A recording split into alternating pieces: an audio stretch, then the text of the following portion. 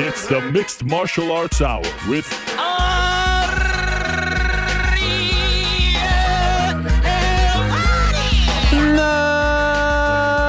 Mixed Martial Arts Hour is back in your life on this Wednesday, February 9th, 2022. Hello again, everyone. Hope you're doing well. Beautiful Wednesday afternoon here in New York City. Great show. Last one before UFC 271.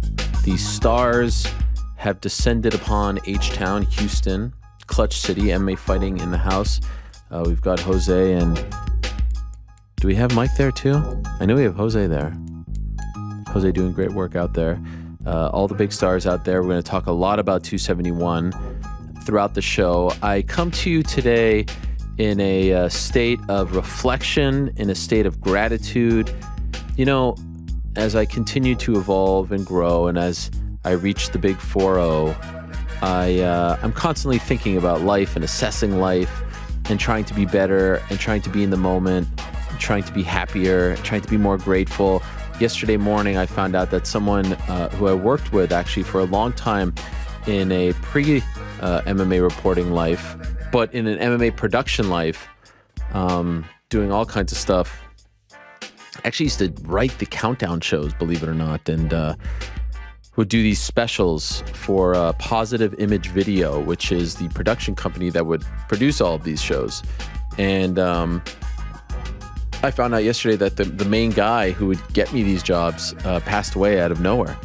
And I think he was like in his late 50s, which is incredibly young. And so then you go into this rabbit hole of looking at old emails and interactions and talking about deadlines and things like this. Like, it's all very important.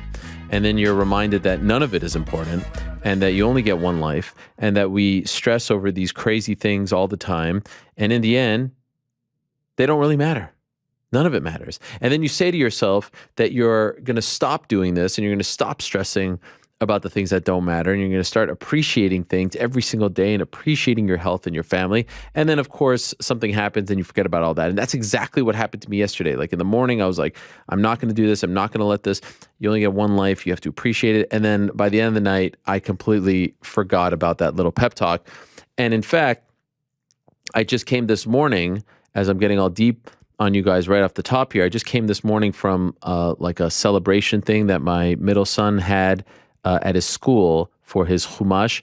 99.9% of you guys have no idea what that is, and I won't get into all the details, but it's basically like a book that you get when you're a young kid and you go to a Jewish school, etc., etc. And he was supposed to wear black pants, and we couldn't find any black pants, so he wore dark navy pants. And we were stressing about this, and he was stressing about this, and I was stressing about it. And then you go there and you see these moments and you see these celebrations and you're like, who cares about the damn pants? Who cares about this, that, or the other? You just have to appreciate these moments because you only get them once. And so I left that celebration this morning feeling very grateful and also trying to remind myself that, you know, this is a gift. Life is a gift, and we only get one shot at all of this. And I just want to be grateful and appreciative of everything. So that's how I start today's show. I'm feeling very good. I'm feeling very grateful, and I'm trying to remind myself to consistently not sweat the small things, and I'm trying to remind all of you to do so as well. We've got a great show planned for all of you. Later in the program, we're going to be joined by GC. We'll get his weekend bets for UFC 271. Of course, Israel Adesanya versus Robert Whittaker. It's a massive, massive fight, and I can't wait to get his picks for that fight and the rest of the card if he wants to bet on that fight. We'll also answer your questions on the nose back into the show. You know where to leave them, arielhelwani.substack.com. Now, we'll also be joined by Ian Garry, who found out he's going to be fighting in April in Jacksonville against Darian Weeks, not in London, so stay tuned for that. We'll talk to the future Ian Garry, of course, the pride of Ireland, who had that great debut. In November, we'll talk to Eugene Bareman, the head coach of City Kickboxing, about Izzy's fight and some of the other great fighters competing on this card out of that gym. And we'll talk to Chris Weidman about the middleweight title fight, his health, all that and more at 1:30. As always, today's program is brought to you by DraftKings. DraftKings Sportsbook is the official sports betting partner of the UFC. Download the DraftKings Sportsbook app today and use code THEMMAHour for a special offer when you sign up. Again, that's code THEMMAHour only at DraftKings. A lot of you are asking me, and please support them because they support us.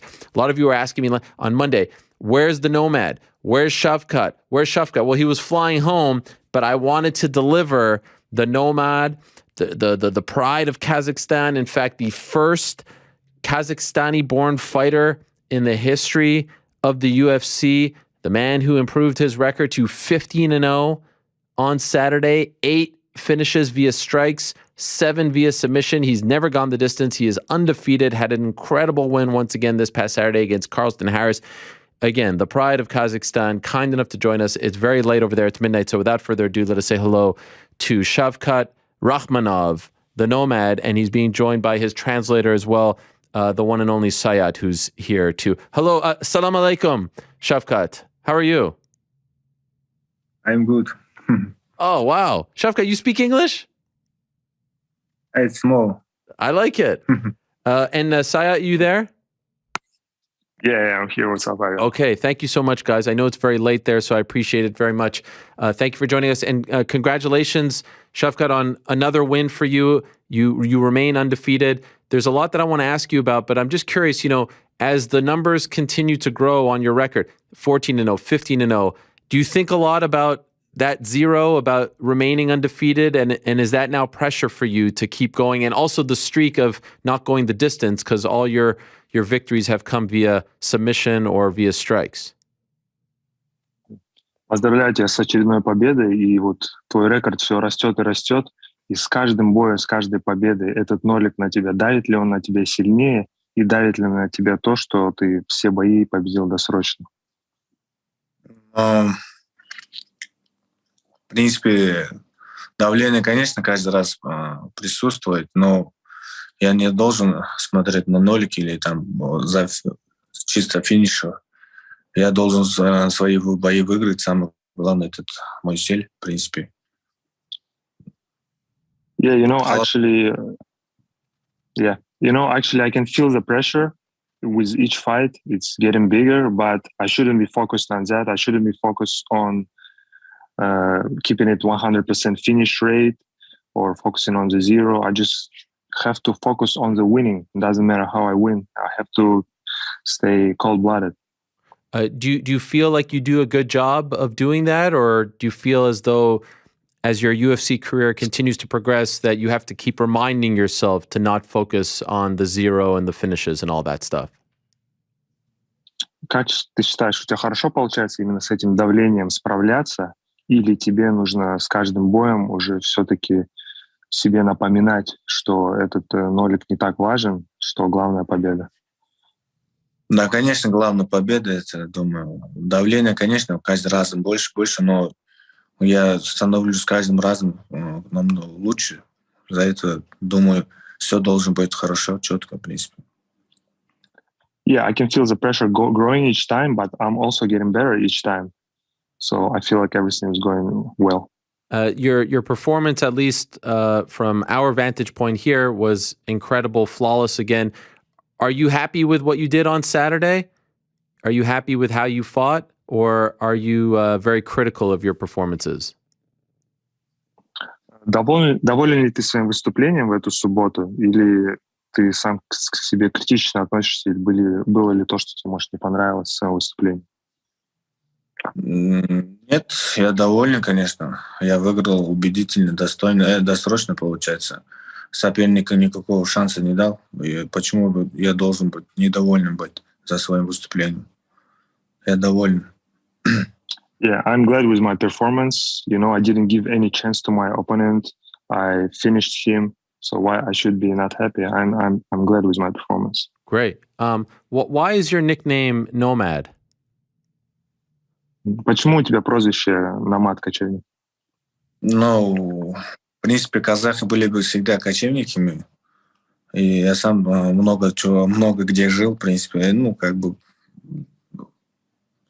Много местоположений менял. За это подходящее на мой прозвище. So historically, Kazakhs were nomads.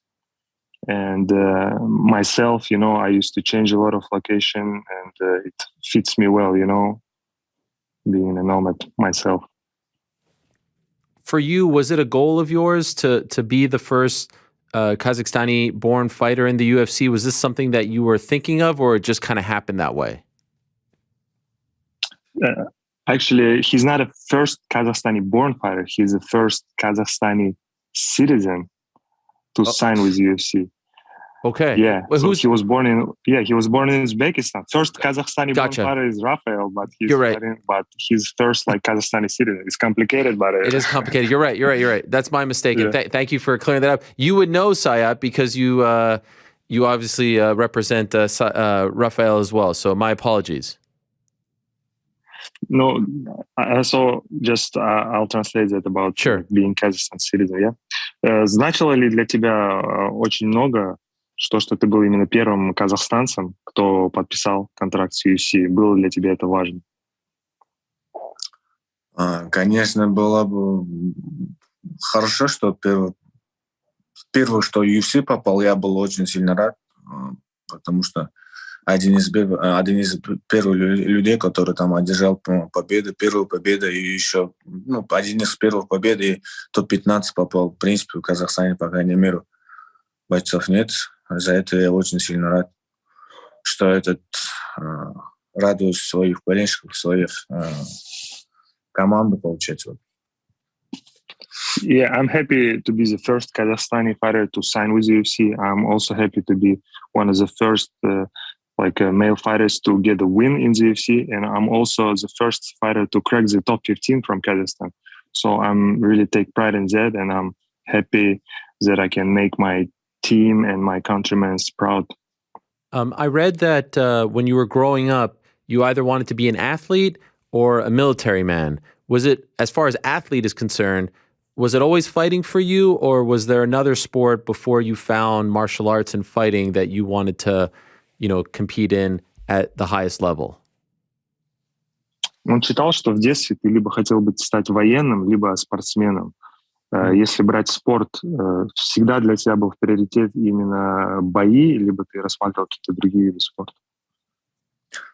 Нет, я занимался боксом, тайским боксом занимался, узбекским борьбой занимался. Я вообще очень много спорта люблю, в принципе, всегда был спортивным человеком. Yeah, when I started with sport, I started with boxing, then I tried Muay Thai, I tried some Uzbek wrestling. So I really love to mix it up in different kind of sports, but as you can see, it's all combat sports. Yes. And so how close were you to going the military route? Был ли ты близок именно к тому, чтобы пойти по другой дороге, именно стать военным? Ну, конечно, особо не получался, как думать. Конечно, я люблю больше спорт, чем военный работу, в принципе. За это свою любимую работу, можно сказать, я занимаюсь сейчас. Я люблю соревноваться. Yeah, it never really materialized. I can tell that I love being an athlete. I love my job, and I love to compete. So I love doing what I do now.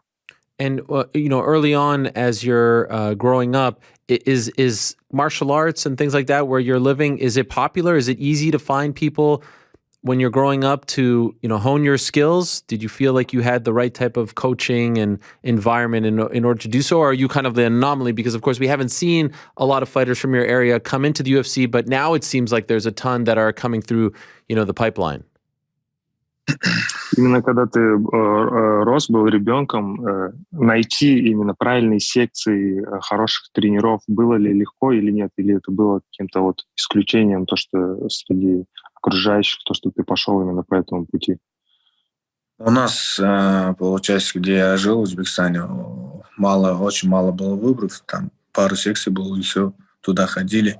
Но потом, как Казахстан приехал, конечно, у меня возможность больше было здесь. Хорошая школа по боксу была, там боевой самбо неплохая.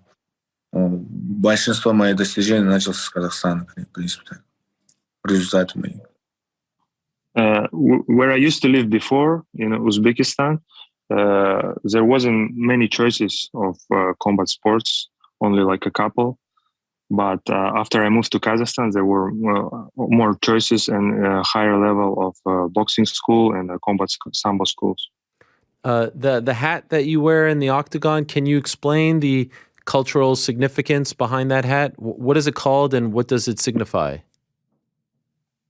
Расскажи немного о своем головном уборе, что он для тебя значит, что он обозначает, как он называется, из чего сделан. Это называется казахстанский национальный головной убор.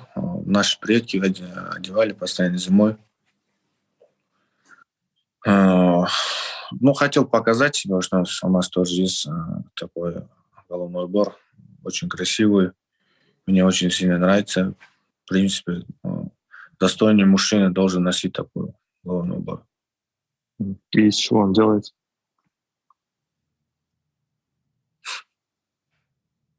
So it's a traditional Kazakh headdress that our ancestors used to wear during the winter times to keep themselves warm. And myself, I feel like it's a very beautiful headdress.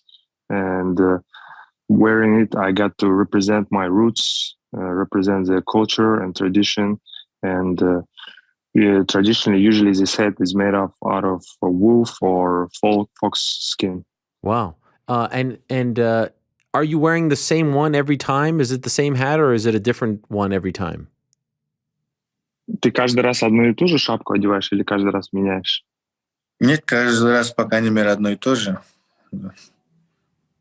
For now, it's always the same hat. Who gave you that hat? That particular one? Кто тебе дал эту шапку? Мне подарили, у меня, допустим, когда UFC попал, первый бой готовился, уже я приготовил, получается, мне подарили флаг и этот головной убор, тмах тоже подарили. Я сам хотел купить, но люди услышали, что я хочу так выйти, за это мне подарили. Да, все подарок. Yeah, when I was getting ready for my UFC debut, I got it as a gift. I got the national flag and this headdress. Like I wanted to buy it myself, but then when people found out that I wanted to walk out with this headdress, they gave me it as a gift. What's that? Yeah, he said just a moment. Oh, okay, no problem. You want to change the location? Who gave him? I was just curious if someone gave him that. That hat as a gift. Was it someone like a political person? Was a family member? If there was some significance behind it? Mm-hmm. Okay, let me find out. Что там, Заяц, слышно? Да. Он спрашивает, может, это кто-то из политиков или кто-то из твоих близких или друзей подарил тебе шапку? Есть какая-нибудь, может, история? Нет, нам наши болельщики, наши братья подарили. It was just my supporters, my fans who gave it to me. Shavkat, a lot of people want to... And by the way, am I pronouncing his name the right way? Is it Shavkat Rakhmonov? Is that the right way to pronounce it? Yeah, Shavkat Rakhmonov. Rakhmonov, okay. I like to pronounce the names correctly. A lot of people want to compare him to Khamzat Chimaev, and I get the feeling that you get annoyed when people try to compare you to Khamzat, that you are on your own path, that you don't want to be compared to him. Am I accurate in feeling that this kind of bothers you? Он говорит, что много людей тебя сравнивают с Хамзатом Чимаевым, но ему кажется, что тебя это уже достает и немного раздражает, потому что у тебя свой путь, ты идешь своим путем, и тебе это не нравится. Конечно, я не Хамзат, в принципе, так считается. Как-то уже просто надоедать, постоянно спрашивать, когда это будет нравиться. Время покажет, время придет, мы подеремся, тогда увидите, что вы торопитесь так сильно.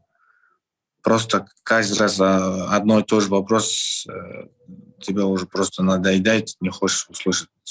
Да.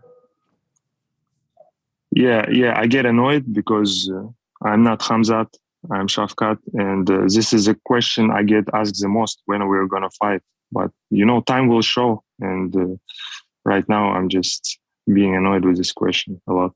I understand. So do you still want to fight? It sounded on Saturday you wanted Michel Pereira next. Is that still what you want? And if so, why him? После боя ты вызвал Мишеля Перейру. Ты все еще хочешь с ним драться? И если да, то почему именно с ним?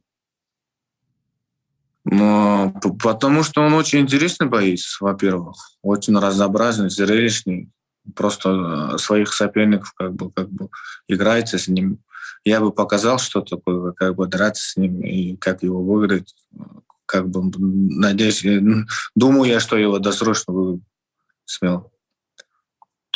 Yeah, I think he's a very exciting fighter. He's a very interesting fighter who like to play with his opponents.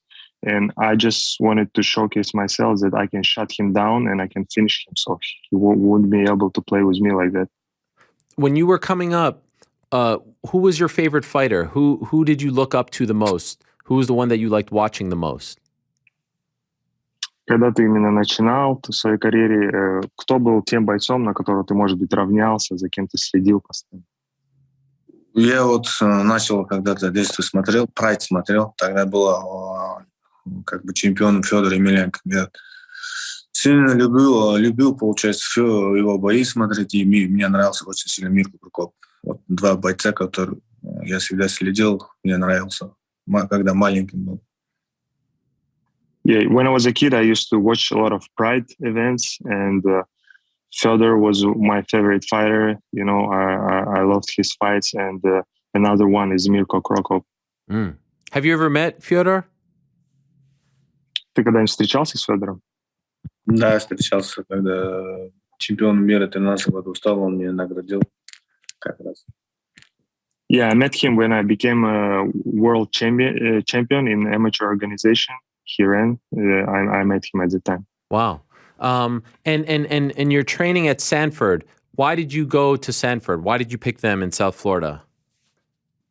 И сейчас ты часто приезжаешь в Сэнфорд. Почему ты именно выбрал Сэнфорд из всех клубов в Америке? Не знаю, мне давно хотел попасть, как туда попал, и мне понравился, как там дружная команда, очень энергичная и очень хорошая атмосфера. За это второй раз уже туда поехал. Мне очень нравится. Тренерам хорошие отношения. Yeah, so before I heard a lot about this team, so I wanted to go. And when I actually went there, I felt the energy, the good atmosphere. And this is a very friendly team. And I have a good relationship with coaches now. So I would like to come back every time. Okay. And when do you want to fight again? If it was up to you, when would you like to return? Когда бы ты хотел в следующий раз подраться, если ты сам решал бы? Надеюсь, что летом подерусь, в июне, наверное, конце июня или начале июля. Yeah, I hope to find in the summer, end of June or beginning of July will be perfect. And for him, I think he's Muslim, right? So he would not fight around Ramadan, correct? Yeah, exactly. So that's coming up in April. So after that in the summertime. Yeah. Okay. Well, great to meet you, Shavkat. I really appreciate your time. Thank you for staying up for us. And Sayat, man, you've got a freaking factory over there of killers. Unbelievable what you and the whole team are doing. You and Danny Rubenstein, it's incredible. I'm sure he takes all the credit, but we know who's the one finding all this talent. So congratulations to you on teamwork. Yes, teamwork, dreamwork. What you're doing is amazing. It's an unbelievable story. So thank you to you as always. And salam alaikum. Thank you so much, Shavkat, and congratulations and continued success to you. All the best. Thank you. All right. Thank you so much. There he is, Shavkat Rakhmonov, who is one of the top stars in the UFC, wants to fight Michel Pereira next. Sign me up for that. Doesn't want to be compared to Khamzat Chimaev. I don't blame him for that, but this man is going to be a name that we're going to be talking about for quite some time. 15-0, 3-0 in the UFC. 3 finishes in the UFC, 15 finishes, 8 via strikes, 7 via submission, 2 submissions in the UFC. And by the way, fought some tough guys. Alex Oliveira, Michel Prazeres, Carlston Harris. The beginning of his UFC career started a little slow, a bunch of cancellations, but he is rolling now. And I think this is going to be a name that we're going to be talking about for a while. And honestly, I think it's a name that we're going to be talking about really at the end of this year. I feel like he could have one of those. Look, he's not going to fight next month. That's why I asked about the Ramadan thing, because, you know, the Muslim fighters are not going to fight during Ramadan, right after Ramadan. You know, you have to fast during the day for the entire month. So that's why when he said the summer, it made sense. And I apologize for messing that up. Yes, he was, and I should have known that because we just talked to Rafael Fiziev about that. So that's my bad. But there was a stretch there. He got signed from M1 March of 2020. In fact, that London card, he was supposed to debut on that London card almost 2 years ago, the one that got canceled, the first one that got canceled at the beginning of the pandemic. He was supposed to debut on that card. And then it got moved to a Cage Warriors card. He didn't fight on that. Then he was supposed to fight in July of 2020. He withdrew. Then he was supposed to fight in October of 2020. Eliseu Zaleski withdrew. And so then he fought Alex Oliveira on that card against, on the Khabib Gaethje card, UFC 254. And then he fought in June of last year, and he just fought this past Saturday. So, I mean, obviously not a household name just yet. Born in Uzbekistan, fighting out of Kazakhstan.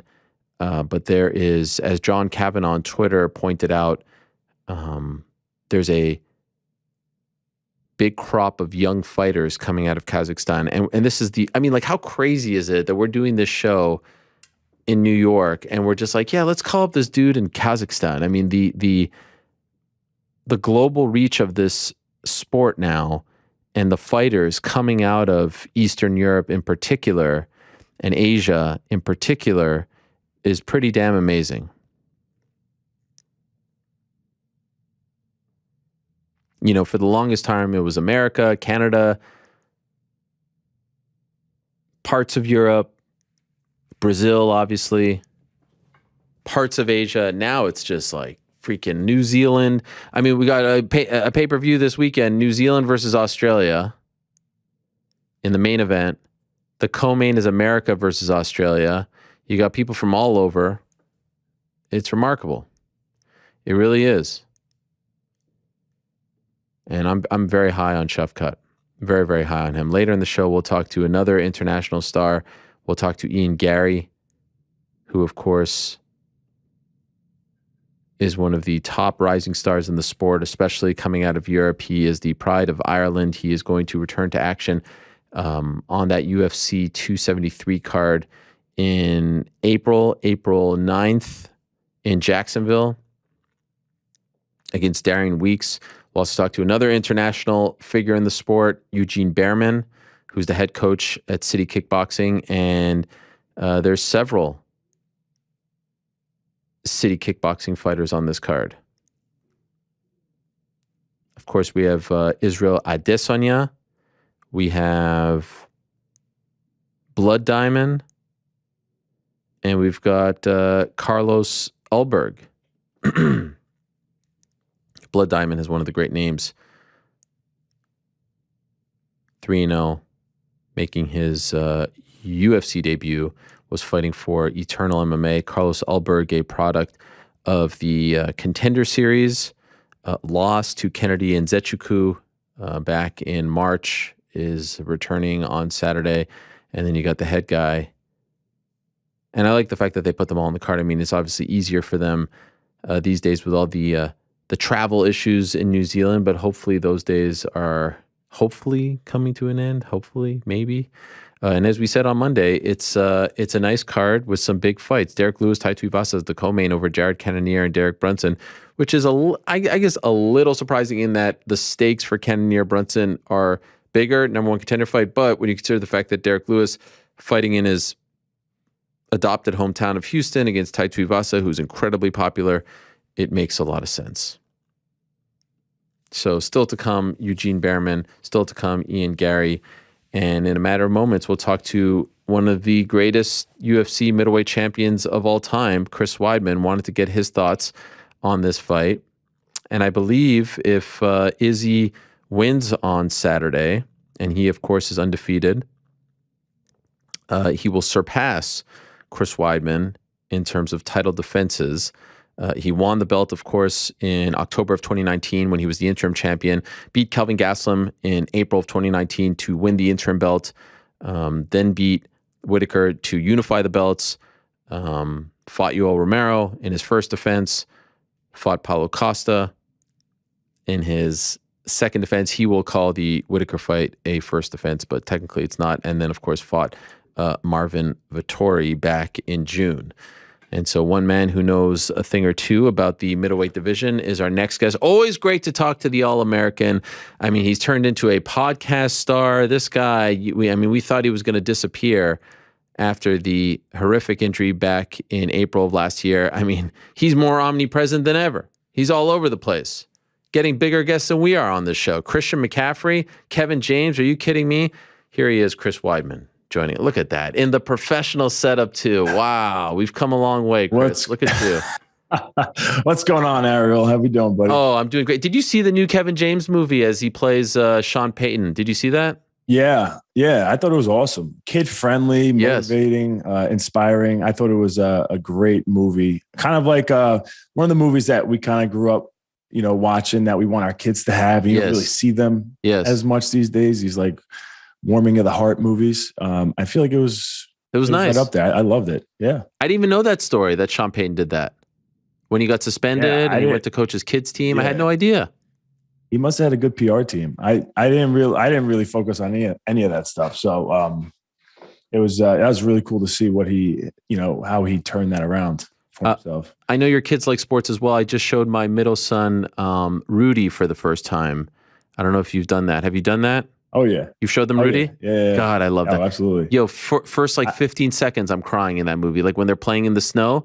I cry so. How many times you cry? I cry at least 15 times in that movie. It's like crazy. Just kills me, that movie. It's so hard. Yeah, when you have a strong family unit and you watch that movie, you have brothers. There's just so much, you relate so much. And the underdog, the smaller guy, doesn't have the music really much to live with. Yeah, as far as gifts, but it was cool. So look at you. You've got the whole setup. I have my kids watch like almost all the movies that I grew up watching, but it is crazy how many of those movies that I thought were just so wholesome are like, there is some really bad parts. I'm like, I can't believe it. I never noticed. Like what? Man, there's just like sexual content and like different language that is used that I didn't really pay attention to as a kid. I can't think of an example right now, but it's almost like every one of them. And I'm like, man, this is weird because I didn't notice this. It's just funny how that works. By the way, is this a professional camera that you have? Like, this isn't like your webcam, right? No, this is a webcam. I'm just, You're great. I got one of those Olights or whatever. Your whole setup is so professional. Gosh. Oh, thank you, man. Thanks to Troy Farkas. Yes. Our boy. TST. Producer. He makes sure that I look all right every day. How'd you meet Troy, by the way? Ready. All through you. Oh, man. wow. Okay. Yeah. Don't mention Without you, won't back down. My podcast wouldn't even be going down. Yeah. No, listen, you do so much for so many. You're such an amazing human being, and you don't get enough credit. Well, thank you. I want to thank you. The podcast is great. I love the conversations. I've told you, you're a great interviewer because it doesn't feel like an interview. It's very conversational. But you got to admit, booking the guests, worst, right? Yeah. And I have Anthony Smith on today. He's so bad with text messages. And I try to remind myself because I'm that athlete and I'm the worst with getting back to people. You know? So when people want to interview me, I am literally the worst because you get done with training, you're busy, you're running around with the kids and they're asking you to lock down a certain time for next week. I'm like, bro, I can't focus on next week. Like, so I'm just like, yeah, you write back something quick, and then all of a sudden they're on you, remind you, and I'm like, crap, I said I was going to do that. Oh, and no. And so I feel their pain, but I'm also like, come on, man, I'm different. You have to have a little bit more respect for me. Come on. I remember, there's a few of them that I remember chasing. You're actually at the top of the list. When you beat Kelvin Gastelum on Long Island, I remember you didn't get back to me until super late Sunday. And there's a part of me that's like, I'm bothering you. I understand you're reveling. It's a big deal. You're celebrating. It was a comeback win for you. It was at home. I mean, there was so much emotion. But I also want to get you on the show somewhat selfishly. Yeah. And I remember I was like, mother effing Chris, why can't he reply to me? All I need is a yes. All I need is a confirmation. Because it's commitment. I don't know how my wife got me. She got me early, but I can't commit to anything. I'm so bad with that. That's really hard. And scheduling out is hard for me. So I just try to remind myself, with these guys when I'm trying to do it, it really is, it is tough for everybody to commit to things, and I get it. But yeah, that's really the biggest pain in the butt of having a podcast is booking the guests. So are you fully But hang on, I just want to say, when I wasn't responding to you, I do love you. No, I know. It's not because I'm, big time in you. It's just like, these fighters are all over the place. I know. Spans aren't the Plus, strongest. How many texts are you getting after a win like that? You're probably your thing is probably flooded, right? With messages. Yeah. So I gotta trust me. It's my least favorite part of this job. It's like I watch the fights through the lens of who can I get on the show. You know what I mean? I can't. It's just the worst. But you also have used that to create relationships with the guys and trust. So as much of a pain in the ass it is to actually text these guys and try to stay on top of them and not bother them, but also get them on the show. It has created a relationship because you got to jump on the phone sometimes. With Sure. So I think that's why another reason why you're so well respected. It's not like I'm getting reached out by Ariel Helwani's producer. No. It's Ariel Helwani himself, and it creates a respect. So actually, there was a pain in the ass, but it's worth it.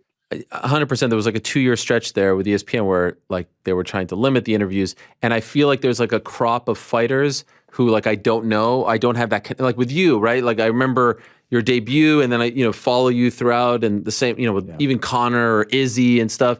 And there's a crew of guys that I didn't contact for the last 2 years that I almost feel like I'm jumping on their bandwagon because I wasn't getting them early. Do you know what I mean? Yeah. This is the way my brain works. I'm a crazy person. Anyway, enough about all of this. But it's funny because as fighters, you have a manager, and that kind of separates you from the other people. And there's allows you to focus on what you really need to focus on. And having a podcast for me, there is something to be said with having an in-between person between you and the talent.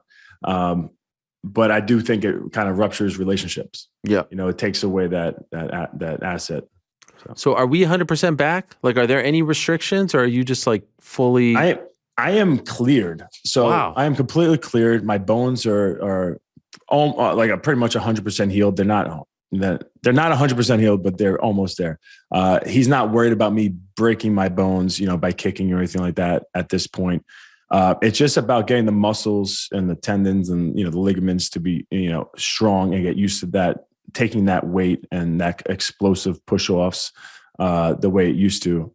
So getting my calf stronger and my quad stronger is really the number one focus right now. And that is tough. I've had, tons of surgeries, and I've had, times where I've had, atrophy because of surgery. This is a whole different ball game, I think, because, the muscles went through the calf and everything. So the calf, and, scar tissue in there, and just not being able to put a lot of weight on that leg. So the quad starts weakening, and then just the fact that they had to put the rod through the middle of my knee, just crushes the inside of your knee too. So they take the rod and they basically hammer it through the top of your knee joint, through the middle of the joint, into the tibia bone, into the center of the tibia bone, all the way down to the ankle. And when they do that, it's it's a tibia surgery, to correct the fracture, but it's also the rod's going through your knee joint, so that's a pain in the ass too, so you have a lot of there's a lot of moving parts. Damn. So. What about just if you want to go for a run? No, running was dumb. I was done with running for the last 10 years, really, other than what do you mean done with running? Sprints. I don't run. I don't ever run. Really? I've had 10 knee surgeries. There's no reason for me to run. I could find plenty of other ways to not put pounding in my joints, in my knees. Wow. So I just stay away from that. I don't have a lot of cartilage left in my knees. And if I was to do pounding exercises like running on, pavement and stuff, it's not worth it. I could do bike riding. I could do, elliptical, swimming, and then sprint work is fine. But like and really my cardio comes from sparring and kickboxing, wrestling and all that stuff. So if I want to lose weight, the running would come in handy. But I could do those other things too instead. So do you spar? I don't run. What's that? Have you sparred? I've been sparring probably like 2 or 3 times a week. I have this up and comer, undefeated professional up and comer, my little protege, Tom Lane, 185er, was All-American at Cal Poly University from Long Island, ended up moving out to North Carolina, like 20 minutes from me. Wow. And he's getting ready for his second professional fight. And so he's getting ready. I'm helping him get ready. And with that, like he comes over to my garage and we basically, hit pads for a little bit, drill a little bit. And the next thing you know, we spar a whole bunch and then get on the mat. We do jiu-jitsu and do wall wrestling and do the whole thing. And at first with my injury, it was like, I'm going to drill. I'm going to be more of a coach and help you out. And the next thing I know, I'm like, I think I could do that. And then now it's like, I'm all out. My leg is just not where it needs to be yet for me to feel comfortable, like booking a fight. As far as, going southpaw, letting someone kick my leg at this point, I'm not 100% confident in that yet. Just really moving the way I like to, just because the strength isn't there. There's too much pressure on the joints. And when I go to push off, it's a little painful still in the lower leg and the knee a little bit. So as it's progressing, it's getting better and better as like the strength is developing. So I'm going to be good to go. Yeah. What's realistic? I honestly feel great, man. And I feel like I'm not coming back, just to get a fight and show people that, you could come back from tough things. It's more, I really do think I'm, in a very selective group of top guys in the world in this division. And I think I could beat any of those guys any night. And I haven't slowed down somehow. Like I'm in there with some really good guys in the gym. And if I started seeing that, I don't have what it used to be, and I don't see myself progressing and getting better and better every day, man, I wouldn't be doing this. I'm not doing this for the money. I'm not doing this, for the glory. I'm doing this because I love to train. I love to do this. I love to compete against the best guys in the world, and I know I could do it, and I could shock the world again. I've had my losses, and that's definitely something that is in the fans' minds, and they can't understand why I would want to come back because I've already had the championship, and I've had my awesome wins, and I've had my bad losses, but I'm still in a really good spot, and I can't wait to make a splash when I come back. I'm really pumped. I know I just jumped into that because it's great. It's freaking making me all emotional inside, and I want to run through a wall myself. What's realistic though? This summer is realistic? Yeah, this summer is realistic. I was thinking like before June, but I think I'm going to need a little bit more time than that, to be honest. I think I need a couple. I think within the next month, the strength of my legs comes back to where I could really like push off of it the way I want to, and I'm comfortable like in sparring. And then I'd like to get it like in an 8-week almost mock training camp to see how I feel and really push the body. Like I said, I've been training really hard, but I want to like bring my weight down the right way and like just get my body accustomed to like a real training camp and see how my leg reacts and learn how to deal with it and work around it. And then from that point, set up a fight after that mock training camp, and then, get into a real camp. That's the goal. So that looks probably like a July would be what I'm probably looking at realistically if everything goes the way I'd like to. And yeah. Have you allowed yourself to even think of like what the perfect scenario would be? Would it be like Uriah Hall?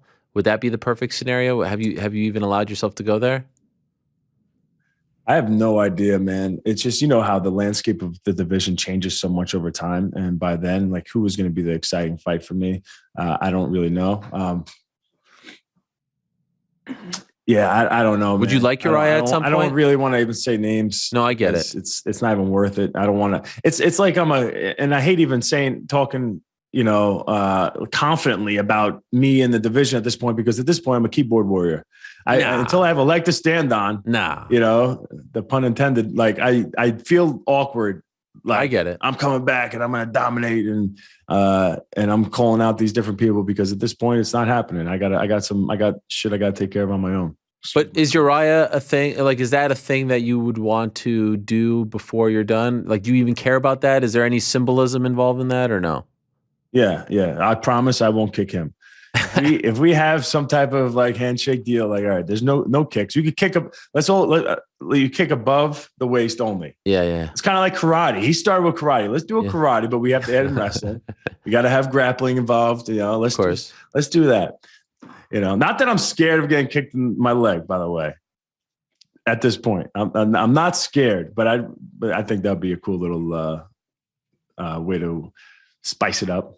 Do you think a lot about, for example, you were just mentioning, mentoring this young fighter. What's his name again? Sorry. Tom Lane. Tom Lane. Tom, the Freight Train Lane. Remember the name? I remember. I love that. Combat, February 18th. It's my daughter's birthday, so I'm not going to be going to Ring of Combat. So he's in my alma mater, where I started my professional debut and had my fights heading into the UFC. I think it's the best local promotion you could have. Louis Neglia, Ray Longo, they promote it. They're awesome people. And you get really tough fights there. It's not just, a build up type thing. You fight good guys. And there's a reason why they have more than any other promotion where guys have gone from there and then went into the UFC. So the reason I bring that up is, like, now you're in that mentor role, and you've been helping out guys for a while, but you're seriously like looking after someone and others. Your friend John Vellante retired. Like, we're reaching the point where, you and I, we're getting old. How do you feel about that? How do you feel about becoming the mentor? No longer the young buck, no longer the upstart, no longer the fresh face. We all remember Louisville, Kentucky, and all that stuff. Like, now, I'm approaching 40. I'm getting all reflective about my life and what I've done and what's to come. How do you deal with this? Do you remember the Edge team that they came out with, the UFC, the Edge shaving gel? Oh yeah. The prospects of the UFC, the up and coming stars. I was like the face of that thing. I remember who else. What the hell happened? I was prospect of the year too, or I was fighter of the year. 2013, I think, but I was the breakout fighter. Is it breakthrough fighter of the year? Yeah. Breakthrough fighter of the year. Breakthrough fighter of the year before that. Bro, it's weird. I've been in the UFC since 2011. Crazy. I always was thought of myself as like the young guy, and I'm still very open minded. I don't think I know anything like that, and I think it's a good thing, and it's also a bad thing. Sometimes I got to be like, bro, I'm the freaking man. And other time, but it's also good to know. But it's also good that I'm constantly learning. I've never stopped learning because I'm very open-minded. I always kind of think somebody knows more, and so I'm open to learning. And I try to teach my kids that, because these kids, I try to teach them something they think they already know. I'm like, listen, that's the worst attribute to have. Please, you don't know everything. Just shut your mouth and listen and learn.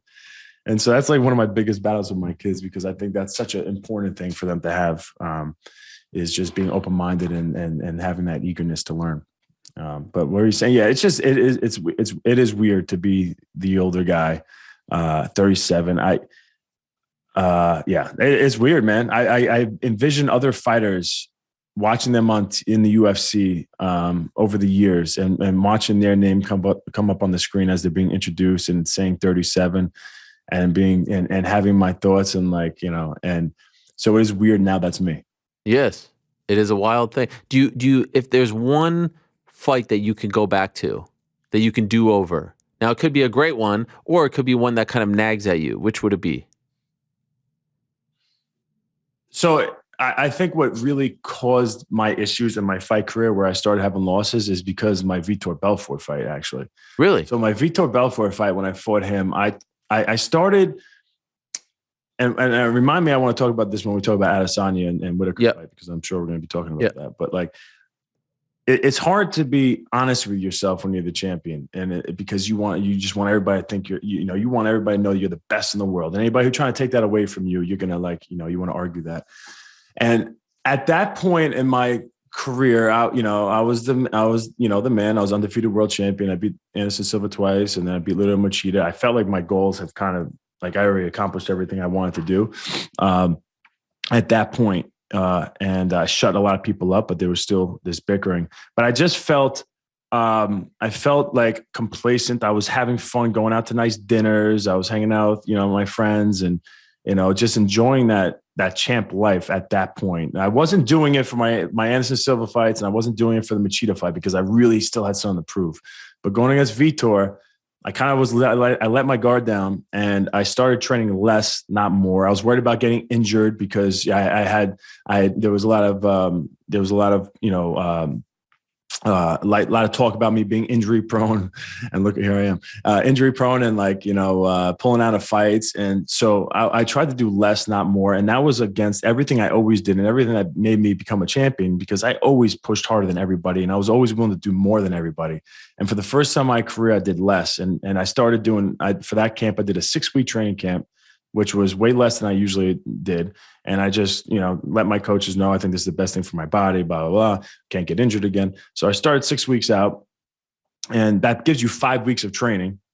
I come in really out of shape, go through the training camp. You think you're in good shape. I'm just, whatever. I'm training hard when I'm there, but I'm not there as much. I'm doing less, 1 training session a day as opposed to 2 or 3. And I won, so I had a positive reinforcement on not really working the way I really should. And that led into my demise, really, when it comes to my reign as a world champion, because I got into that, not to take anything away from Luke Rockhold, but when I started that training camp, I started, again, 6 weeks out, came in fat, and the first week I break my foot on Volante's elbow. I throw a crazy kick, break my foot. And I thought, all right, whatever, that takes 4 weeks to heal. I'll just keep pushing through. It never really healed. I remember it was my cuboid bone and there's like a very low supply of blood there. So it doesn't heal fast. You got to really stay off of it. And it was a nightmare of a camp. I couldn't really train the right way. I couldn't get my cardio to where I needed to. I wasn't confident going into that fight that I did the right thing and pushed myself to a level I need to. And I think it showed in that fight. Like I gassed out for sure. But I also didn't push myself the way I usually would push myself because I was scared of getting tired. And that was really the first time in my career that I was in that situation. And I think what happened, and I lose that fight, obviously, it was a freaking nightmare of a fight. I did not want to lose to Luke Rockhold, but I also wasn't willing to put the work in to make sure to give me a higher percentage chance of not letting that happen. And then instead of like looking at what I did wrong and being honest with myself about how I was being lazier and doing less as opposed to more and doing what it kind of got me there. I would hear people kind of say it to me, but I was like, no, I'm good. Because I'm still dominating everybody in the room. Like I'm still doing my thing. But it caught up to me. And then instead of changing that, going to my Yoel Romero fight, it was the same thing. For that fight, I had a surgery right before, 4 weeks before that fight, I had a knee surgery. And I started the camp 2 weeks before that. So that was a freaking nightmare of a situation. But I thought Yoel Romero gets tired anyway. Who cares if I'm not in that good of a shape? But yeah. But anyway, so that's why I say the Vitor Belfort fight. I never even really expressed this out loud, but that is the fight that led me into a situation where I wasn't being honest with myself and able to reflect and like, hey, I gotta stop being a little biatch, and freaking start training the right way like I used to, and be the guy that I try to hold other people to. So yeah. I appreciate that. And with the Israel, and then I'm watching Israel Adesanya. Yes, let's get into that. Yeah. And before I watched the embedded, I'm picking Whittaker, because Whittaker has looked better in his last couple of fights. Adesanya has looked, okay, but not great. He hasn't seemed like he's been improving. And I saw that as a big problem. And I think Whittaker has this chip on his shoulder right now from the last fight when they fought, and he's been holding it in. He's super humble. He doesn't want, he's acts like this is just another fight, but he has a chip on his shoulder. The whole Australia thing, the things that were said after that Adesanya fight, the first time, he knows he didn't fight well in that first fight. He spazzed out of control for whatever reasons. Either he mentally imploded and it was just too much pressure, or his game plan was wrong, or I don't know. But either way, he didn't fight himself. But then I listened to Israel Adesanya, and right away, he was honest with himself. He straight up said, as a champion, this is hard to say because I've been there. to look back at the last year and say, honestly, this is probably my most lackluster year. You don't want to ever give credit to all those haters out there that are saying it. So as a champion, you're constantly have your guard up, like, motherfucker, I beat the best guys in the world. I don't care. I went up in weight, like I went against a way stronger, guy. He caught me off guard. I could beat him tomorrow. Like that's like somehow like you have that self, defense mechanism that's going to pop in as a champion. But what impressed me with Adesanya right now, which is a really good sign for him, is that he was honest, without a doubt. This last year sucked for me, basically. I was lackluster. I wasn't spectacular. I wasn't, really opening up the way, I want to. I guess maybe his training wasn't the way he wanted to. But the fact that he's being honest with himself is a really good sign for him going into this fight. Wait, so does that mean you've now changed your pick? I love Whittaker. And I'm a fan of Adesanya too. I love watching him fight. I like. You weren't always a believer in Izzy, though, right? Am I accurate in saying that? I'm not listen, he's tough. He showed toughness in the Gastelum fight. He's got great stand-up. I love his stand-up. But as far as when I am and again, now I'm going to sound like a keyboard warrior, but I know I've been knocked out in fights. Okay. I know I lost to people, but I don't give a crap. I still think I could beat any one of those guys any day, when I envision myself going as like an Adesanya, I could prove what I see. There's levels to this shit. Blachowicz is not even a wrestler, and he, took him down. He's strong, he's big. I get it, but I'm a whole different animal. So I could try to compare. I compare him to me, and I'm not a believer. Like he's not getting through me. And I've seen, the stardom. He's super impressive in interviews, and he's exciting to watch. And I get it. But that aura about him doesn't affect a guy like me. So when I that's what I mean by that. So, but gotcha. I will say, he's been amazing. He's been amazing. Like style makes fights. Like I could say about it. Anderson Silva. Like Anderson Silva is unbelievable. Look, he's the GOAT of the middleweight division for sure. Maybe the greatest of all divisions. And, do I think he's unbeatable? No, like I know how I could beat him. And my style loves those type of matchups and my mind just loves those type of matchups, guys who are super athletic, good on their feet and got good cardio, could stay relaxed. And I know what kind of guy could beat him, and it's me. And so it's just hard for me to be like, I know he's the man, he's doing great and I'm a fan of him. Let's see how I want the best guy to win. I want an awesome, exciting fight. And I think we're going to get an awesome, exciting fight because both guys to me really have a big chip on their shoulder. And I think that's when you get the big fight. That's when you get those amazing wars, So, yeah. Can I ask? I know I'm all over the place. Come on, bring me in, man. No, this is great. Just one more question, and then I'm going to let you go. How do you think Whittaker can win this fight? Because it's easy to say, oh, just do what Jan did. But as you know, it's not that easy. How does he win the fight, in your opinion? I don't think he's, taking him down, holding him down for, 5 rounds. No. I think he could. I think he'd get him maybe 2 rounds with a takedown here or there, hold him down for a little bit. Adesanya gets back up to his feet. He threatens a submission. I think Adesanya is good enough to get back up. I don't think Whittaker's a wrestler. I think Whittaker's the better wrestler, but I don't think he has the strength I don't think he has that type of strength to like wrestle him out, for 5 rounds. But I do think he could win some rounds with the wrestling, and which also will get into Adesanya's head with the striking and limit what he's able to do on the feet. It's going to make him a little bit more timid, which could open up Whittaker's stand-up. So I think he could win 1 or 2 rounds with some takedowns and then win around the stand-up. You could look at the Gastelum fight when they both fought him. I know Gastelum was at different points in his career and different confidence levels in both those fights. So you can't, it's kind of, I'm not doing a strict comparison and like it's 100% real because it's not, 2 different Gastelums, 2 different opponents.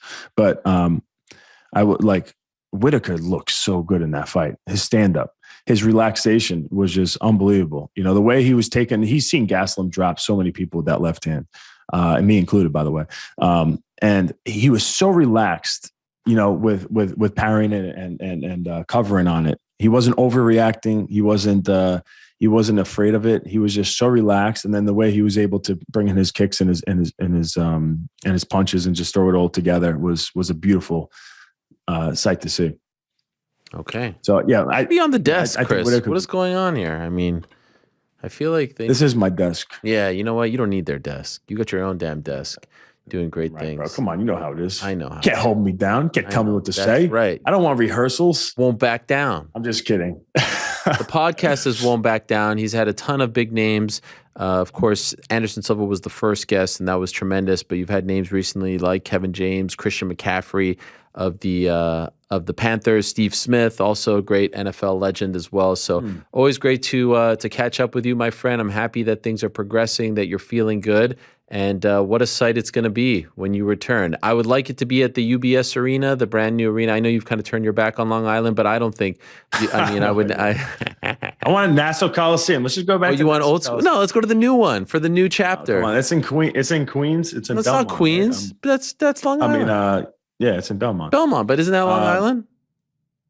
I think technically Queens is on. Don't be that guy. It's not part of Nassau, Suffolk County. Oh, come on. I mean, I could go on. Like, it's messed up. The Islanders Nassau play Coliseum, there. Where's it at? Like, all the Long Islander fans are from Long Island. The fact that it's better than the Barclays Center. Yeah, better than Barclays or Kansas City. They were talking about moving to Kansas City. So, like, Well, that's blasphemy. Let's not get crazy here. I mean, it feels like there's only one team I've ever rooted for in my life, and it's Long Island. It's the New York Islanders, and you're gonna take them out on Long Island. I'd be damaged. Right, that'd be a problem.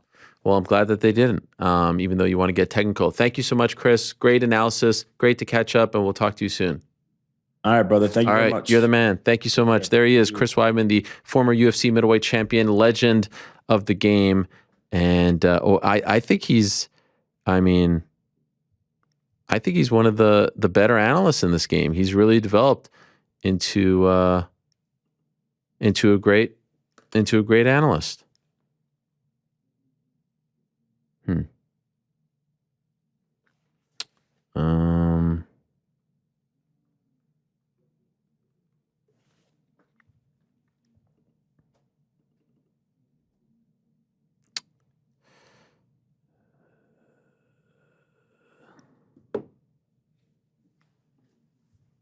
All right. Thank you very much to Chris Weidman. Appreciate him greatly. And do check out his podcast. It is called Won't Back Down. And he does a great job with that each and every week. And it's not easy, as we were talking about. It is not easy to book those guests. I'm not trying to make this out to be like, oh, what was me? Yeah, I know it's a lot harder to go on a construction site at 7 a.m. and work in the freezing cold. Of course. But,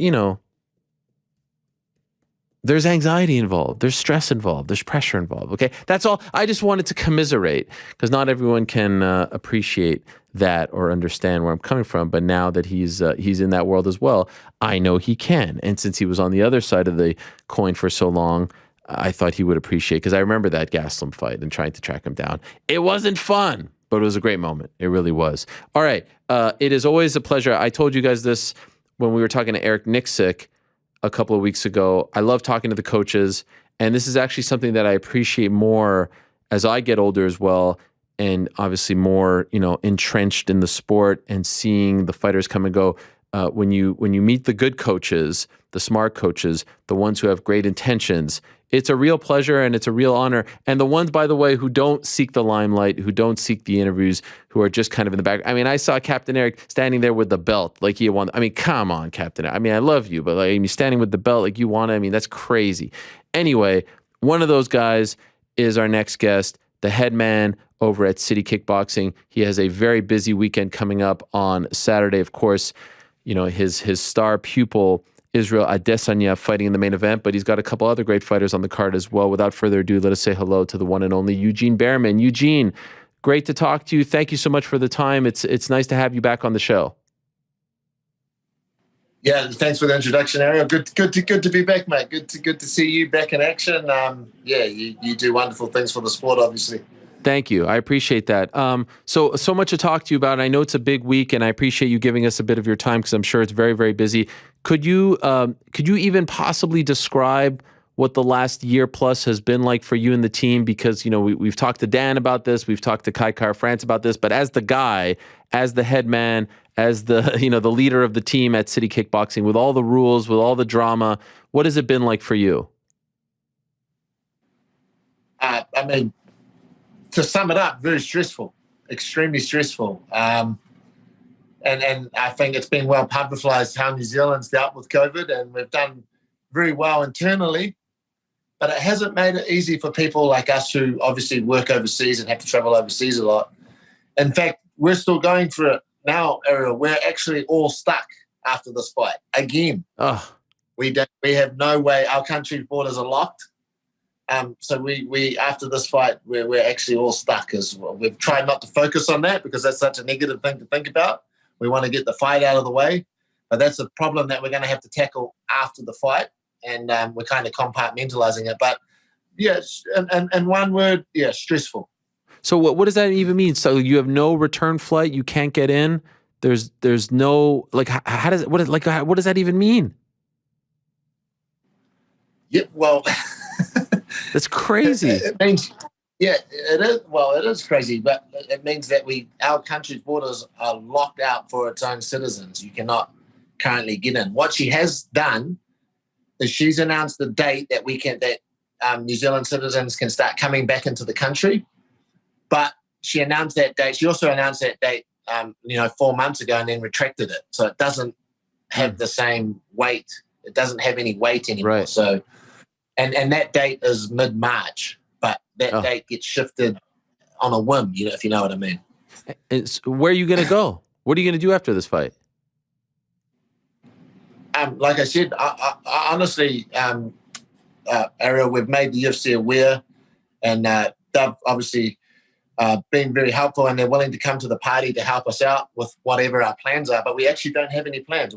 We're literally going to get the fight out of the way. Then we're going to talk to UFC and travel and Hunter and all the people we need to talk to, and then figure out what we're going to do, whether we go and live in Vegas for the foreseeable future, or whether we try and maybe go to Australia, or we haven't planned that because we've been really just focused on this, wanting to get this done. And just curious, last thing on this, because I know you say you don't want to be distracted by all of it, but it is very unfortunate, and I can't imagine how stressful when you do think about it. It is. Do you feel like I have heard? Correct me if I'm wrong. Others, the All Blacks and stuff, they make exceptions for them, right? Do you feel like you guys are being sort of, I don't want to say targeted, but treated unfair? Like you guys are world-renowned professional athletes that are fighting on the biggest stage possible. They can't make an exception for you guys? Look, we feel like we've earned a certain place in the New Zealand sports scene. Yeah. But it's not been duly given to us by the powers that be. I think by the people, they recognize that we're one of the leading sports products and sports teams in the country. But when it comes to the powers that be, and their view on combat sports, it's still a little bit behind the rest of the world, I feel. By the way, Izzy was talking about the team moving. Is that still a possibility? So, interesting enough, Ariel, if you remember just before when I mentioned that she announced the dates that we were going to open. Yeah. Well, what that essentially meant is we didn't need to move because we were able to move in and out of our country. Right. Then what actually happened, Omicron came along and she completely retracted those dates and took them away. So now we were stuck. We'd called off all our plans to move to America. We'd let everybody know that, no, we don't need to do that anymore. And then she retracted those dates. So then we were stuck again. And so now we seem to have got a date in March. But again, she retracts it on a whim whenever she wants to. So maybe the best thing for us to do was never have changed our plans, and maybe to move to America. But everything's easy with hindsight, right? Sure. And you're referring to the Prime Minister of New Zealand when you say she, right? Yeah. Okay. Yeah. When I say her, yeah. Just was there any part of you that didn't want to come, or maybe thought about not coming on this trip because of the uncertainty of your travels back? We would not have taken the fight if we didn't have an agreement from the UFC that we would be looked after if we get stuck. Okay. Because we actually agreed to the fight based on those dates that she said that we can get back into the country. Ah, geez. Then she retracted the dates, and then I contacted the UFC. Like, under normal circumstances, we wouldn't take this fight because we wouldn't want 15 of our guys of our team stuck over in the States. But we came to a good agreement with the UFC that they would look after us despite being stuck over here. So we took the fight. Well, some good news this morning. Paradigm announced that Izzy has re-signed with the UFC. Are you happy with this news? Yeah, I'm very happy. I work very closely with Paradigm. I'm one of the very few coaches that still has a lot to do with my boys in terms of the management. And I obviously have people like Ash, who and I have Tim from Paradigm, who I work with really closely to help manage that side. But I still have a very active role in that. So I've been, this has been something that's been in the works for a long time now. And to finally, kind of in the final kind of hour, to finally kind of get it done and have both parties happy with the deal is very pleasing for me, because I know the struggle that it took to get here, obviously. So I'm happy, very happy. My understanding was prior to this, he had 2 fights left on the deal. And I'm just curious, with everything going on, Francis, I know, is a friend of his. Was there any talk about fighting it out and seeing where the chips fall?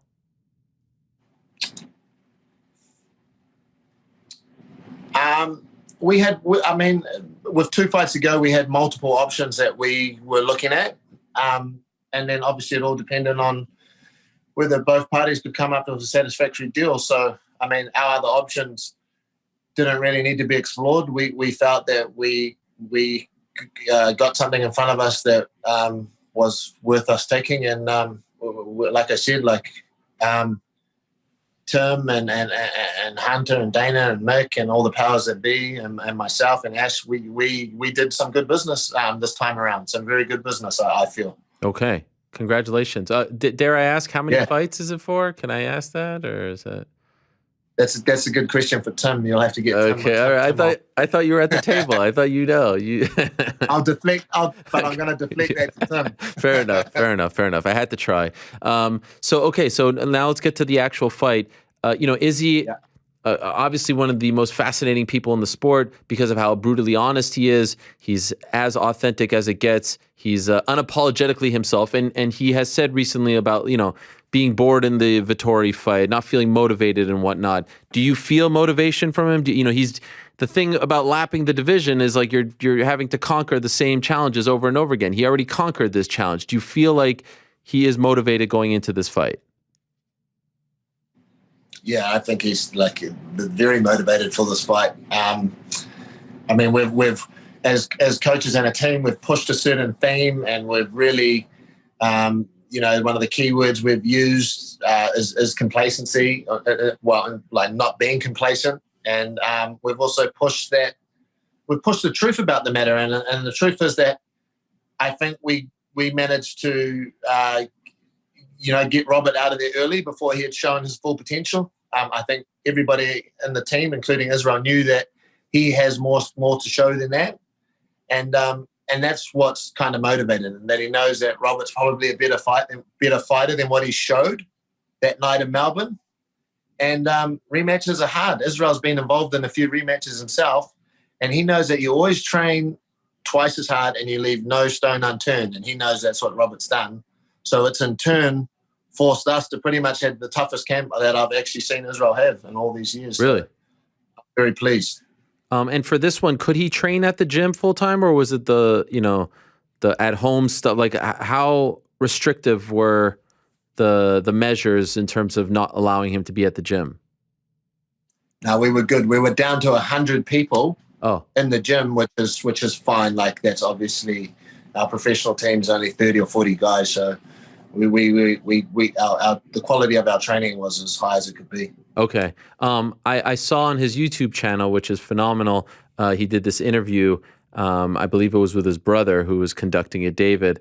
And he had said, hey, essentially I'm paraphrasing, but there's a lot of talk that Robert is so much better, has improved so much since their first fight. And he's on this winning streak and he's a new man. He doesn't necessarily buy into that. He's not really seeing that. Do you see that, or do you agree with Izzy that this is a lot of maybe media talk that, Robert has improved tremendously since the first fight? Yeah, I think that's a narrative that's being pushed. I think there is improvement, but maybe not the degree of improvement that the media is kind of pushing. And I think that's what Israel's alluding to. But we definitely see improvement. But we obviously have 3 more fights to add to his body of work.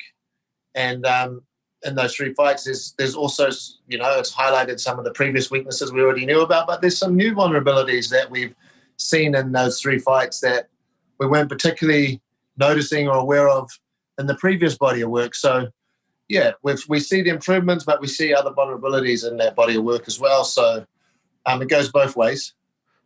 When I spoke to Robert, he obviously alluded to the Jan Blachowicz fight, about that sort of being the blueprint. And I think it's I don't know if he's trying to work me or not when he says that, but I think it's an easier said than done thing. There were a lot of other elements that went into that fight. Do you expect, bottom line though, for him to try being the operative word, because again, easier said than done, wrestle, clinch, grapple, maybe not so much Robert's forte, if you will, or what we usually see out of him, but do you expect him to try and replicate some of the things that we saw in that Jan fight? I actually think that's a bit of a red herring from their team. I actually don't think they're going to do that. I think they understand the athlete that they have in front of them, and they understand Robert's attributes, and they're not the same as Jan's. And to simply transpose one blueprint from one particular fighter to another is that's a terrible approach. And I think that, I have a lot of respect for their team. They're a very smart team. I don't expect them to do that. I think that's there to kind of throw us off, to be honest. I remember talking to Izzy right before the Jan fight, and he told this great story, and we didn't really know it at the time, about when he won in Abu Dhabi and he's in the back of the bus. He defeats Paulo Costa, and you kind of said to him, sort of as the Don, and he listens to everything that you said and respects it, like, we're 205, let's go for that belt. And he's like, all right, he didn't really expect it, but he's like, all right, we're going to do this. And again, sort of just paraphrasing the story, I'm curious, benefit of hindsight, do you regret this? Do you regret last year the move to 205? Do you wish that you hadn't done it? No, absolutely not. That was an opportunity there that's an opportunity that presented itself. And the only thing I would regret now is and Israel would regret too, is if we hadn't taken that opportunity. We would still be sitting here today thinking what could have been. At the end of the day, what benefit was there to not taking an undefeated record? Like, who cares about an undefeated record? Like, the biggest benefit now, in hindsight, is that Israel's a much better fighter because of that loss. And that sort of inevitably happens. That's a common theme in fighting. But, like, Israel was able to bounce back from that fight far better than what he had to if he had just won and carried on fighting Paulo Costa. It's essentially what gave him the motivation and the strength to push him to the next level against the Paulo Costa and against the Marvin Vettori and now against the Robert. So nothing bad came out of that fight that in my opinion. Could I ask, like, what do you wish you would have done differently as a team to... the only thing I would have done differently in hindsight, which we felt as a team wasn't an option, I would have built Israel into a 205er, a proper 205er. But we made a calculated guess that we could beat Jan at our walking around middleweight weight. And we did that because we didn't want to put on muscle and then reduce Israel back down to middleweight, which we knew was always going to happen. And we also know the history of combat sports, the history of boxing, the people like Roy Jones Jr. who moved up and tried to come back down. And we know that that's always a drastic mistake in combat sports. So the only thing I would do different, and the only thing I've taken note for the future, is that if we went to 205, we'd build our body into a 205 fighter as opposed to a middleweight taking on a 205er.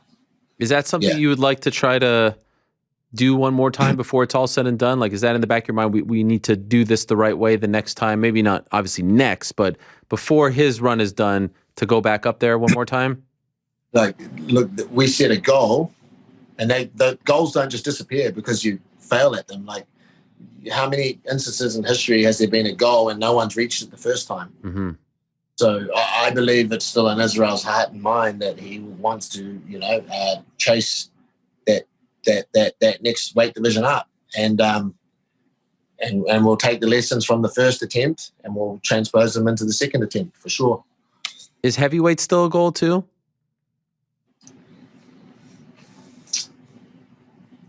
If you ask Israel, he's going to say yes. Yeah.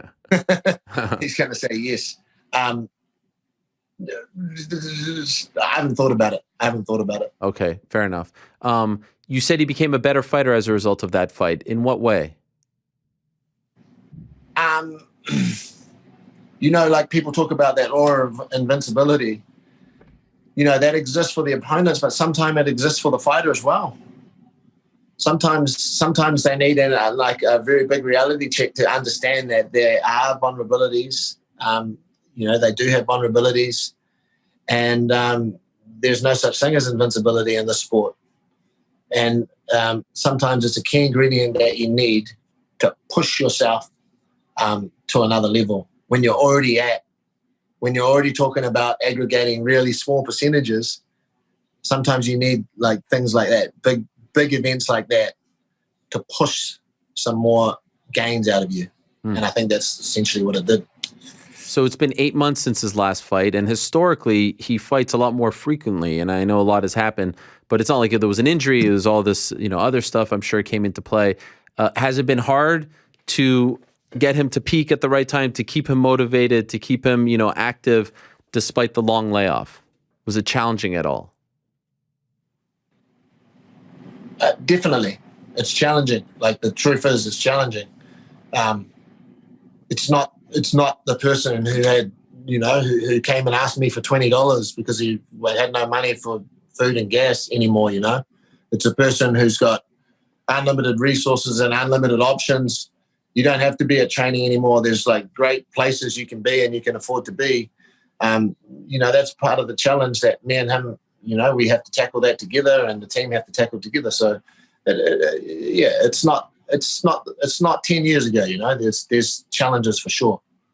More to that point, like one of my favorite quotes, and people who watch this show are probably tired of me quoting it so much, but it's the Marvin Hagler quote about hard to wake up in the morning when you're sleeping in satin sheets.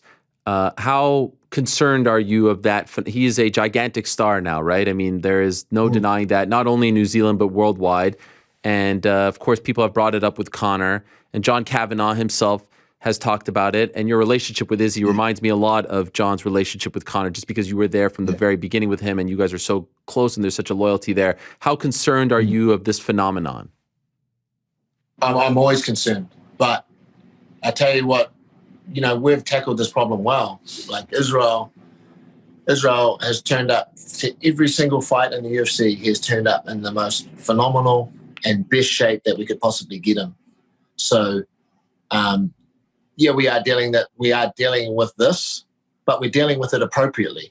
We're dealing with it in the right manner. We are at the moment suppressing it, but it's always a constant worry. And now we've got a new deal, and now everything jumps up to the next level of scrutiny and the next level of stardom.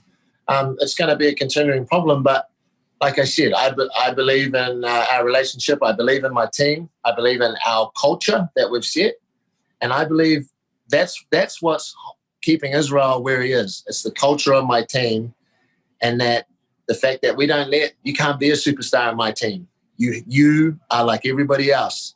You can be a superstar outside of the four walls of the gym, but when you come into the gym, you're just a scumbag like the rest of us. You know what I mean? Have you had to check him recently? In our history, I haven't really had to check him all but like 2 or 3 times in my entire, in our entire history. Like I said, the culture of the team, and also just Israel as a person, that takes care of a lot of it itself.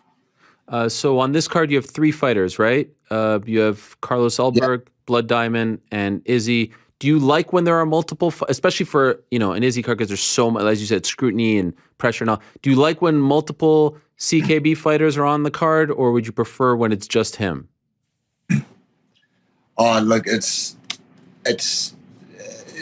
it's special when there's multiple on the card. It's special. The whole country more invested. The team's more invested. The atmosphere that those guys create and feed off each other is super special. We're in like a 10-bedroom house in the middle of Texas. There's 16 guys here, and everything we're doing is zeroed in on those 3 guys. Like, it's just such a special time. Like, what makes it special is those 15 people that we're spending the experience with. It would nowhere be as good if it was just Israel and me, or just Israel, or just me and Carlos. It's the fact that there's all of us together and we're sharing the experience. That's what's going to make it memorable, like long until the end of our days. So I love it when it's like this. And just curious, you have a big March coming up as well. Obviously, Dan is fighting at 145 in London on March 19th against Arnold Allen, and you have Kai France March 26th against Askar Askarov. Will you be able to be at those fights, considering all the stuff we just talked about at the beginning? So you understand my urgency to get the hell out of here and get back to training my guys. So I'm working through this. Like, literally, I've been working. If I can't get the team back, I'm trying to find some sort of avenue back to New Zealand, either through the government or through one of the sporting organizations, or maybe I'm even looking at going through Australia, because Australia opens up a little bit earlier to New Zealanders than the rest of the world. So I desperately want to get back. I don't want to bask in the sunshine too much over here after the fights and stuff. I want to get back and because we've got some serious business going on back home, and that's where I need to be. So at the moment, I can't get back until really late into their fight camp. So I'm trying to work through that problem as we speak, pretty much. You in favor of Dan going to 45 again? Look, the truth is, me and the coaches weren't in favor of it. I'm not sure if he said that, but he wanted to do a 45 move a few fights ago, and we expressed our concerns, and then even for this fight, we said, look, if you get the proper testing and you can prove to us that with all the new technology and all the new knowledge that we have around dieting and making weight, if you can prove to us that you can perform at 145, then we'll back you. And so he did some very rigorous testing at the PI, and lo and behold, he aced it. Yeah. So he absolutely aced it, and it seems to us that he was able to prove through those tests that he can still perform after doing a 145 weight cut to a high level. Obviously, those testing doesn't cover everything. It doesn't have the rigmarole of having gone through 8 to 12 weeks of camp, because that's something you also have to deal with. That's a lot different to just 2 days of testing. But so far, from what I've seen before I left, Dan's looking much better at 145 than he used to back in the day, when we didn't have as much help and science helping us back then either. Oh, wow. How do you win on Saturday? How does Izzy win? A shutout, Ariel. A shutout. 5 rounds of hitting and not being hit. That's what we planned for last time. And I would like to see Israel not chase a knockout this time. I've already said quite publicly that he went against our game plan last time. That was not our game plan, to chase that knockout early. I would like him to be a little bit more disciplined and not chase the knockout and just accumulate a lot of damage round by round until the end, and get basically a shutout on the score sheets. And if that comes to fruition, do you think Derek Brunson is next? Or are you looking at someone else? Darren Till? You still want the Darren Till one? Really? Come on. Now you're just trolling me. I think me and Israel just have a thing for calling out Darren Till, whether he's on 3 losses or I love 3 wins. You have tried. We just want the guy to do well. We think that'll be a really exciting fight for us. Oh my God. He's such a brilliant guy and such a brilliant striker. We just think that'll be a fantastic fight. But I think Brunson is probably putting up their hand, but he he has to get the job done, right? He's got a tall task in front of him. But yeah, it looks like Brunson might be the lead runner, maybe. It does feel to that point, though, that he is, I don't know, craving new faces, right? So I'm assuming, and he has talked about Jared in the past, so I'm assuming if Jared wins, it makes the decision easier. But what if Brunson wins? Do we look at Sean Strickland from last week? Because I'm fascinated by that matchup, considering how he looked with his jab and his striking. Are we interested in that at all? Sean Strickland. Yeah, I don't know too much about Sean Strickland. I haven't actually watched a lot of Sean Strickland, but what little I have seen is, I mean, we can do that fight. Like Brunson poses a much bigger threat than Sean Strickland does. Okay, let's be honest. But I think Israel would be very fascinated in a character like Sean Strickland. Yes. I think their interactions will be. I think you'll be very entertained out of their interactions, Ariel. Yes. So, we'd be interested in that fight. Jared, though, am I right in saying that is of interest? Because he's talked about Jared, right, in the past? Yeah, but, like, funnily enough, like, this game's a funny old place. Like, you have Brunson on the streak, and Brunson's got a bit of a story to tell, and you have this guy, Sean Strickland, making a lot of noise, where it previously looked like Cannonier was the lead, the lead horse. Now it's kind of looking like there might be a couple people in front of them. So, like, I'm not sure. Like, I'm interested in all three of those fights as Israel's next fight. I mean, to be honest, what we're targeting this year, we want to have a record championship run. We want to try and do the most championship fights in a year. I'm not sure what that's been, Errol. You're probably better at that, but we're looking at we would ultimately, for one of these in the upcoming years, want to do like 5 or 6 defenses in 1 year. Like, that's what we want to do if we can make that possible. That's going to, I mean, I respect it, and you're fighting early enough in the year to make it happen, but that would mean every 2-3 months. Yeah, like that's like every year at the start of the year, that's essentially what we want to do. But when you become a champion, when you become a pay-per-view product, that's a lot easier said than done. It's much harder before the scheduling and stuff. You can't just fight on any card. But we would like to work with the UFC to make that happen. One of these years, to just do that many pay-per-views in a year. That's something we're more than capable of. And then you end the year with the John Jones fight. I don't. We don't talk about people who don't even fight anymore. They're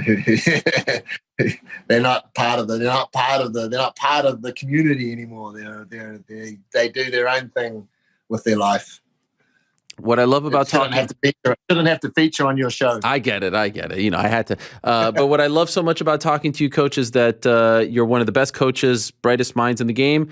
Also, you are brutally honest, and a lot of other coaches wouldn't speak as honestly as you have spoken to us today. So thank you for that. Congrats on the new deal. Good luck to you and the team on Saturday. Good luck to not only Izzy, but Carlos and the great Blood Diamond as well. What a tremendous, I can't stop saying that name. I love it so much.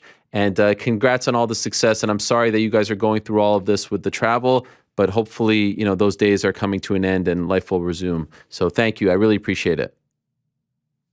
Thank you, sir. Thank you, Ariel. All right. Great one. Thank you. Thanks so much. We'll talk to you soon. There he is, Coach Eugene Bareman, the head man over at CKB. What a great figure in our sport. And, there are moments there where he's like contemplating the question and the answer. And I think he's going to say like something, I don't know, PC. And then he drops some amazing truth bombs on us.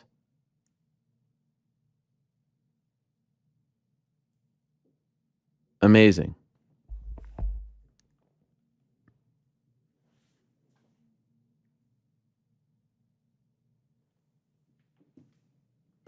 That was incredible. I love that. I love picking his brain. I love talking to him. And what an amazing thing that he has built with that team in New Zealand. I hope we appreciate these coaches like Eric Nixick, these coaches like Henry Hooft, these coaches like Trevor Whitman, these coaches like Eugene Bareman, John Kavanaugh, Faraz Zahabi. We are blessed with some really great coaches in this sport, some great minds. And again, it's the ones that I appreciate are the ones that don't necessarily seek the limelight, seek the attention, seek the spotlight. But man, that was great. I love that. And I was thinking off the top of my head, what is the most title defenses in a year? Is it, I mean, I can't imagine it's more than 3 or 4, right? I feel like DJ did it. I can't imagine it's, I mean, someone, I'm sure, where's Jedi at? Where's New York Rick at? It's got to be up there. 3 or 4, something like that. I mean, yeah. I'm blanking right now. It might have been DJ. I feel like there's an obvious one that we spoke about recently. I know it's at least 3, but I feel like there's a 4 out there as well. In any event, we shall figure that out. And I'm looking forward to that fight on. I mean, what a great fight. I think it's going to be one of the best fights of the year. And I do agree with him. I think it goes the distance as well. We got some news a couple of days ago. Ian Garry, another amazing prospect in the sport, undefeated, had that amazing debut back at Madison Square Garden in November.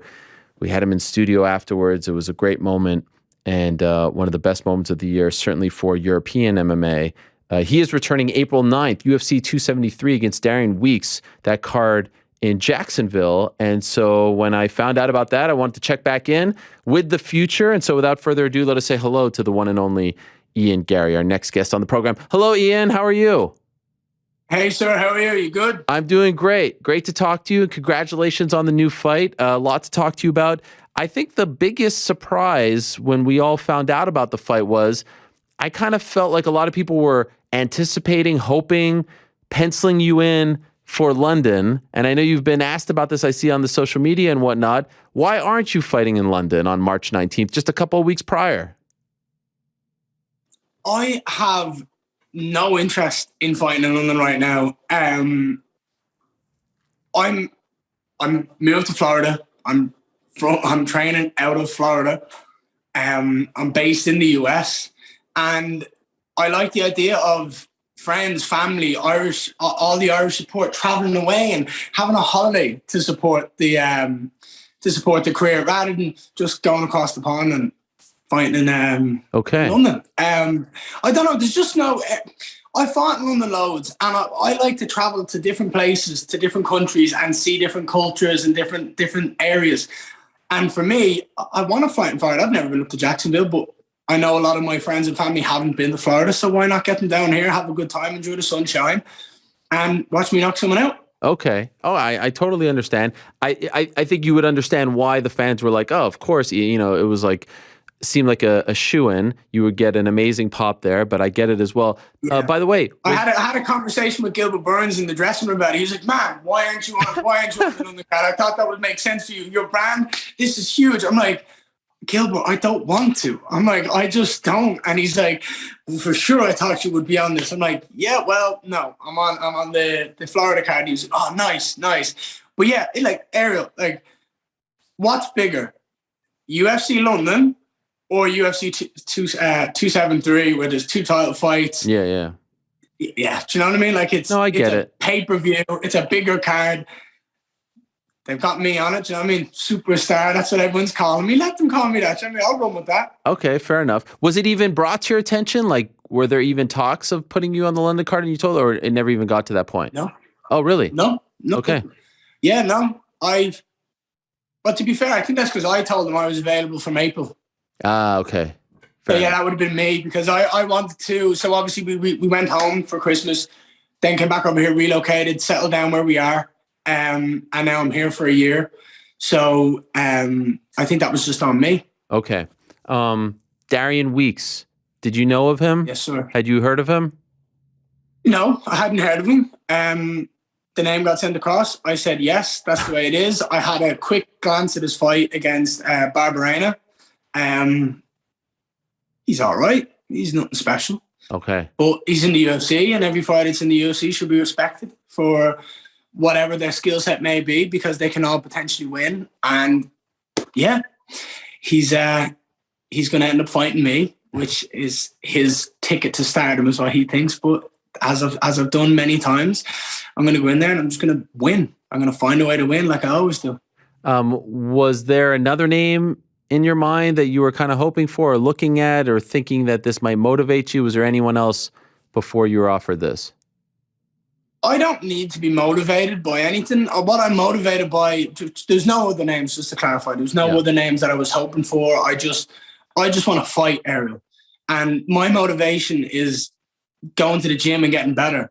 Like, I feel like shit today. It's Wednesday morning. We've just had a tough wrestling day, and it's just live wrestling and just go, go, go, go, go. Coach Jones puts us under some brutal workouts on Wednesdays. But it's like Monday, Tuesday, you're fine. Wednesday, you start to feel it. Thursday, your body's broken and you just want to stay in bed, relax, and just do nothing. But we're out here trying to get better every day. And my motivation is being the best I can be. Do you know what I mean? I'm not the best wrestler in the world, but I can get better. I'm not the best grappler in the world, but I know I can get better. I'm not the best striker in the world, but I know I can get better.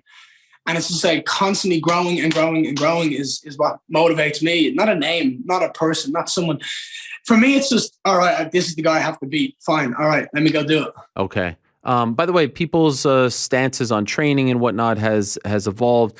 Sparring for you, how often are you sparring? So in the gym, we spar on Tuesdays and Thursdays. We do kickboxing on Tuesday mornings. Thursday mornings, we do MMA. And then throughout the week, it's wrestling, MMA, grappling, jiu-jitsu. It's all a combination of everything. Yeah, I spar smartly. A lot of the lads in the gym spar smart. Because there's a constant conveyor belt of guys. Like the gym I'm in, the amount of talent that's in the gym.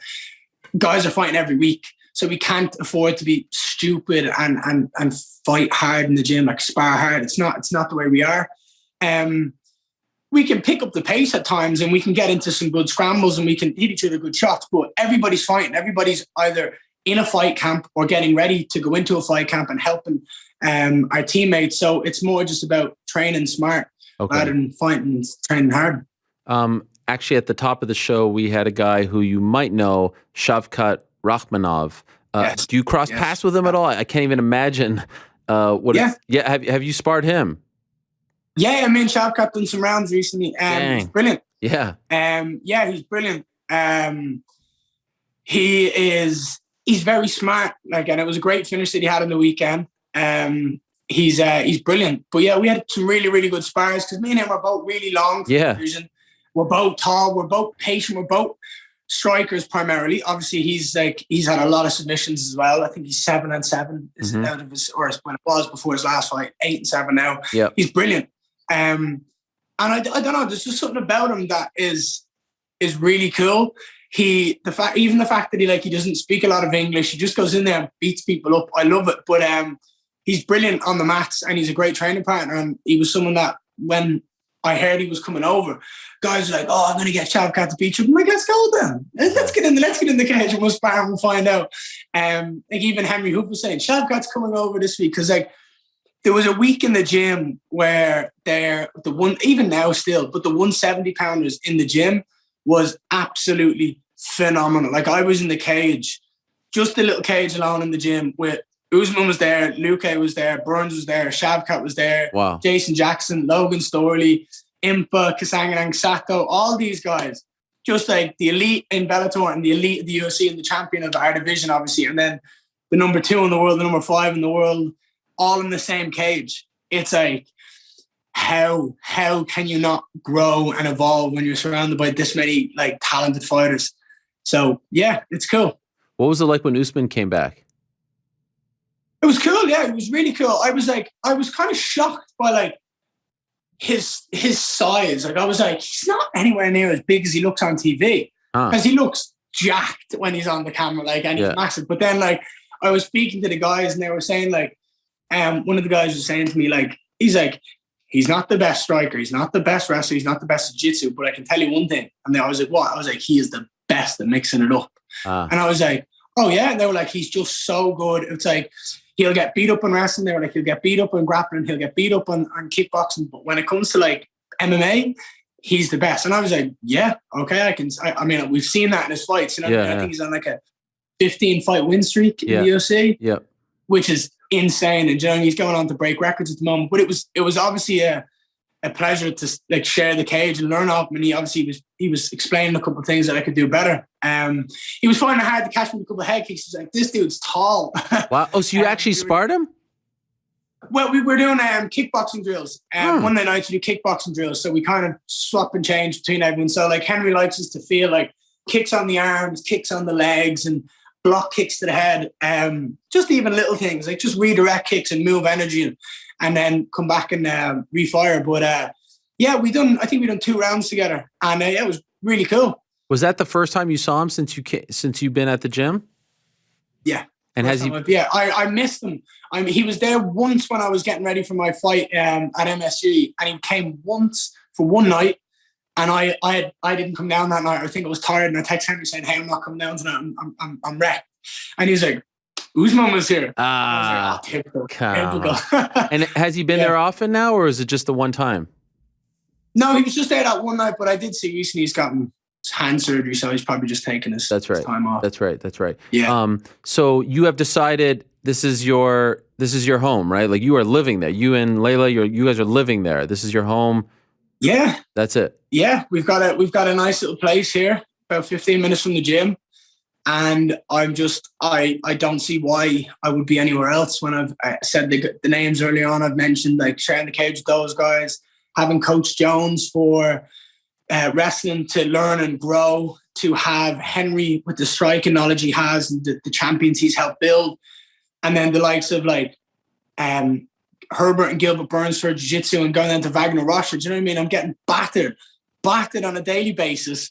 I don't know if you've seen any of my stories that I posted recently on my Instagram, but I went down and I was like just getting annihilated in jiu-jitsu by the likes of Wagner and Cyborg. And it's just like, I'm sitting here going, I'm 24 years of age. I'm meant to be like young and full of energy and ready to take on the world. And I'm getting bashed by these older men who are unbelievable what they do. But it's like, I feel hopeless sometimes against them.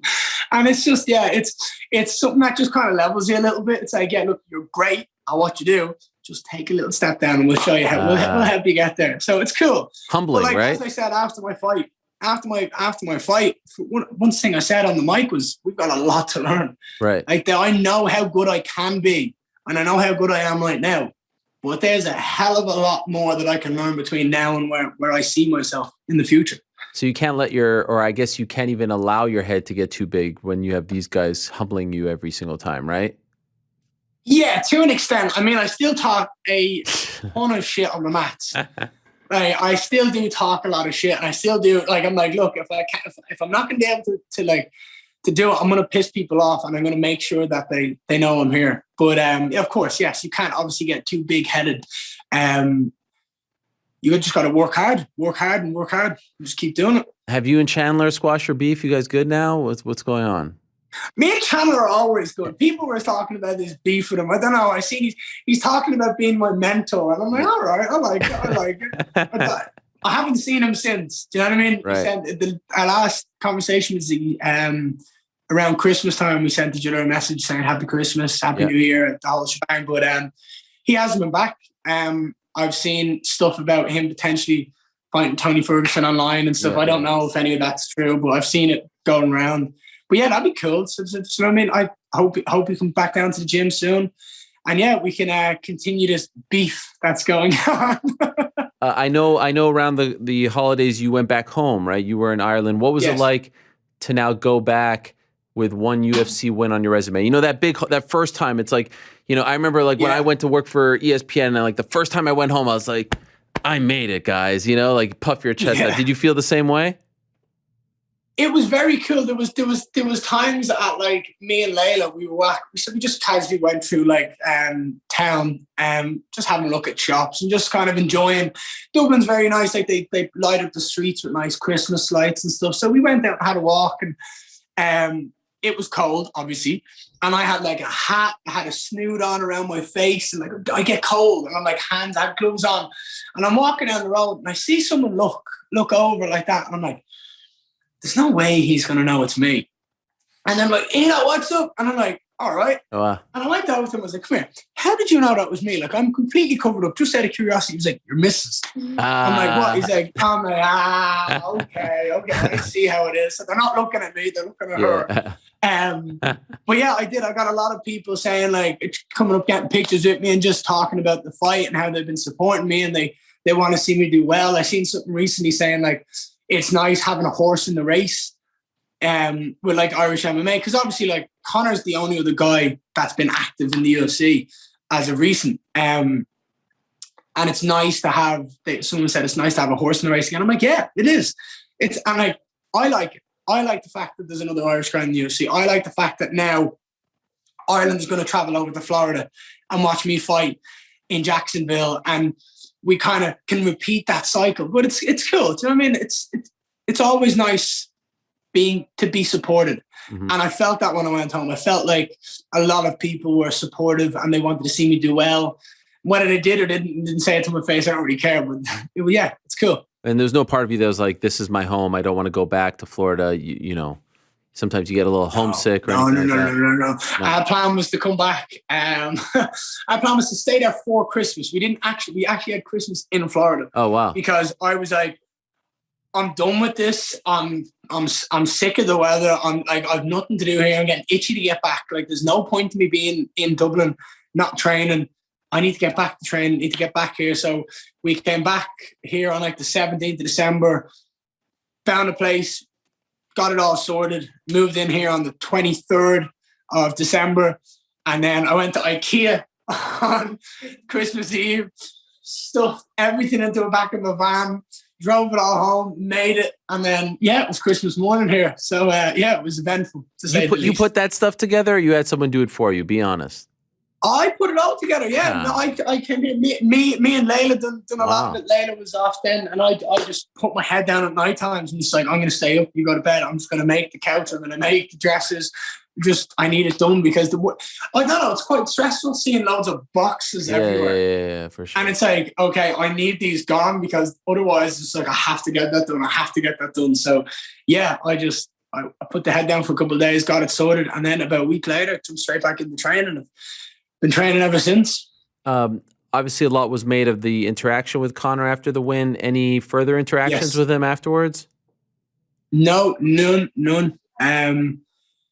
But again, it's just waiting for us to see when he's going to be back. When he's back, me and him jump on a card together and take over. Man. You know what I mean? That'd be cool. What a scene 100%. That would be. Yeah, that would be incredible. That would be unbelievable. Yeah. It'd be unbelievable. But look, we can hope and just see what happens. I don't know what his plan is, what his next step is, but I'm going to be here. I'm going to keep working. I'm going to keep training. So if that's an opportunity, I'd love that. That'd be amazing.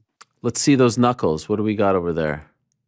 Oh yeah, I got new tattoos. Look at that! Look at that! Yeah, they still need to be topped up.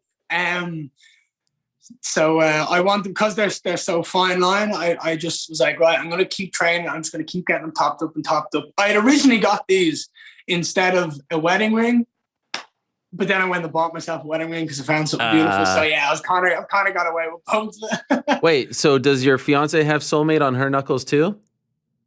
No, she wants to get it. I mean, she does as the future on her chest. So okay, fair enough. That's I mean, but I thought, right in the center of her chest. Oh my. I thought she did say she wanted it. But yeah, who knows? What does it say over here? What's it say on your wrist? This was after. This is a mad story. So we went to get my visa sorted for the last fight. So obviously after the visa sorted, the UFC were helping us organize that. So we flew to Santo Domingo because we couldn't, basically the problem was we couldn't fly back to Ireland to get my visa because they wanted us to go to the American embassy in Ireland.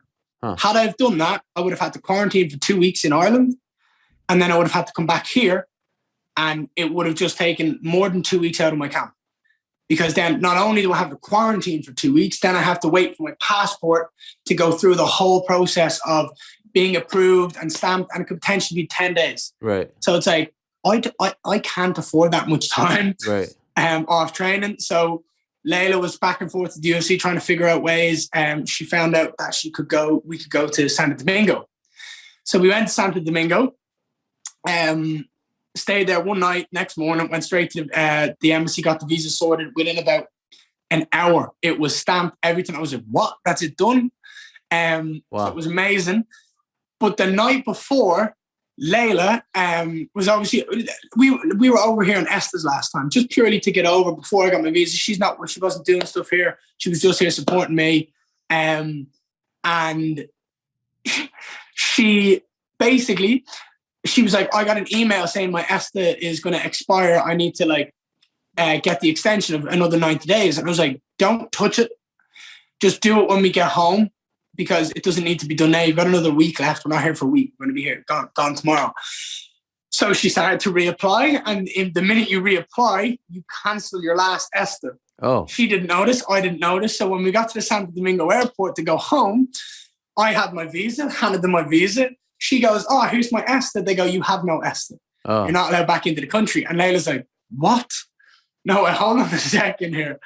So we're sitting there in this whole thing going, oh my God. It was just that initial stress. Like Lucas, the little lad, was here. So we're like, how are we getting back here? She was so worried about getting back to America when he was here. Obviously, she's like, a mother being like, my little boy's in America. I can't get back into America because I don't have an ESTA. And I was like, look, I've got you. Just relax. Reapply for your ESTA. I'll sort out all the flights. I'll get it all sorted. And it was just like a mad 12 hours. So I've got you tattooed on my hand. Because now, and everything's sorted. So she's got a visa sorted now. She got that done last week. Got it all sorted. So we're all here. They can't get rid of us. They can try, but we're here for good now. That's it. I love it. I love it. I just saw, by the way, right before you came on, there's a Twitter account called UFC Roster Watch. And shout out to Alex for notifying me of this, Alex Weber. Removed. So it basically, whenever someone is removed from the roster, this Twitter feed actually gets notified somehow. They figure, I don't know, it's a crazy thing. Jordan Williams, just before you came on, it said Jordan Williams removed from the roster. Oh. What's that? Like, how does that make you feel? I mean, obviously it is pretty cool that I'm retiring people like from the UFC. I'm not going to say here and lie. I'm not going to say it's pretty cool.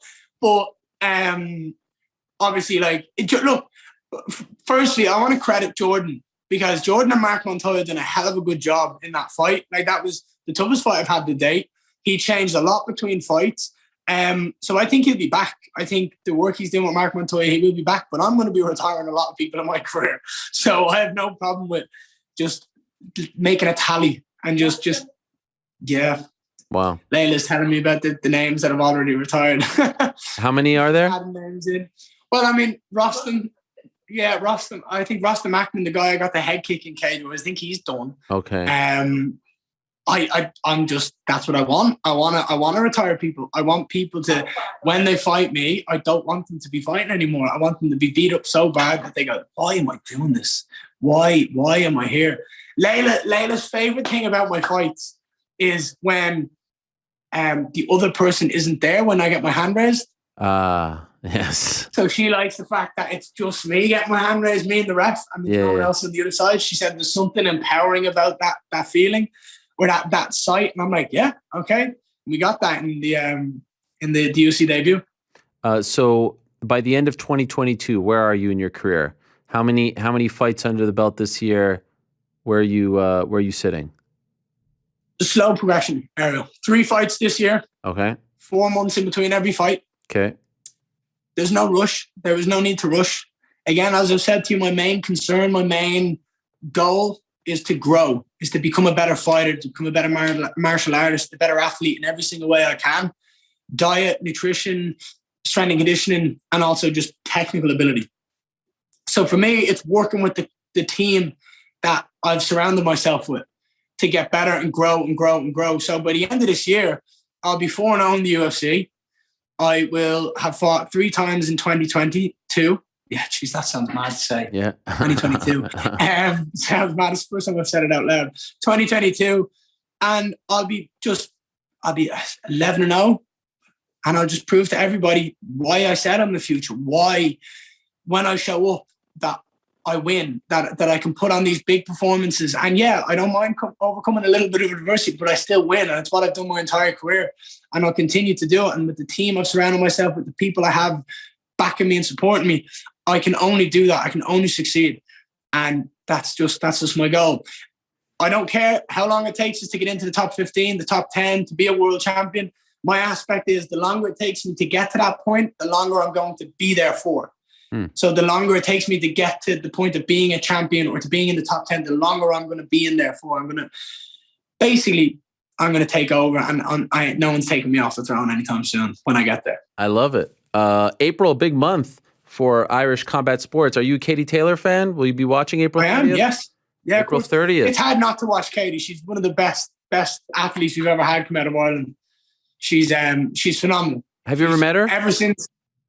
Yeah, I sparred her when I was younger. What? When I boxed. Yeah, you sparred her? Younger, I boxed. My coach was good friends with her. So I've had a lot of boxing fights and a lot of boxing experience when I was a kid. And one of my teammates used to go over and help her. And I went over one time and I sparred her when I was a kid. Nothing crazy, like, it's in. Well, she was fast. I was there watching him, and I just jumped in for a round. She was unbelievable. Wow. But yeah, she's been at the top of the sport, and obviously amateur, and now in professional. And I just see her going out there, and she's so good. She's just like, yeah, she might not have that knockout power, but she doesn't need it. She's such an amazing boxer. Like, technically, her ability is phenomenal. So yeah, it's a big month. I'm looking forward to it, my friend. Looking forward to the return. April 9th, UFC 273, Jacksonville. 2 title fights, as you mentioned. Perhaps the aforementioned Gilbert Burns on the card as well against one Khamzat Chimaev. I mean, that is shaping up to be a big I've card. seen the same stuff as you've seen on Twitter, so if that's happening, then I'm cool. Sign me up. Again, I will do exactly what I did in MSG. I will sit back after my fight, and I will try watch people beat my performances, and I'll sit back and go, right, let's just sit down and enjoy these fights. And if that fight does happen, along with the 2 title fights, then unbelievable. I'm going to be in for a good night myself. Main card or prelims for you? I don't know. People have said I'm on the main card. I can understand why I'd be on the main card, because I'm the shit. Right? You know what I mean? I love it. This is great.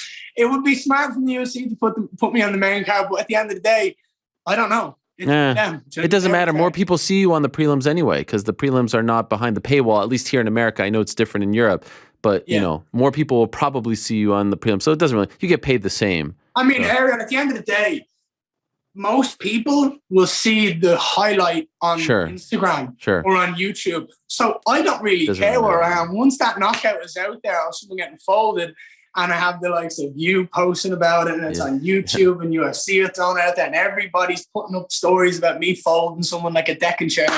That's all that matters. I mean, that gets more eyes than anything. So that is true. The new way of the world. Always a pleasure, my friend. Thank you so much for the time. Good luck in training camp, and looking forward very much to your return April 9th. I need the look, because my body feels a bit rough there. So take the day off. I'm gonna go, and I've got the day off now. Thank you for your time, as always. Actually, are you going to be here? Are you going to come to Florida for the fights? Probably not, Ian. Why not? It's a long story. No, it's no.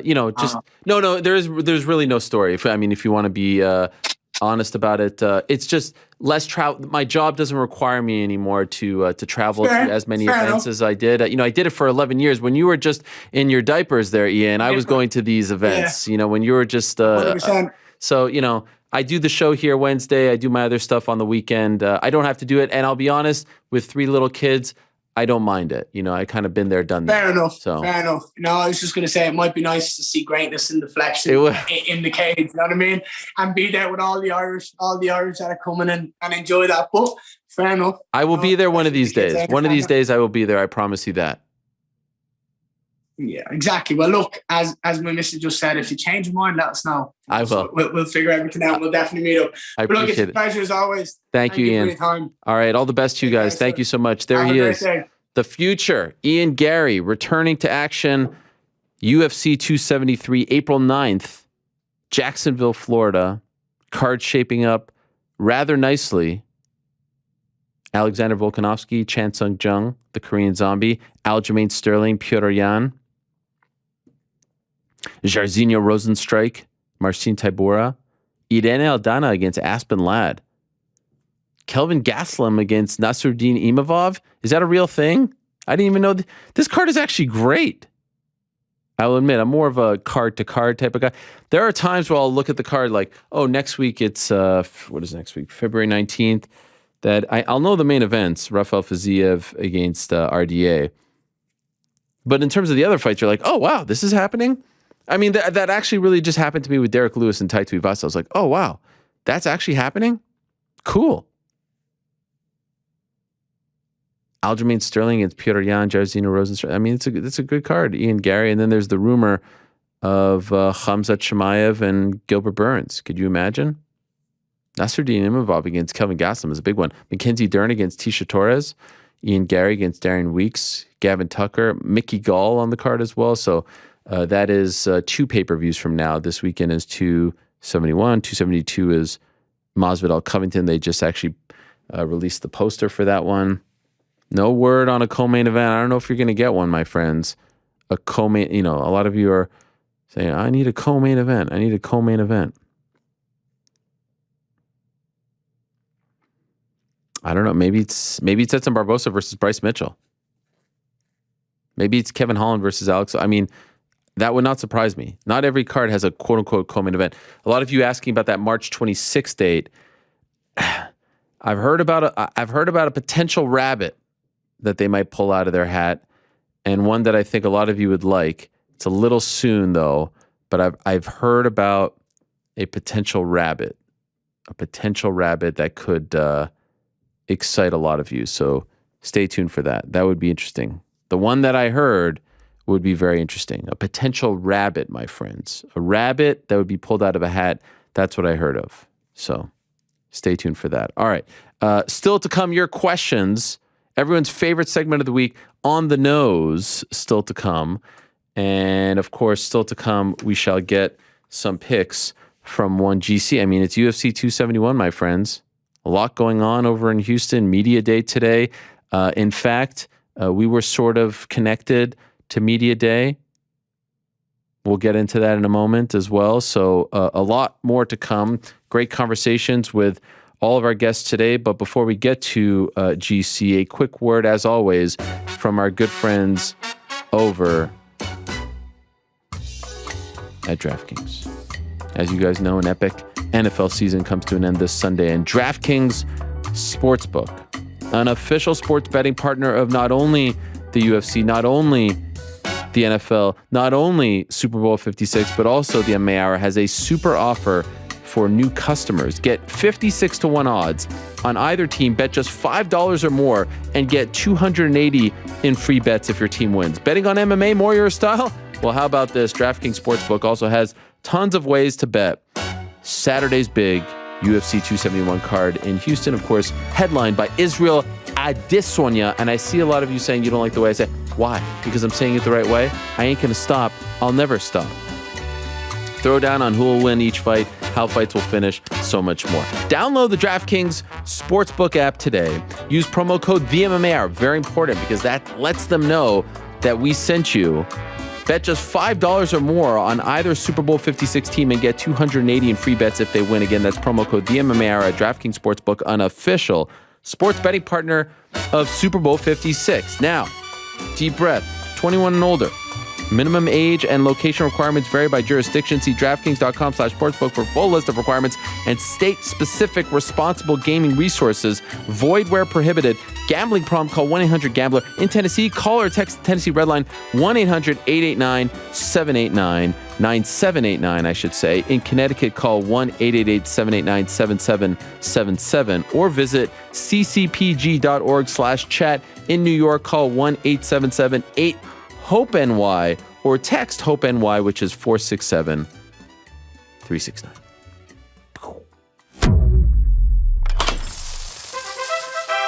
All right. Now the moment of truth. Here it is. What do we... Oh, look at that. We got the Style Bender shirt. That actually looks a lot like the Casey O'Neill shirt that she was wearing on Monday. Yeah, it's kind of similar to it. Kind of like that old school retro vibes. Yeah, with the pictures. Now, where do we get that? This is also a Redbubble purchase. What is this red bubble you keep? Poster. What is this red bubble? It's like print on demand. Like it's like artists can go to it and post their art, and they'll put it on T-shirts, posters, whatever. But is it like bootleg? I actually don't know. I don't know if it's is the money going to Izzy here, or is it going to some jabron? Yeah, no, I don't think so. I mean, he did some collab with Culture Kings, and it's like completely sold out. Yeah, I couldn't get one. So, two things on that. Number one, what about my classy water bottle? I don't know. Yeah, Frank, that was a Bud Light Platinum. No, it's not. I don't know. The place where I went, it just, this is what it's a French place. It's top notch. Yeah. Le Pain Quotidien. The other thing is, I actually ordered a Bills hat off of Culture Kings, and I think I actually saw it off of Kaikar France. Apparently Culture Kings is very popular in Australia. Yeah. So I ordered this Bills hat. Is Culture Kings a thing outside of Australia or just Australia? No, I think it's a thing outside of Australia. Yeah, it took like 4 months for the hat to come. I forgot about it. I didn't realize, maybe not 4 months, I'm exaggerating, but I did not realize that I was ordering it from Australia. And I'm like, here I am buying a Bills hat from Australia. And I should have looked at the shipping. It was a little more than, I think the shipping was as much as the actual hat. Anyway, great stuff over there. Yeah. I'm a fan. Yeah, I think Kaikara France has a shirt too. I was looking into, my guy. It looks like it. Yeah, it looks like Mendez is on there. Our guy. Yeah, I saw it. I just didn't get the poster for it. I could have had it right here, I guess. Yeah, it would have been big weekend. I might do an LFA parlay. Come on. Couple people I'm eyeing. I won't post it till Friday though. Can you do bare knuckle? I haven't seen any lines yet. Yeah. Do they even offer that? I don't know if they're going to get around to offering it. LFA lines are up though. They are, okay. All right, this is the moment of truth. So I guess you're going with Izzy, it seems like. Yeah, I'll be going with Izzy. Okay, what are we feeling? All right. Let's start with my single. Okay. New York Rick is not going to be happy with this. I'm going to go with Carlos Ulberg. He told me not to do it on Monday. I told him today I was going to do it, and he told me again not to do it, but I am going to do it. If you're betting Fabio Cherant, I just really don't know where the confidence is coming from. He's 0-2 in the UFC, lost on the Contender Series, all of them by first round or early second round finishes. His chin's going to be susceptible. He's going against a guy who's going to throw a ton of volume in Ulberg. Ulberg, he threw 146 strikes in 8 minutes against Kennedy Nzechukwu. I know he ended up getting knocked out, but he ate like a ton of shots as well. He had a size disadvantage in that one as well. People saying that Cherant might KO him as well. I just don't really know where they're getting that from. One, I think Ulberg has a better chin than people are giving him credit for, and they just see that he got KO'd. And two, Fabio Cherant has never KO'd or TKO'd anyone in his entire career, pro or amateur. So I just don't know the evidence to support that. And then a lot of people saying he's got a huge ground advantage, might be able to get a sub. He has almost zero offensive grappling. I got pretty deep with this one. He's attempted 0 takedowns in his UFC career. I watched this analysis. Dude, I watched his entire 5-round LFA championship fight against Myron Dennis. He got 2 takedowns. Dennis was back up within a minute. It was almost exclusively a striking affair, 25 minutes, and I think that's probably what's going to happen here. And then as far as the sub threat, the combined pro record of everyone that Fabio Cherant has subbed, 5 opponents that he's faced, is 8-22. All but one of them finished their MMA career winless or with one win. I mean, these are just super low-level guys. They're essentially cans. Ulberg, he's also going to have a 3-inch height, 3-inch reach advantage, something he should be able to capitalize on. He was much shorter than Kennedy Nzechukwu. I think 2 inches, 6-inch reach disadvantage in that one. I mean, the size differential between his last opponent and Cherant is just massive. I also think Ulberg, he's had to have learned from this last loss. I've seen it in interviews. Not everyone's going to go down with one punch like you might think. Don't empty the gas. Think immediately. Move your head. Keep your hands up. Obviously, anything can happen in fights. It's MMA, but I expect some improvements from Ulberg. I think he's going to have the striking advantage, and I think he's going to be able to get this one done. Okay, wow. I mean, holy smokes. I dove deep on that one. You went deep on Ulberg. Jeez, you were trying to really stick it to New York Rick. No, I go deep on all of them, but this is one that I did like. I did like this one. Okay. We'll get going with the next one. We'll go to a parlay. We're already moving into the parlays. I'm doing some 2-leg parlays with some favorites that I like. First one, Ronnie Lawrence. Wrestling's the name of the game here. I know you like your wrestlers. Sure. He has 20 takedowns in his first UFC fight and then on the Contender Series. 20 takedowns. He's landing them at 76%. The game plan is clear. He's active from the ground, throwing strikes, working up the points. We saw Mana get taken down and subbed on the Contender Series. And then he ekes out a split decision over a 42, I believe, Guido Canetti. I just think Lawrence is going to come in with the same game plan, execute it, grind out a unanimous decision, or maybe get the finish from top. Second leg of that, Kyler Phillips. This fight's going to be sick, in my opinion. But I am going to go with Kyler Phillips. Rojo, he's kind of a kill-or-be-killed type guy. Every fight in the last 10 years for Rojo has ended in a finish, win or lose. So I think this one is going to be a firefight. It could potentially be fight of the night. But I just like the balance of Phillips. He puts out a lot of volume. He has relatively good striking defense. He always mixes in the takedowns as well. He's solid on the ground. He's also never been finished, which I think is going to be beneficial against a guy like Rojo that is kill or be killed. So like I said, this one could be fight of the night. I mean, I think it's going to be fireworks from the get-go, but I do like Phillips to get it done. That one pays out at -131. All right. Second parlay, where we finally mix in Izzy. First leg, I took this one a while ago, so I did get favorable odds on this one. Casey O'Neill. Hate that this has to be Roxy's last fight going up against O'Neill, but I do just think she's outmatched here. O'Neill consistently going for takedowns throughout the fight. Roxanne in her last 4 fights, she's 1-3 in those. She's been taken down a combined 14 times. You have to think Casey is going to get this to the mat at some point, if not every round. And when she does get it down, she's active, going for ground and pound, making sub attempts. And on the feet, neither are really clean and polished, but I do think that Casey O'Neill has the advantage there as well. So I think wherever the fight goes, unless Roxanne goes for the Kamehameha, the spinning everything, like she said, I do think Casey O'Neill gets this one done. Then to finish this one out, I'm going to go with Izzy, the Interesting rematch. that you went with Izzy and Casey together when Casey was like, "Oh, I gotta," it's a weird one. I was that. Were you trying to like? Well, I had already made this bet. Oh, okay. Yeah, this bet had been placed weeks ago. I'm a little biased here. You saw the T-shirt. Sure. Whittaker is obviously going to bring more to the table in this one. He's likely going to be much more careful. He's going to be much more patient. The game plan will likely be to mix in the takedowns, but I still got Izzy. Just the length, the striking defense, and I really believe in his takedown defense as well. I think it's good enough to win this fight if that's what Whittaker tries to do. I mean, Marvin obviously, tried to mix in the wrestling, and he got 50-45 across the board in that one. So I do agree with most people. I know you mentioned you think the fight's going to go the distance. I think it's going to go longer. I think it's going to be much closer. But I do think Israel Adesanya stays the champion in this one. And distance, you said? So, yeah, that takes us to the final play. It's another parlay. It's the prop parlay. We've been finding a lot of success with these lately. First one, Green Nasrat, over 1.5. I refuse to be fooled by Green KOing Raging Al so early in the last one. 13 of his 14 fights before that had gone to decision. Nasrat, 6 of his 8 UFC fights have gone to decision. I think this one's going to be a fun fight, and I think it probably does go to a decision, but we'll be safe taking the over 1.5. Luis Tuivasa to not go the distance. I see some people out there taking the stab on the decision prop. They think it's going to be kind of that Francis, everyone freezing up, got to respect the opponent. No one's really throwing punches like that. I get where you're coming from, but I think both of these guys do what their opponent likes to do, get in the pocket, stand, trade huge exchanges. And I think at some point, over the 15 minutes, someone is going to get knocked out in this one. I think Lewis, is going to be trying to redeem himself in front of the Houston crowd. I know you mentioned it on Monday, undefeated in February, 6-1 when he fights in Houston. So there's that, but I really do. One is a big one. Yeah, Cyril Gane, obviously. But I think it's redemption time. He said it on, the Countdown documentary. He's trying to redeem himself in front of the Houston crowd. I think he learned from the Francis Ngannou fight. I don't think it's going to be like that. I hope it's not. I hope it delivers. I hope we get fireworks. I hope it's sick.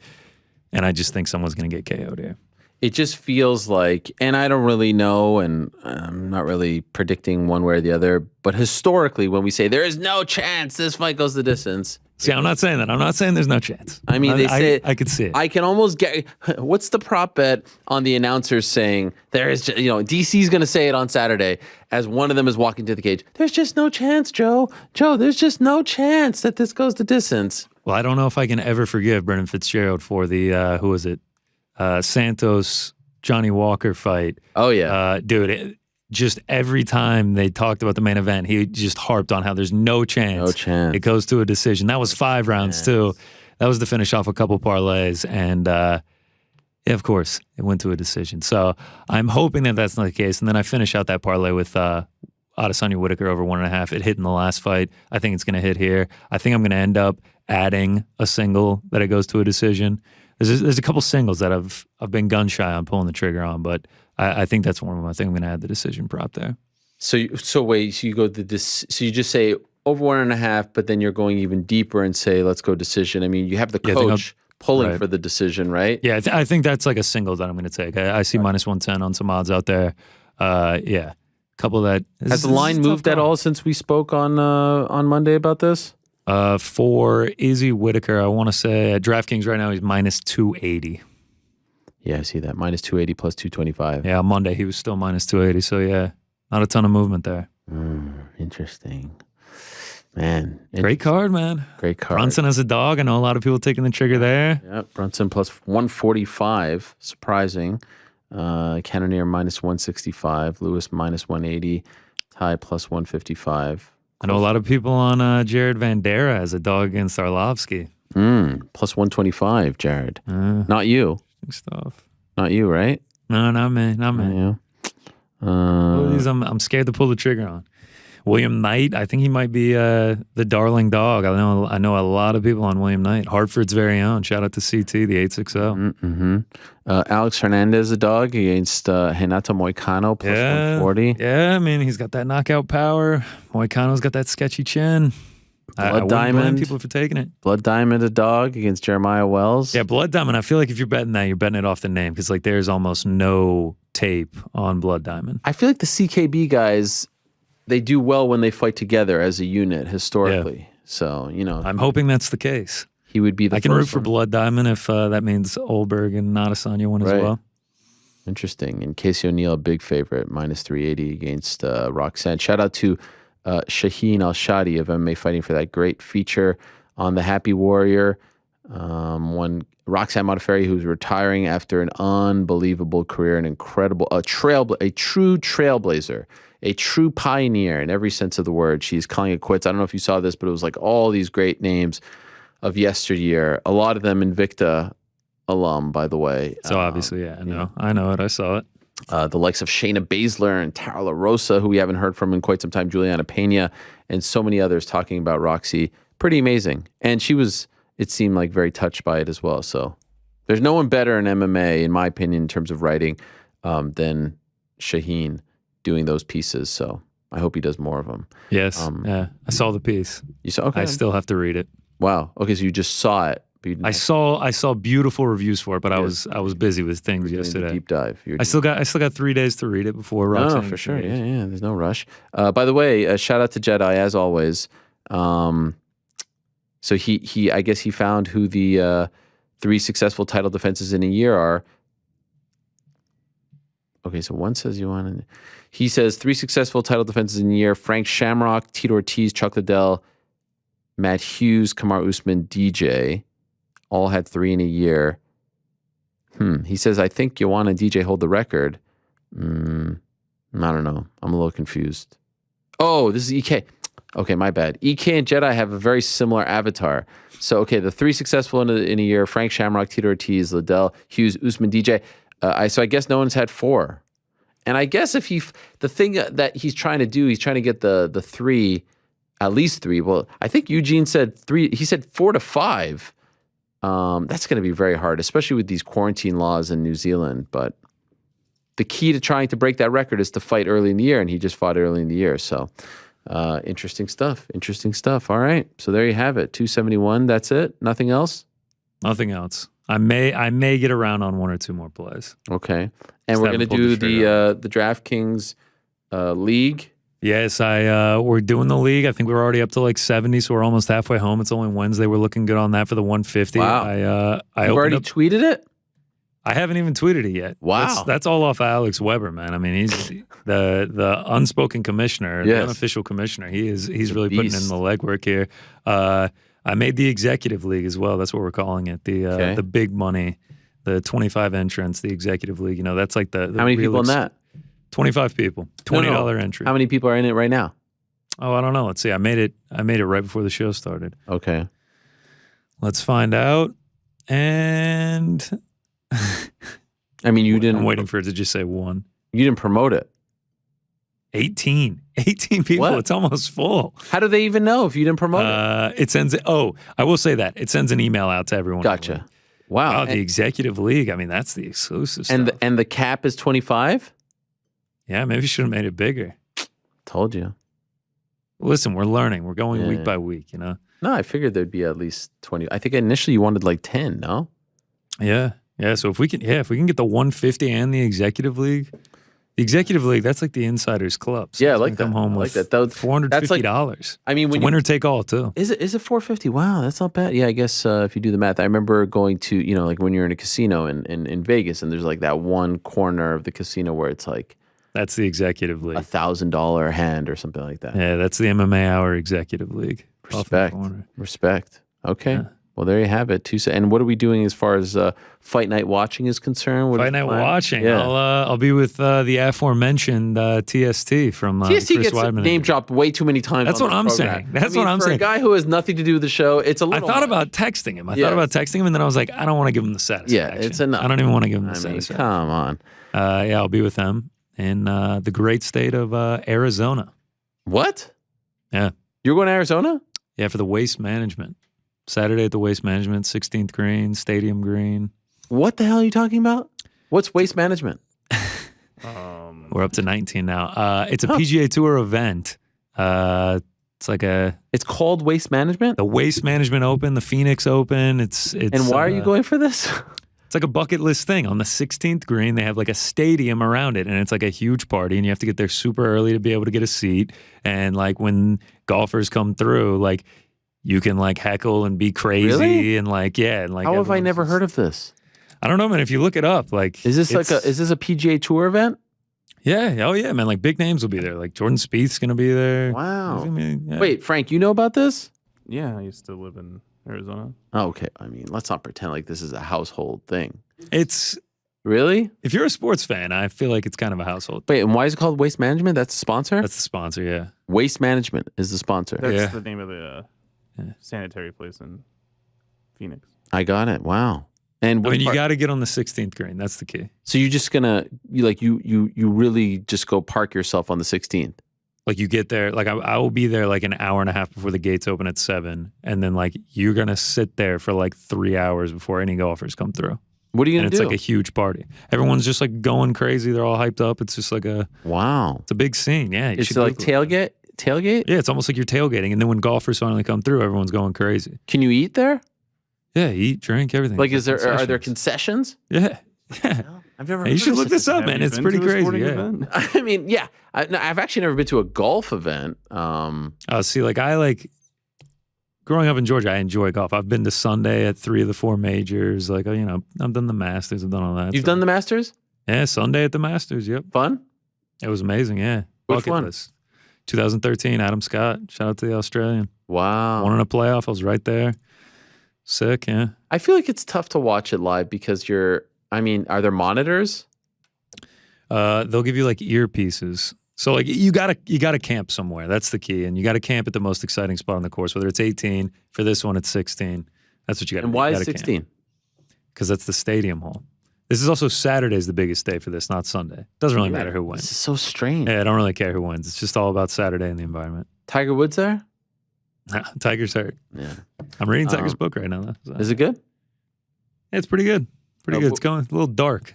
Autobiography? Nah. Oh, okay. Well, wow. I'm sure it does get dark. Wow. Okay. So you and TST are going to that? Yeah, TST will be there. A couple other friends. Who knew? I mean, Frank, did you get an invite? No. Okay. I was trying to like skirt that. I was like, wow, you're going on this trip. Like none of us got the invite. It's weird. I've seen what happens when I invite people on the show to do things. All Shotty's in Arizona. That's right.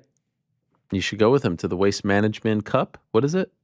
just the Phoenix Open, the Waste Management Phoenix Open. Just general admission. How Shotty can buy a ticket. Tap it in. Do you say that?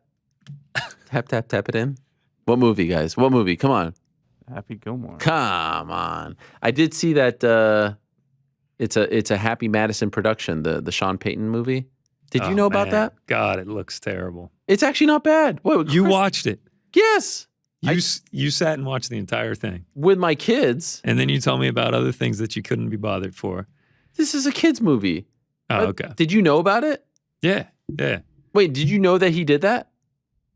That when he was suspended, that he went and coached a kids team? I didn't know that. Nah.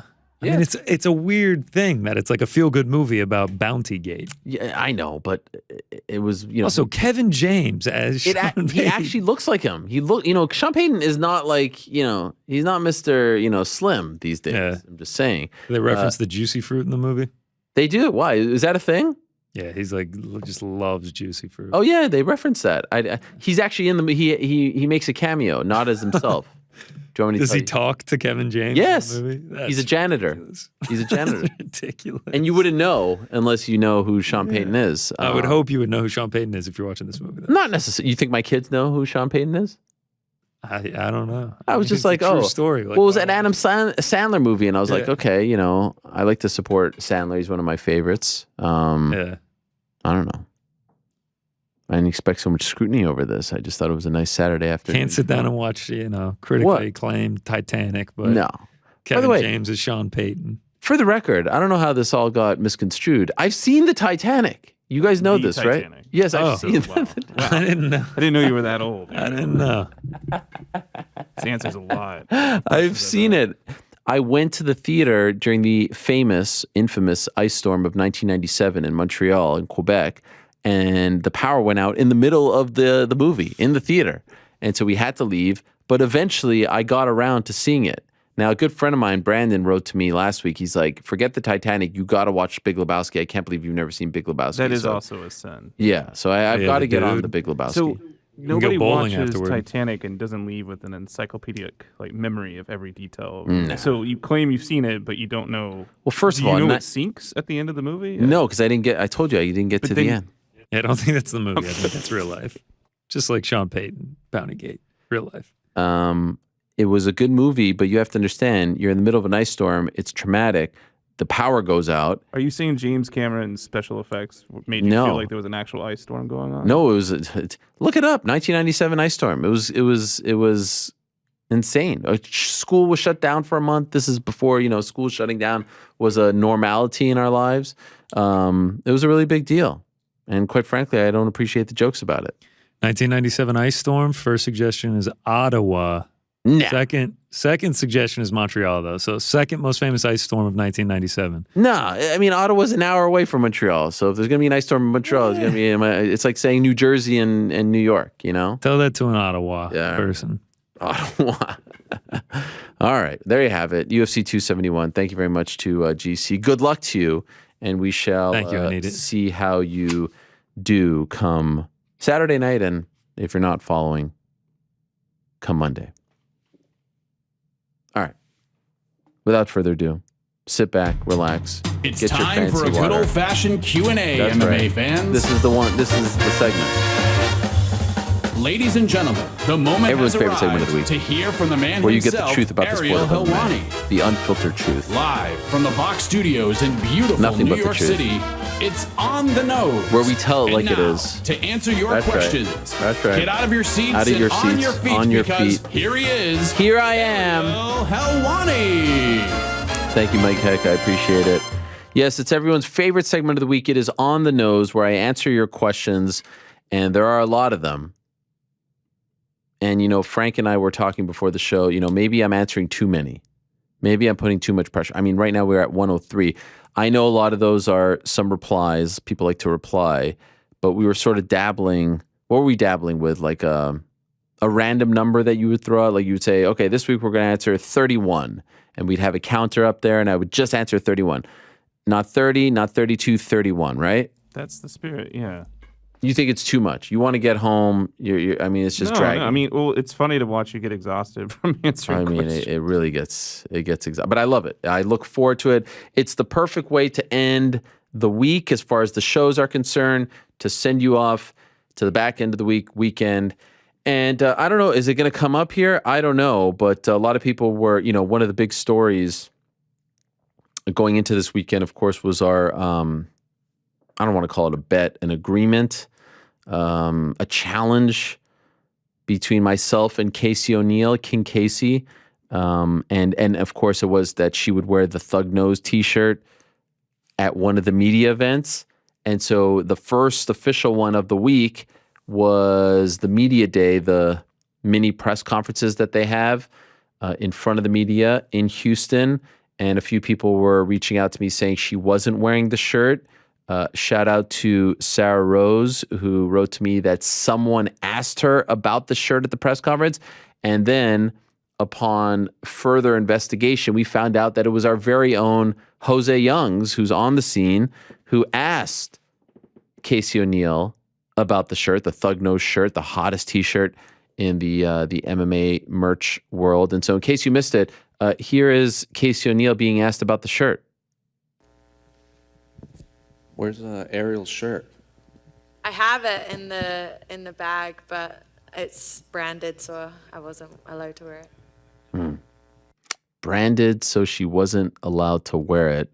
I mean, I've seen other people with their shirt, but as they say, haters make us famous. However, so I felt a certain way. I was like, is she being serious? Is she not being serious? Did she fumble the proverbial bag? Did she blow it, like Billy Madison once famously said? However, I did get a text from her later on, unsolicited, and she sent me this photo. And so there she is, clearly at the UFC offices, clearly as you can see, and if you're listening, she is wearing the Thug Nose shirt. And so I asked the crew in the back, Frank, does this count? Is that enough, or did she not? It counts, yeah. It counts? It totally counts. I mean, the question is, did she succumb to the pressure? Did she get nervous? Did she get cold feet? Did she quickly take the photo and take off the shirt and then went with whatever she was wearing? Like, there's a few follow-ups, but you're saying that it counts? It totally counts. What do you think, GC? Does it count? Yeah, I think it counts. You think it counts, huh? Wow. If she wins. Only if she wins. Yeah, got to win. Virna didn't win. She still was immortalized. Yeah, if Casey wins, immortalization. Now, does the immortalization, is it that photo? Because I feel like it has to be that photo, right? I think the one with the boxing gloves. It has to be like you did it. You infiltrated the system. I like the sign, yeah. I think the sign's a nice touch. I was going to say, I told it the the framing of the photo wasn't tremendous. Could we see it again? Because I think her head gets cut off. It's like, I mean, I think we could touch this up. The red on the nose? That's her nail. Wow, okay. Oh, is it, what is it? Is it red? Or is it pink? Fingernail. You know what? The monitor in here. Did she do it? Can you zoom in and enhance? Let's see. Looking at the photo here. Can we, no, I can't see. That actually looks red, if I'm being honest. It actually, I mean, it's in the family of it's colors. Things are happening here. All I'll say is things are happening. Frank says it counts.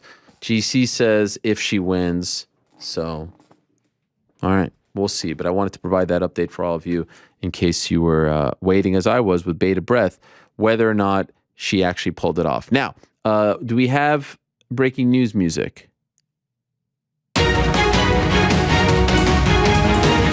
Once again, El Cubano has been beaten to the proverbial punch. He is not first. Orenthal James is first.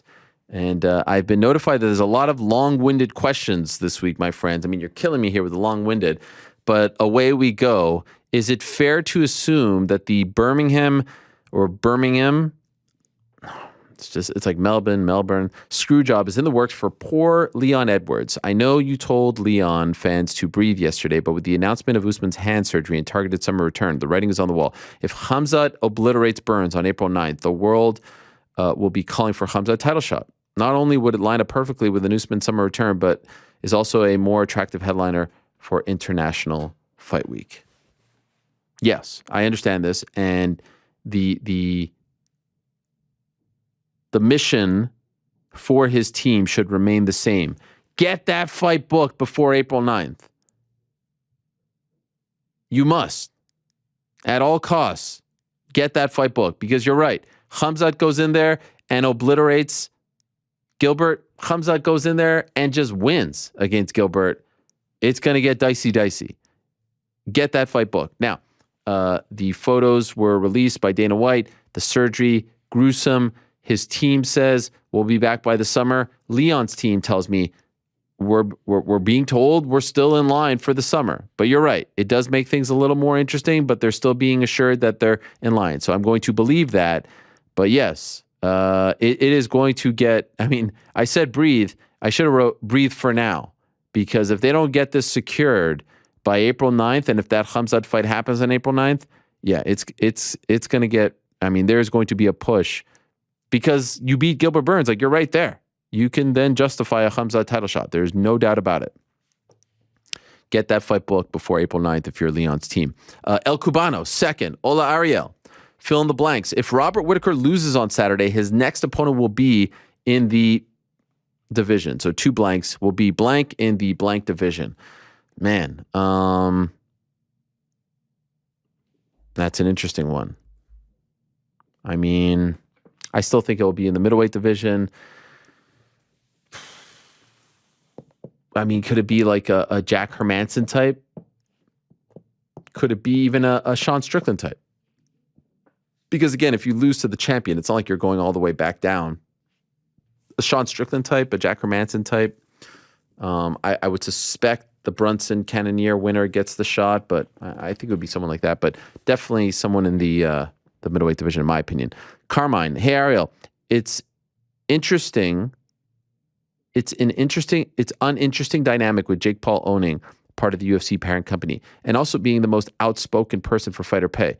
Wouldn't this annoy Endeavor more than anything, given that he's trying to take away from their bottom dollar? I mean, he just has shares at the moment, so it's nothing really too crazy. Let's not get crazy. It's not in the boardroom meetings talking about the future of the UFC, but so for now, I don't think there's much of a connection there. Naresh, namaste, Ariel. Namaste, my friend. I'm a regular watcher of your show on YouTube and have honest feedback to provide. Okay.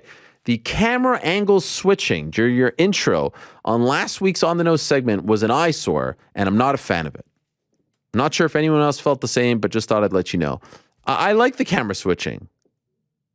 How do you guys feel about this in the back? Frank, you feel like Naresh has a legitimate bone to pick with this? I think the camera switching's fine. Yeah, I mean, come on, Naresh. It literally lasts 30 seconds. I mean, lighten up, Francis. It's not that big a deal. Look away. Yeah, look away. Close your eyes. Just listen to the music. Question, have you felt the quality of contestants and especially winners in Tough decline over the years? Yeah. I feel like they've declined since 2010. Granted, there are outliers and also the fact that the talent pool may be getting thinner. Yeah. There's the difference is when Tough started, there were like 12 events a year and like 100 people on the roster. Now there's 43 events per year, not to mention PFL, not to mention Bellator, not to mention one championship, not to mention this, that, and the other. I mean, not to mention Cage Warriors and all these places. I've never been in favor of going back to Tough. I thought it should have been done after the move to ESPN. They wanted the content. Contender Series is the perfect evolution of Tough. And that's why you see lesser talent. Because who wants, as Nicholas Maximov said on Monday, who wants to go through that rigmarole when you can just go in Contender Series and bypass it? Plus, you get that horrible contract. Who wants it? Those days are over. P.S. You totally did have top first and not chronological last week in El Cubano Reign Supreme. You're right. And this week I've gone chronological, so I'm sorry. I have rectified my mistake. I apologize to everyone. Hugo, what's up, Ariel? At 270, we saw Brandon wear white shorts with gold letters rather than the traditional black and gold befitting a champion. Yes. Personally, I like this move by Venom. Just wish it had gold accents. Who cares? Moving forward, if Venom hears this, I'm all for uniforms. I'm not. Hope they add more colors. Sure. And fighters aren't restricted wearing shorts based on their respective country. Fine. Also, do you know if Bellator has an exclusive deal to hold events at the Forum in Inglewood since the UFC has only been there twice? Not that I know, but I know they have a deal with not a deal, but a good relationship with them and MSG, which owns the Forum, but not an exclusive deal.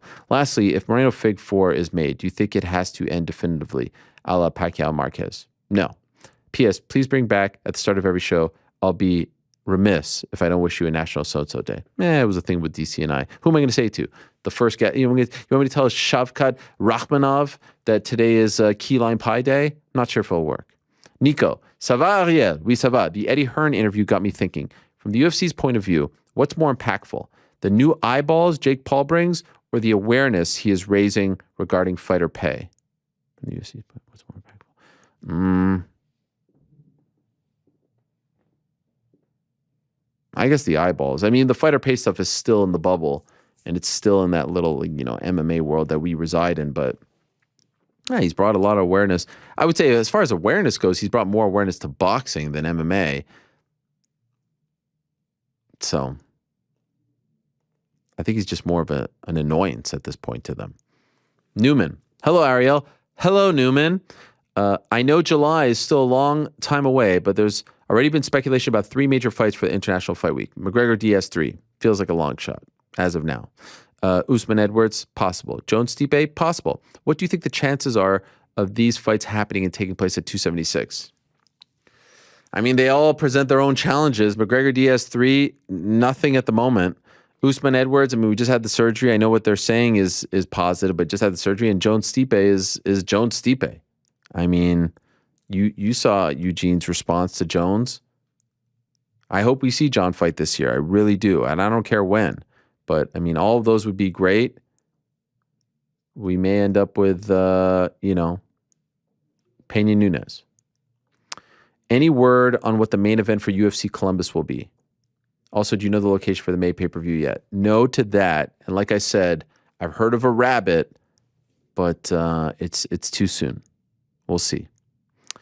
Still my boy. Hey, Ariel, continuing on with the theme of doppelgangers after last week with Hermanson, I have a good one for you. GC and Christian Eriksen. Uncanny. Let's see Christian Eriksen. Let me see. He's the football player. I know that. But let's see him in front of me here. Wow. That is actually tremendous. GC, have you looked up Christian Eriksen? I mean... Yeah, I've been told this so many times. People hit me up on Twitter about it all the time. This is actually, especially when he has the facial hair. Yeah, Eriksen was the one that collapsed in the Euro last year, right? Yeah, I'm very glad he's okay. There were some pictures from that where I was like, oh my God, that literally looks like me. Wow. I may or may not have ordered his soccer jersey for this corner. You have it? It's an order has been placed. Wow. I don't want to ruin surprises, but I love it. I mean, that is a good call. Well done. Is TJ led to believe he has the number 1 contender spot locked up and sitting out to fight the winner of Jan Sterling 2? No. But I can see it happening, but I don't think that's in writing. What are the chances we get to see Aldo Cruz if TJ passes on Aldo? Aldo Cruz. Yeah, I think it's possible. I would love to see it. I would love to see Aldo Cruz, TJ Aldo. Heck, TJ Cruz. Why not? By the way, Naresh says, GC and Eriksen, you're absolutely spot on, sir. Killishaw then says, by the way, GC, as a close follower, even stalker of GC's Twitter, I can tell you he himself had called this out sometime back. You're right. How do you feel about Killishaw being a stalker of your Twitter page? I'm all right with it. It doesn't sit well that we might see each other at Katie Taylor or Manus Serrano, but other than that. It's amazing. I mean, the guy he never misses. Will Brewer, do you think we will see Israel Adesanya move up to light heavyweight this year? Not this year, but we just did hear from Eugene and they want to do it. Also, I hear you are a solid basketball player. Dare I say, very solid. Have I played in a long time? No. I'd like to challenge the great Helwani to a friendly game of one-on-one horse. Yeah. Take a number, bro. Take a number. Everyone wants a piece. What are the figures? Dean Martin. Good afternoon, Ariel. After interview with Casey O'Neill, you said that you were told Izzy does not want to do Zoom interviews. Yes, that's what I was told leading up to this fight. But I've seen him do Zoom interviews with TSN since you've said that. Just wanted your thoughts about this. Will we see Izzy in studio after the fight? Also, I love this segment and look forward to it every week so much so that I had to be a part of it. So I've seen a couple of people point this out. Here's what you have to understand. There's something in the business called broadcast partners. And when you are working for a broadcast partner, you are entitled and given certain luxuries, especially going into these big fights.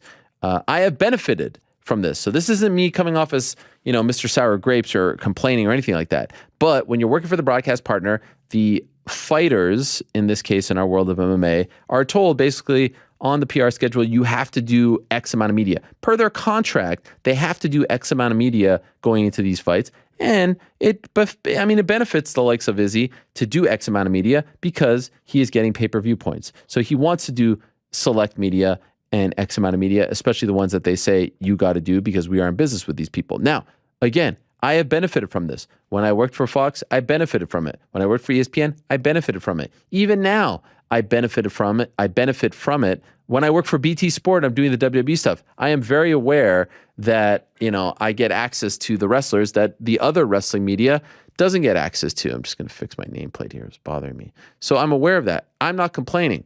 What I said on Monday was what I was told, because obviously I wanted him on, was, much love, but he wants to save it for post-fight, maybe in person, maybe. That's what I've been told. And isn't a fan of doing the Zoom when he doesn't have to, when it's not on the schedule. Now, to break the fourth wall, I'm never going to be on the schedule. I was told that when I was at ESPN.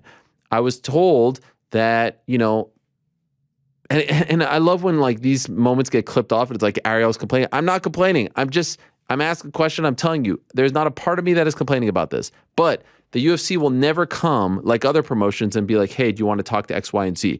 In fact, when they would come to New York or when there was like a media tour type of thing and I would find out about it and I would talk to the fighters who I all have, we have great relationships, they were told it's okay to do it. It can't be on the schedule. You got to do this on your own. We're not going to help you book it. We're not going to go out of our way to help you. We're not going to put him on the schedule. You could do it, but it can't be in writing. Why? I don't know. I have my hypotheses, but they literally go out of their way to not help. So even on Wednesdays, like I'll reach out to people who are doing media day, especially pay-per-view. Hey, can you come on the show? Yeah, I got media on Wednesday. All right, that's kind of weird. I am media myself, but I get it. You've got all this other stuff that you have to do that is on the schedule. And of course, it would be easier if I could just get on the schedule. It would make my life easier since I'm booking these guests, but that's just the way it is. So to answer the question, yes, he is. I never said he's never doing interviews, but what I was told was, and I sort of fall into a different bucket. And again, I'll always take the post-fight over the pre-fight. Just let that be known. I'll much rather have Francis on the Monday after his big win than the Wednesday before his big fight. It's a much better interview. It's a much more captivating interview. I don't really get too worked up over the pre-fight. The Eugene stuff was great. Like, you know what I mean? It's just you're doing 1,000 interviews pre-fight. You're only going to do the ones you like post-fight, right? So I don't mind it. And honestly, if I had to choose between one or the other, I'll take the post-fight. I know I'm going a little longer here, but I wanted to explain this to you so you guys understand how all this works. When you're with the broadcast partner, when you're with ESPN, when you're with TSN, when you're with BT Sport, you're going to get these interviews because it's part of the deal. And a lot of fighters, especially the ones who are at Izzy's level, are just going to do the ones that they have to do for contractual reasons, for pay-per-view reasons. And the rest, they're just going to do the media day stuff and the scrums and the press conferences, and that's that. And that's totally fine.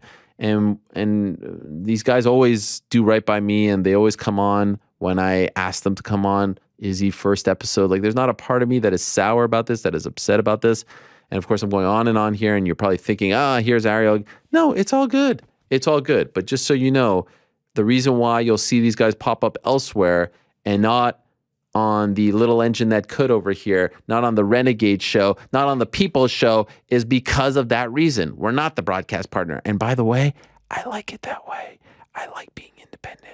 I don't want to be beholden, because when you're part of the broadcast team, you can't ask certain things. You can't talk about certain things. There's certain requirements. There's certain dramas. There's certain politics. No thanks. Capiche? Lewis. Always love hearing from Lewis. My man. Afternoon, Lord Helwani. Afternoon, sir. Continuing my probe into the Helwani mind, you shared how reflective you are of performances and shows, even critical of your own work. The continuing quest to be the best Helwani possible. Yes. In these moments where you're reflecting, how impactful are the opinions of others, and can they influence your thoughts? They are impactful. Does viewer feedback or the thoughts of someone you respect change your viewpoint? Of course. And sometimes, honestly, I let it affect me too much. And that's the problem ultimately with social media, because you'll read this stuff, again, as I always say, on the phone where I talk to my mom or my wife or my kids, and you have someone say like, you suck, that was bad, you screwed up, horrible question, whatever. So it messes with you. It does. And I wish it didn't. And I've come a long way in that regard.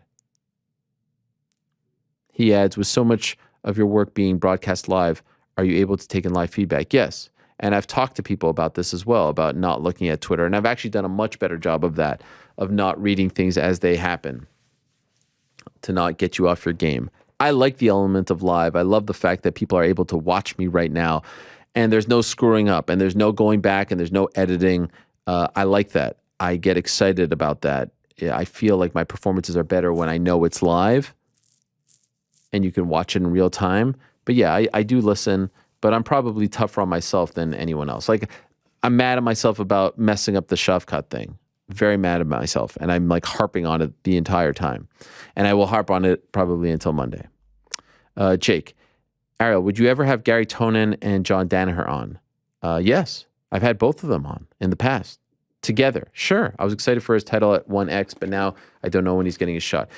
Did you go on your birthright trip to Israel while at Syracuse? If so, how was it? I did not go on that. For those that don't know what birthright is, every Jewish person is able to go for free to Israel at some point. It's part of your quote-unquote birthright. But you can only go if it's your first time, to the best of my knowledge. And I had been to Israel before, so I did not go on birthright because I had the luxury of going when I was younger with my parents, so that kind of excludes me from that, which I'm okay with. Last time I was there was 2008, and I'd love to go back. Zach, good morning, Ariel. I was curious if you had a chance to check out Eagle FC's first US event a few weeks ago. Yeah, we spoke about this already, no? I remember you were doing something with wrestling on the same night. The app was easy to download. There was not a single commercial all night, and there was very little time in between each fight, so it was nonstop action. I see them being very successful in the States. What does successful mean? My question is, how are they making money? No ads, no payment, no fans. Where's the money coming from? Where's the revenue coming from? How are they affording these fighters? This week's handicapped hot take for you: Whittaker KOs Izzy by the third round. Wow. All right. That sometimes you say hot take, it ain't a hot take. Solid hot take. Hugo. Hey Ariel, what's the situation with Max potentially being back? What's the situation with Max potentially being the backup fighter at UFC 273? Seems odd that Max can fight in April, but not in March. I mean, not necessarily. Sometimes all you do need is that extra month. And by the way, sometimes the thing with his hand was it was injured and they needed time. And basically what they said to the UFC was like, we don't want to hold you back. If you want to go ahead and book something else, because I know you got, shows to fill, then go ahead. And so they did. But sometimes it could get better and you could be like, okay, now I'm ready to go. To suggest that Max Holloway is ducking Volkanovski, is ducking the threat of Volkanovski, to me, doesn't make a ton of sense considering the fact that most people thought he won the second fight. The first fight was close. Even if you don't think he won the second fight, it was close enough to think, all right, I've been there twice with the guy for 25 minutes each time, 50 minutes total. What are you really afraid? Like, come on. But yes, things can change, and let's see. Let's see truly, where he falls, and does he end up being the backup fighter? No, who knows? Matt. Ariel, show's been fantastic as of late. Thank you. Appreciate it. Bit of a long question here, long-winded question, but curious how you see the UFC handling welterweight going forward. At the top, you have the dichotomy of dominant but less marketable fighters. Usman, Edwards, highly marketable but less dominant fighters. Colby, Nate, Dustin. Dustin 55, but fair enough. In the prospect range, you have a similar situation with highly marketable Khamzat versus less marketable Brady and Rakhmonov. I don't know if Rakhmonov is less marketable. He's just a little bit newer. Furthermore, you have Bilal, who may be the least marketable fighter in the promotion, but is a hell of a fighter and is tough fight for anyone. I don't know if I agree with that as well. He's got a great personality, and I don't agree with that at all. Seems like he has a solid fan base. By the way, I hope he clips this off and somehow twists it into me hating on him, but I don't agree with that at all, that he's the least marketable fighter in the promotion. What the hell? How do you think the UFC attacks this division going forward? Match up the marketable versus... Nah. I think you're overthinking it, my man. Usman Edwards If Khamzat wins, you got a potential massive star in your hands. Do you remember Khabib? I think they're fine. Hey, Ariel, I'm from Australia and I've been watching you for years. Thank you. Adelaide Crows are cap. Please support the Fremantle Dockers. We are the longest active team to not win the league and need your support. Well, you know, Adelaide jumped on the bandwagon. What can I say? I don't see nothing from Fremantle. First question. Regarding minimum purse for fighters in the UFC, what do you think is fair? In the end, UFC is a business. So what is a hypothetical number that you think would be better for fighters? I mean, for me to throw out a number would be a little bit reckless. I'm not looking at their financials. I'm not looking. And honestly, considering what the rest of the MMA world is paying, 12 and 12 ain't the worst thing. I just wish it wasn't 12 and 12. Why can't we make it 24? Why can't we make it an even 22? 20, 25. You know what I mean? The main thing that for the early fighters I wish was abolished was the win and show. Because after you pay your coaches and after you pay your management, you're left with taxes, by the way, you're left with very little. So that's the main thing I wish they got rid of. Number one thing would be the win and show model. Just give them a guarantee. And by the way, I don't want the guarantee to be just 12. But if you're willing to pay that much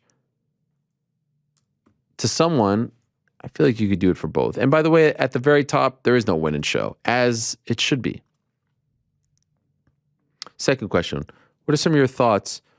Oh, what are some of your favorite post-fight octagon ringside interviews? Mine is I broke my back spinal when Tyson lost to Lewis. Oh my God, there's so many.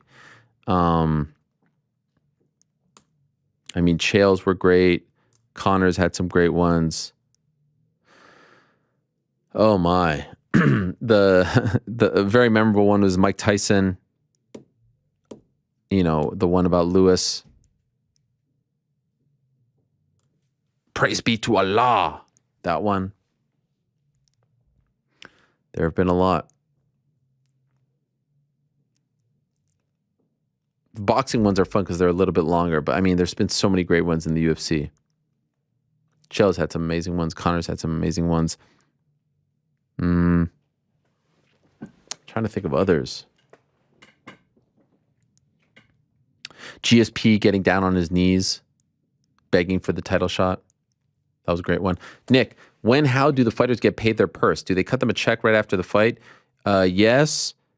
It also, there was a time where it was a check. I would sometimes see them handing the check over. I think they do direct deposit, excuse me. I've not asked, but it usually happens relatively quick when it's the UFC, and I think it's direct deposit now, if I'm being honest. Grant, I've got a hypothetical question for you. Let's say Moreno won last month's fight against Figueiredo for his next title defense. The UFC chose to do in Mexico. If this happened, wouldn't it mean that Moreno would be making less money than if the fight was elsewhere because he'd still get a share of the pay-per-view? But if all of those Mexican fans are now in person rather than staying at home buying the pay-per-view like they would have done if the card was in their home country, wouldn't that lose? Yeah, I don't know if they have pay-per-view model in Mexico. And he isn't making the boatload of his pay-per-view in Mexico. He's making it in America. So it doesn't really matter. Jorge, hello, Ariel. First time writing from Puerto Rico, the country of the soon undisputed lightweight champion and pound-for-pound queen of boxing, Amanda Serrano, the Boricuas. I'm a big fan of the show, and I'm super pumped for 271. It's going to be my first live MMA event. I can't wait. I have two questions. What was the first event you attended as a fan, and what do you remember most about it? Wow, that's a great one. First UFC event that I attended as a fan that I did not work at was UFC 78 in Newark, New Jersey. This was back in a time when there were less shows and there was a lot of talk about what the main event would be. And the main event ended up being Rashad Evans versus Michael Bisping, which was a time when they very, very, very rarely had non-title fights in the main event. And I went with my old boss, Jay Peterson. It was 2007. I was working for a place called K2 Pictures in production. I had no friends that wanted to go to the event with me. And so I asked him if he'd go, and we met at his apartment on the west side, and we went to Newark, and I watched it. And it was November of 2007, and I just launched jerrypark.com, my own website, in October of 2007. So I was, obviously really into it now, and this was my career. And I remember Joe Lozon fought on the card, and I remember Houston Alexander fought on the card, and I remember sitting all the way up in the bleachers. That was a great, great moment. That was a great experience. The first event I ever attended, UFC, worker fan was the Top 3 finale in June of 2000 and Top 3 finale. I think it was 2006. And I was working for that company, K2 Pictures, and one of their clients was Spike TV, and we produced a pre-show for the Top 3 finale that aired on spiketv.com that was hosted by Forrest and Stefan. Remember, they were the finalists on Tough One. And I helped produce it and I helped write it as well. And that was the one that Bisping won, Tough 3. He fought Josh Haynes. Also, Kendall Grove was there, if you recall. I think Sam Stout, too. So, yeah, that was the first one. It was at the Hard Rock in Vegas, and that was the first event that I ever went to. And I'll never forget, there was also a fight night, September of 2007. I was working for Spike, and that was the one that kind of led to me leaving Spike. I joined Spike that Monday. On the Wednesday, we flew to Las Vegas because Dean Thomas versus Kenny Florian was happening in Vegas. And I remember we did absolutely nothing. And I remember having a conversation with one of the guys, like my superior at Spike. I was like, what do we do here when we're at their events? Oh, we just kind of make sure everything's okay. I was like, I can't do that. I can't just be here and not do anything. And I remember sitting in the truck for the entire event. And it was interesting to see how it goes with the commercial breaks and everything that's going on. And Eddie Bravo was next to me working. Was it Eddie Bravo or was it Mark Delagrati? It might have been Mark Delagrati now that I think of it. But he was telling the announcers, Joe and Mike Goldberg, like to look out for certain things. I think it was Delagrati now that I think of it. Oh, that's called this, that, just kind of working as a producer. And I didn't even know that that was a real job. And I was sitting there, and then I remember at the end thinking, I can't do this. I like to, and then that's when I came back the following week and I quit Spike and they made me sit out, and I decided that I was going to start doing MMA journalism, and start my own website. What do you rate this UFC 271 card? I picked a pretty good one. Yeah, I like it. It's good. Top to bottom. Oh my God. Benjamin Big Spitta. I mean, this is like a 5-paragraph question. So I see the first line. First of all, the stat that Derek Lewis is undefeated in February is about as useful as limbless MMA fighter. No, it's, by the way, I'm not using that as a stat to determine whether or not he's going to win, but it's just like an interesting factoid. That's it. Nothing more, nothing less. So calm the F down.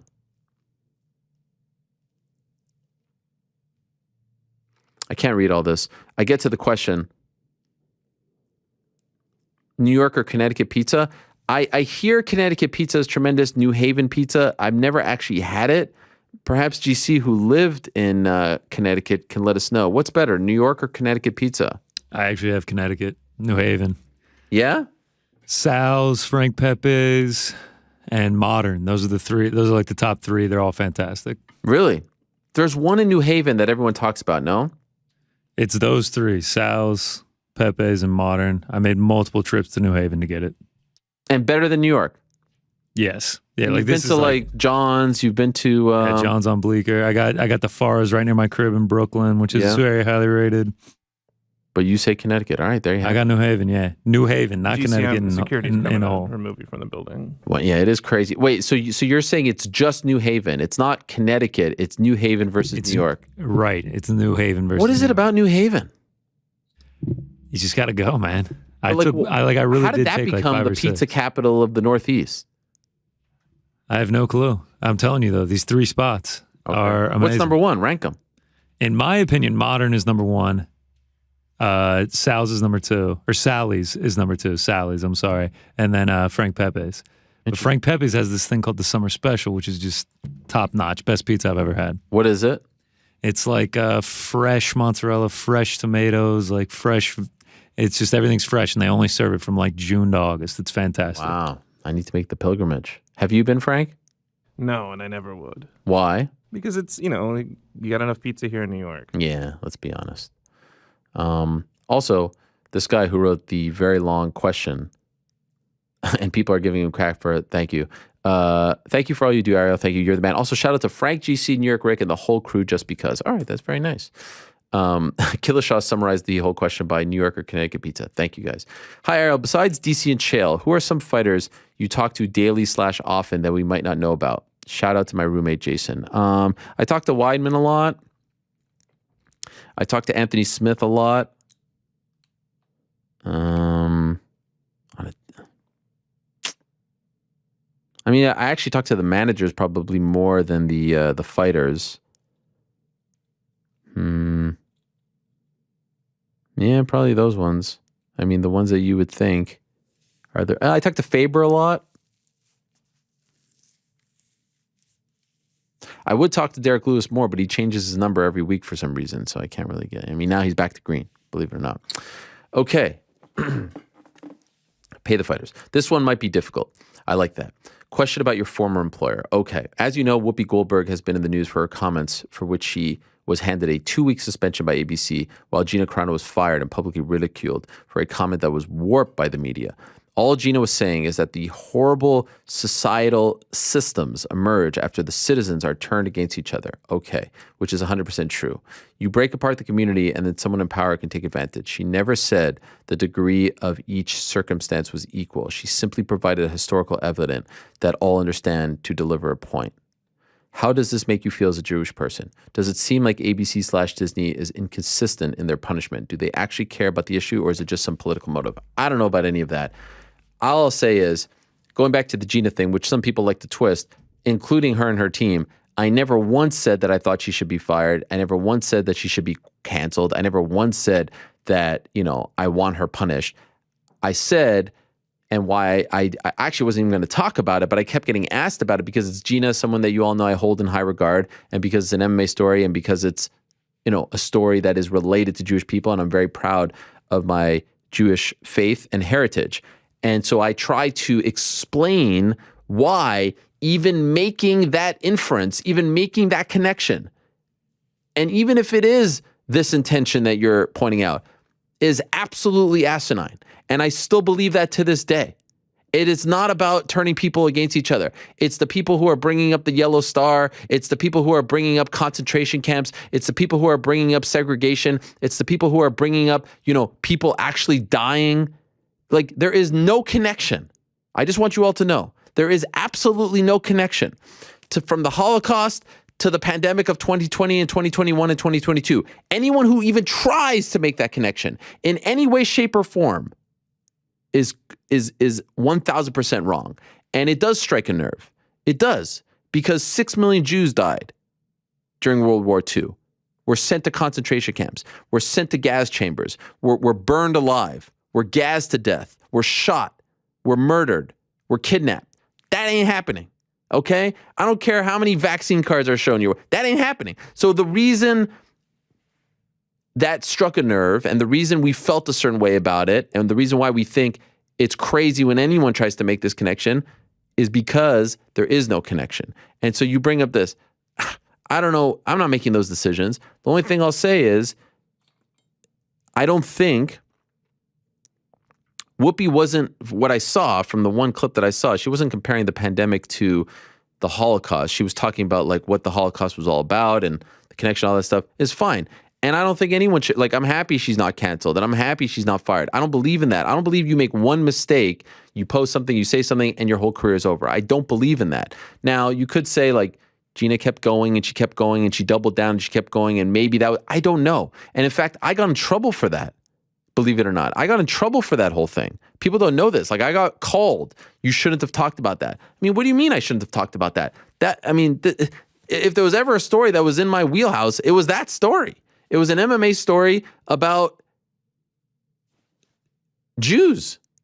If there's ever a story that I should talk about that's outside of the world of fights, which I'm not a robot, that's not all I care about, it was that story. But I got in trouble for it. And then, of course, we remember what Dana said, and no one had my back, and then it became this whole thing, yada, yada, yada, silliness. But again, you go back to what I said. You go back to how I said it. I never said she should be punished. I never said she should be canceled. I was just explaining why we felt a certain way about it, why I think it was a mistake, why I think it was tone deaf. And you can't hide behind it was just a meme. No, you went out and you shared it. and you perpetuated this thought that there is any kind of connection whatsoever between what happened in World War II and what's happening today in society, or what happened in society. There ain't no connection. I'm sorry. I know you all want this to be your raison d'être. I know you all want this to be your Vietnam, where you're standing up for something.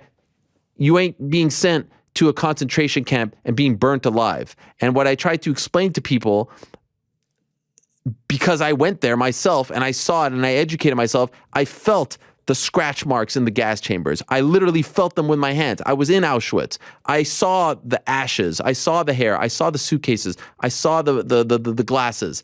Anyone who makes that connection is just wrong. And I could call you a bunch of different names, but I'm not. You're wrong. You are wrong. There is no connection. Zero. None. Don't share the meme. Don't go down that path. Don't do it, because you are wrong. And unfortunately, there's repercussions. Now, do I agree with the repercussions? No. I don't believe in cancel culture. I don't believe in whatever you want to call it. I don't.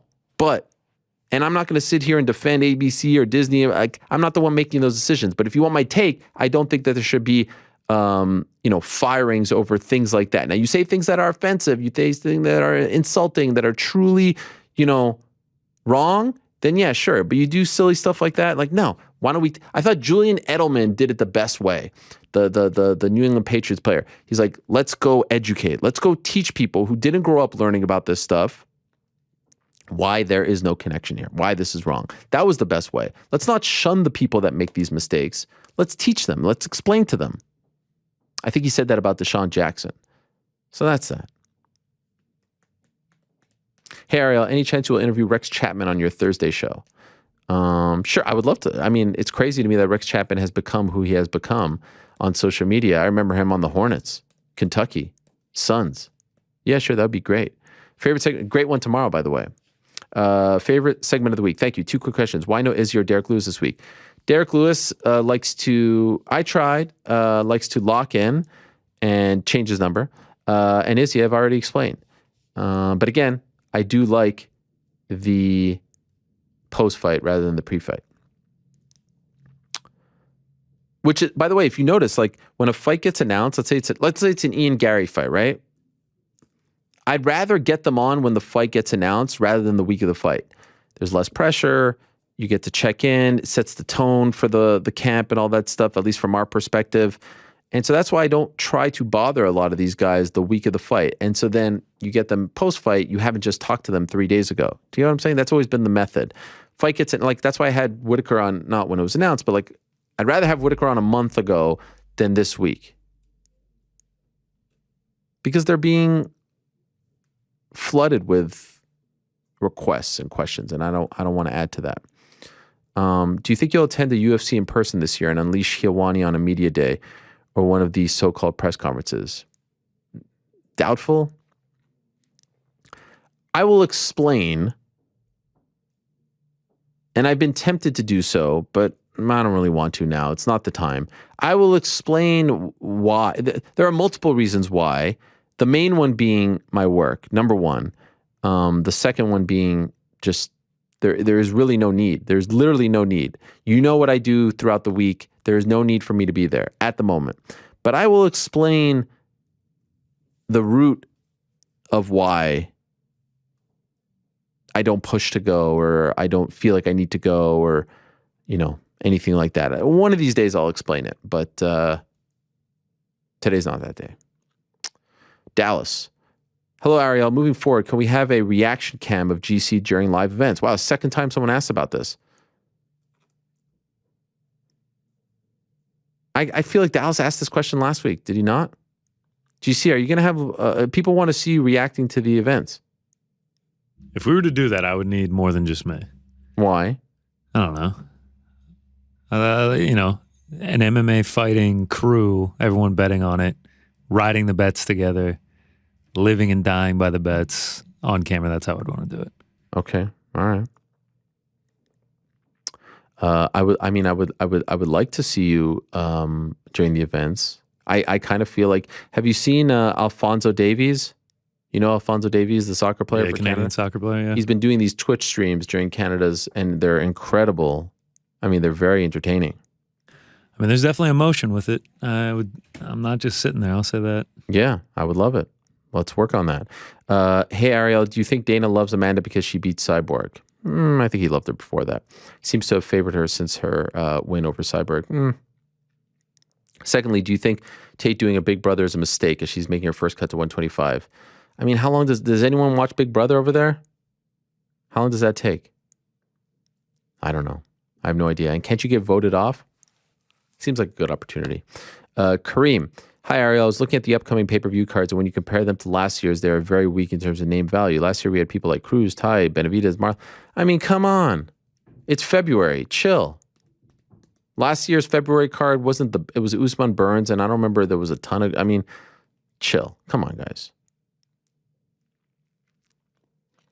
I don't think that's fair. Jezza, yo, Ariel, Jezzy Q here from London, respect, or England. Love the show, haven't missed one, but a first time posting a question. Thank you. Any news on when 10-7 Danis will be back in the cage? No one cares. Does Khamzat fight for the belt this year? Very possible, yes. I think there's a strong possibility of that. Peace out. Keep up the great work. Shout out to GC. Hey, Ariel, this is from Lord Pilbian. Big fan, longtime listener, brand new subscriber. Hope all is well. Respect. I was looking at next week's main event, and I think it's flying under the radar. Should Rafael Fiziev win against RDA? Who do you see him fighting next? I'll tell you this much. The February main events are tremendous. Izzy Whittaker 2, Fiziev, RDA. Wait, last week, okay, it was Strickland Hermanson, didn't turn out to be great, but I was interested in it. Then Izzy Whittaker, Fiziev, RDA. And then Dariush Makhachev. Great. If Fiziev wins, he's in that, golly. So the latest I heard is Chandler Ferguson, potentially May 7th. Does he fight the winner of that? He's in there. He is in there. RDA is a top 7-8 fighter, so does he fight the winner of that? That would be nuts. Brett, here, a quick question about fighter purses. If a fighter wins a fight but later fails a post-fight drug test, does their win money get confiscated? I don't think so. Does it depend on the severity? I don't think it gets confiscated. I think if it's there, they don't have to pay it back. But it does raise a good point, and it's something Mark Hunt said. Why are they tested before the fight, but the results come out after? Seems to defeat the purpose. Hey, Ariel, if someone was to gift you one NFT of any moment, what would you pick? Also, I think Bam Bam needs to be immortalized after name-dropping Kielwani on RCDC or DCRC. Really? He did that? I didn't know that. Did you? I know you watch DCRC, GC. Did he do that? I must have missed that episode. I'm still getting caught up. I got them all saved on my ESPN Plus. All right. One NFT. I'll probably go with that one. I'll probably go with GSP Matt Hughes, UFC 56. The night he became champ. I'll probably go with that one. Any news on Khamzat Burns? Not yet, but they keep going back and forth. Ariel, April. If you were in charge of rule changes, what rule changes would you implement? Punching to the back of the head? No. Knee kicking? Meh. Headbutts? No. The main one is if you're going to penalize someone for cheating or for breaking a rule, penalize them. Enough with the warnings. Penalize them. Figure out what that penalty is, but the warning should be in the locker room, in my opinion. Ariel, which MMA fighter do you secretly wish would talk more trash on the mic? I don't really secretly wish any of them. I wish more people knew how entertaining Arnold Allen was. And I get you can't just be fun in interviews. You have to win the fights in fun ways. But man, that guy, first of all, he's just such a lovable character. He's a pro athlete, in my opinion. You shouldn't be showering at truck stops. I get it. I'm not trying to put that down, but how does that gym not have any workable showers for these pro athletes? A. B, the fact that he's driving 3 hours one way 3 times a day, 6 hours total each day. The fight game, man. It is a crazy, crazy thing. Matthew, 2 questions. Have you ever thought of interviewing Ben Shapiro? I haven't really thought of it per se. He's an interesting guy. I'm not a huge fan of political media. I'm not a fan of it at all. So I don't consume his content. So, not really my thing. What are your thoughts on MLB doing away with steroid testing? I think it's just for now. Can I just say this about MLB? I mean, have you ever seen a dumber sports league than Major League Baseball? We're still in the freaking pandemic. You've got some young, good stars. There's some good story. You've paused Hot Stove. Your season is going to be delayed, or at least is being threatened to be delayed. Like, what the F are you guys doing? You've already messed it up enough times over the years. Of course, 94, you killed my team and you killed my city.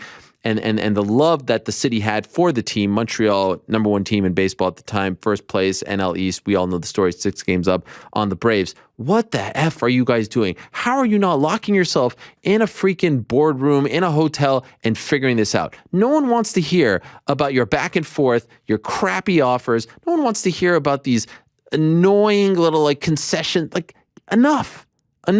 Figure it out and be done with it. No one wants to hear about this. There's enough going on. You're just going to get passed by again. Look, if there's one sport right now, one sports league that can't afford this, it's probably MLB. Number 2 would be NHL. And NHL is doing just fine, especially in Canada, and they've got the new deal with ESPN and TNT. What the F is MLB doing? Like, Manfred, what are you doing? Tony Clark, what are you doing? I mean, it's just so frustrating. It's like, do they not want us to be fans? And you're going to pick this time in our lives now? Now, when people have lost their jobs, when people are just trying to get back on their feet, now's the time that you're going to do this? You guys, I mean, it's so disappointing. They suck so bad. They suck. Danny, Ola Ariel, no question today. Simply wanted to thank you for sharing the story about your anxiety struggles during the trip to Milwaukee. Thank you. I appreciate it. Really shed a light on the fact we should be checking in on our inner circle, even if they look okay on the exterior. Amen. You've been through so much adversity and continue to show resilience, and here we are benefiting from independent Helwani, who is better than ever. Keep doing you, Ariel. Keep being you. Much love from Charlotte. Wow, that was very nice. Thank you, Danny. I appreciate that. Taylor, hello. I've only been to the Toronto area in Canada, but I have a geography question for you. It is a bit complex, but I've always wanted to do the Trans-Canadian train journey and would love to hear a solid answer. Do citizens in Canada categorize themselves regionally as people in the United States do? For instance, people from places like California, Texas, and Midwest, the South, NYC, generally pride themselves on certain things. Do people in Canada do this as well? Yeah. I mean, certainly Quebecers do. But I think there is a bit of that. You know, you got the BC types, you got the Prairie types, you got the Maritimes types, you got the Ontario types. Toronto thinks they're, King SHIT. P.S. Banff looks like one of the most beautiful spots on the planet. I agree. I've never been, but it looks incredible. Jasper as well. I've actually not been to enough places in Canada. I've been to BC a couple times. I've been to Winnipeg. I've been to Edmonton. I've been to Calgary. I loved Calgary. I loved Vancouver. Been to Whistler, Olympics. Been to Ontario. Been to Ottawa. Been to Toronto. Been to Montreal. Been to Quebec City. Never been to the Maritimes. I'd like to do more in Canada. Killishaw. Hi, Ariel. Cold weather as usual at the Big Apple. I love it. He's now local and he's complaining about the cold. Was wondering if you're as curious and anticipatory about Izzy's entrance like me. I mean, I guess I'll just kind of digest it when I see it. Do you know if it'll be more of a Rock Lee kind of entrance? I have no idea. By the way, will you be at Elimination Chamber? I will not. That's the one in Saudi Arabia. I don't think I'm going to that. But I will be at WrestleMania. Happy Read in the Bathtub Day. Looking forward to sharing a seat with GC at MSG. Are you and Killishaw sitting next to each other, GC? That has not been confirmed. Okay. EK, he's on the other side of the section as me. Okay. It's a whole thing. B-Dodd. With the women's 135 division doing tough, how long into this year do you think it will be before any of the other women defend their titles this year? Well, I suspect Juliana fights this summer. And yeah, the one I need to check up on is Rose and Carla. I know Rose had COVID, but she should be okay now. And then there's obviously Valentina. Is it Tyla Santos? So yeah, I mean, maybe he's got 2 title fights. Maybe the June card. Hello, Lord Ariel. My question this week with the NBA trade deadline quickly approaching, is there a trade you do? Oh, about the Knicks. Golly, the Knicks are so depressing. I really thought last year, I thought last year was the beginning of a great run. I thought last year everything was going to change and there would be no more disappointing seasons for at least the foreseeable future for, 3, 4, 5 years. No more draft lotteries. And I mean, it's just so depressing. I don't know. Lillard, what is going on? What is going on with Julius Randle? I mean, he's playing well lately, but like, what is wrong with this team? I know what's wrong. Derrick Rose. Derrick Rose was the reason why they went on the run last year, and Derrick Rose, I think, is the reason why they're not playing well this year, because he's injured. Some crazy trades yesterday. Can't believe the Kings got rid of Halliburton. I like Sabonis a lot, but Halliburton's, second year in the league. The guy's, I don't know. I would think the kind of guy that you want to build around. They picked De'Aaron Fox. And then, CJ McCollum going to New Orleans. So maybe we get Lillard. How about we do Damian Lillard for Evan Fournier? How about that? Alec Tomlinson, top of the morning, Ariel. Sorry to keep asking, but need info on the March 26th. Rabbit out of the hat. Stay tuned. Hey, Ariel, it's VJ from Kamloops. Respect. You haven't spoken with Izzy. Are we saving him for the Monday after the fight? I mean, he has to win. Could be Wednesday. Also, any word on Arjun Buller? Ooh, I think there is a resolution coming there. Stay tuned. But yes, it would be nice to see him defend that heavyweight title. Any locations for 275? I don't even know what 275 is. UFC 275, but I don't really know anything past April. Wait, 275? What is 275? That's later in the year, but I don't know.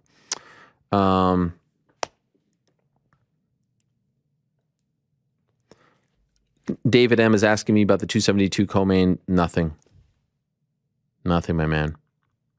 Logan, hey Ariel, hope your wife is doing better. Unfortunately, my wife is having surgery on Friday. It's a bit of a stressful time, but it got worse. I'm very thankful. Actually, I wanted to tell Iaquinta. I should have told Weidman about this too. HSS, the Hospital of Special Surgery, is it's a crazy story how we ended up there, but yeah, the cut is like this huge ball now, and it's a bummer. Crazy, just from a plate. I mean, you would guess that the plate would do something like that, but it was just putting a plate away. So I appreciate that, but hopefully come Friday, we will turn the corner and better days are ahead. We all know that most UFC talent isn't great at basketball. Could you give us the worst possible starting five? I mean, golly. I mean, Jones is definitely in that mix. I haven't seen all of them play, so hard to say. But Jones is in that mix. Bakri, salut de Montréal. First off, I'd like to thank you for the great WWE coverage. Thank you. Back when we were kids, me, my brother, and my neighbor used to pretend we were wrestlers. My favorite was Kofi Kingston. There was always a small snow mountain that when you were kids, you used to pretend you were Kofi Kingston? You must not be that old. I thought you were going to say like Coco Beware.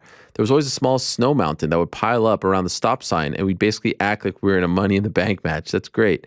The goal was to get to the stop sign. Having WWE guests on the show has brought back so many amazing memories, so thank you for that. I appreciate it. Here's my question. What are your thoughts on Anthony Pettis starting both a new promotion and a management company? I love it. You've been critical of Eagle FC in the past. Do those same concerns apply to Showtime? No, because I see what you're saying. I see. Okay, that's fair. That is a very, very fair assessment. Now, I will say this. Anthony said the majority of the fighters on Showtime promotions aren't fighters that he has signed. And also, he is not, who signed to Showtime Management? But it is fair. In the world of boxing, you can't be a promoter and a manager. You can't. And yeah, so I think that the same should apply in the world of MMA. I like the fact that Anthony's a fighter and is trying to guide fighters and steer them in a certain way, but no, the criticism has to be fair. And so, yeah, it's a great point. Francis versus every current champion. He fights them one by one with a 15-minute break in between. You're crazy. Amy, ever watch horror movies? No. I feel like Frank's a big horror movie guy. Frank? I mean, it's not that I don't like that. No, I guess feel like you're a big fan. Yeah. There's a really good Jewish one out there called The Vigil. Have you seen that? No, I haven't heard of that. Check it out if you're brave and have time. I'm not. And I don't. Or you could stick to Rudy, where it's safe. I kid. I will. Big ups to Frank. Oh, look at this. Big ups to Frank for his statement that silly questions are going to be the end of humanity on Earth. His deadpan responses to you are a growing highlight of the show. Keep it up, Frank Mysterio. Frank Mysterio is a great name. How about that? You got a fan in Amy Otis. That's pretty awesome. What's up, Nose Ken Seiko? This is from Askren, and you shall receive. If you knew Usman would not be holding the strap at the end of the 2022 due to defeat, not an injury, who would you say is the best chance? I'd say probably Khamzat.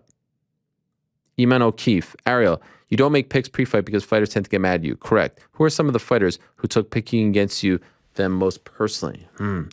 One comes to mind. I think it might have been Rashad, if I'm being honest. Rashad and I have a great relationship now. I don't remember all of them, but I would just continuously hear crap about it. I'm like, you know what? This is not worth it. Have you any inside info on Connor's leg? Not at the moment. Hey, Ariel, are the fight night events in April planned for the Apex or a smaller city such as Columbus? No, I still think that some of them, I mean, I know the May ones are Apex, some of them. Also, who would headline 274, Oliveira or Teixeira? I've been asked that question. Great question. I think it would be Oliveira and Gaethje because I just think it's the bigger fight. Benoit, hey, my friend Ariel from Quebec City. Salut. I just want to know what you think the Knicks should do before the trade deadline. Trade deadline. I mean, I don't want to see them blow it up. I can't believe RJ Barrett got injured with like 13 seconds left in that blowout yesterday. What are we doing? I love Tibbs, but it hasn't been a great year for him. I don't know. The Fournier contract ain't good. Do they get rid of Kemba? Is there any value? I don't know. Halliburton would have been great. We need that point guard. Bring back Elfrid Payton. I rewatched the Eddie Hearn interview. What a great interview. Thank you. Okay, a couple more. Carter, this is my first time sending a question here. I love the show, but let me get straight to it. Thank you. Do you have any info on 275? Come on. Guys, can we read the other questions? If you're going to ask like 3 hours later, can we at least just check? Just do a quick search. Now asking me about 274 location. No, I don't have one. Hey, Ariel, Jake from the Windy City here. When the dust settles, what fight will we end up seeing on the last of Nate Diaz's contract? What did I say? What did I say about the contract stuff? I wouldn't be surprised if they all re-sign. First one, Izzy. What did I say?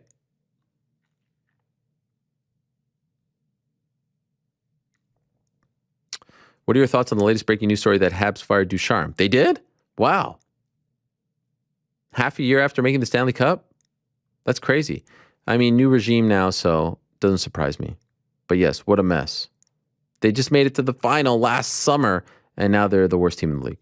Also, I've been keeping in mind what you said about Ronda Rousey just phoning it in with WWE and playing wrestler. I thought her promos last week on SmackDown were really poor. Yeah, no kidding. I mean, it's unwatchable to me. She looked uncoordinated, sloppy, uncomfortable. It feels like she's just doing it for the paycheck, if I'm being honest. And hey, much respect, but come on. And like the match to make was her versus Becky, not her versus Charlotte. So I don't get it. Is there any buzz on a fight lining up for Valentina soon? Nothing at the moment, but I would suspect it would be Tyler Santos. Last week you had the audacity to name your top jellies and not mention grape. Never was a grape guy. The goat of jelly. No. I never was a grape guy. I'm sorry. Hi, Ariel. I like it, but it's not my top. Strawberry number one. Samir from Brisbane. Brisbane? When Mike Goldberg was let go from UFC, Dana said he was getting someone really big to replace him. Do you know who that was? I think he was talking to Jim Rome? That's an old school question, but no. I think it might have been Jim Rome that he was talking about. I think he made the right call not going with Jim Rome. And Jim Rome's amazing. I love him. He's a legend, but he's not a play-by-play guy. Anik is the guy.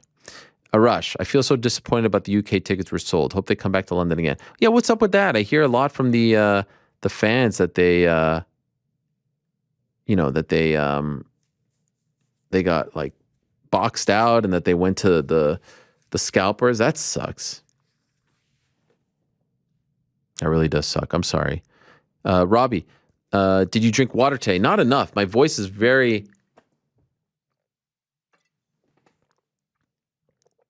hoarse and dry. Thank you for reminding me.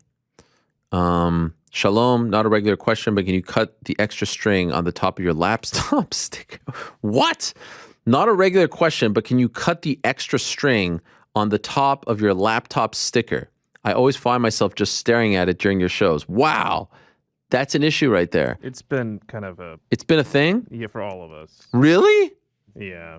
Shout out maybe you liked it that way. Shout out to Bill Steinmetz, who gave me this, who's a member of the LVPD or the LVMPD. I don't know. I mean, if you guys really were bothered by it, now it's even worse, huh? I messed it up. I'm sorry, Trey. I'll work on that. Ribeye or New York strip? Let the people know. I think New York strip. Filet mignon. Is that an option? I feel like Frank's a big steak guy. Actually, I feel like you're a vegan. Do you know what you feel? Filet mignon all the way.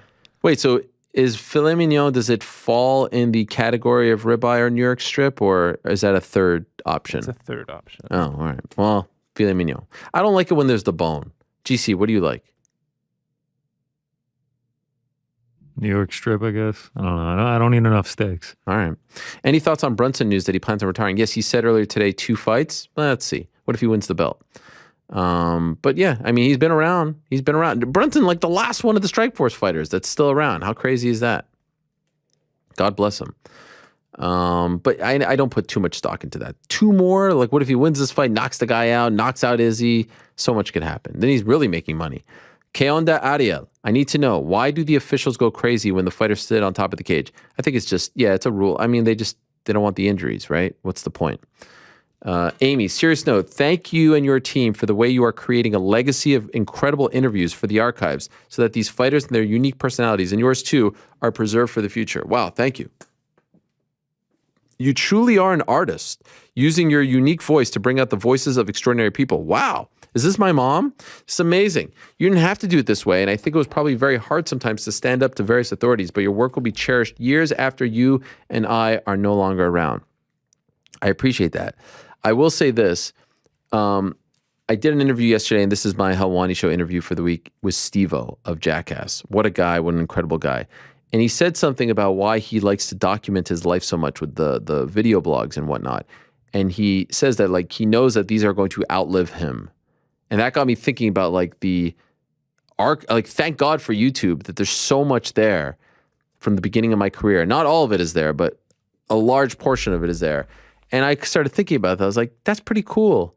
You know, it's pretty wild that hopefully YouTube is still around, and my grandkids and my grandkids' kids will hopefully be able to look up some of the stuff that I did back in 2009 and 2010, 2011. So I never really looked at it that way. But when he was talking about why he likes to record so much and put up so much in his YouTube channel, is killing it. He has 6 million subs, 6 million plus subs. I started thinking of that a little bit. I was like, wow, I don't have anything near what he has, but it was a pretty cool way of looking at it, I must admit. Nim, hey, Ariel, we've all grown fondness for the Helwaniisms you've developed over the years as a media personality. Definitely a full send. Thank you. I appreciate that. So given you don't like to give yourself the old Barry Horowitz, shout out to Barry. This is a question for the back if they haven't left already. I think they're still sticking around for a few more minutes. GC, Mr. Monday Afternoon, Mysterious Frank, and CA. What is your favorite Helwaniism? I don't even feel comfortable with this. I've IG DM'd my favorite one, didn't want to tweet it irresponsibly. Number 1, I would be remiss. Number 2, apropos. 3, the MMA hour is back in your life. Enter date. Giving yourself the old Barry Horowitz. Come on. People's main event, Jabron, getting dicey, Thug Nose, Helwani, El Nariz, break the fourth wall. What a mensch. This gives me nachas. I mean, that is a collection. I didn't realize I had such a repertoire, Nim, but now that you put it this way, Frank, your favorite? Helwanis. That wasn't one of the options. GC, your favorite? Wow. I think you really caught Frank off guard there. I mean, that man listed every one of them. I'd probably say, come on. Come on is I can't even try to. Oh my God. Come on, man. Great job, Frank. Helwani in the house is from Mari. If you're reading this, my boyfriend is 10 out of 10 watching you in the living room, and I'm over listening in the office. Wow. Hi, guys. As we do every show, his birthday is on Valentine's Day, so happy early birthday, Santana XOXO. Respect. My question, we were blessed enough to see UFC 269 in person. Although I was grateful to experience such a legendary card live, I feel like I missed the dang fights. I wanted to get your thoughts and wondered what you enjoyed more. I will say this. There are certain sporting events that I think are better at home as opposed to in person, certain better in person at home. NHL, better in person than at home. NFL, better at home than in person. NBA, kind of a wash. MLB,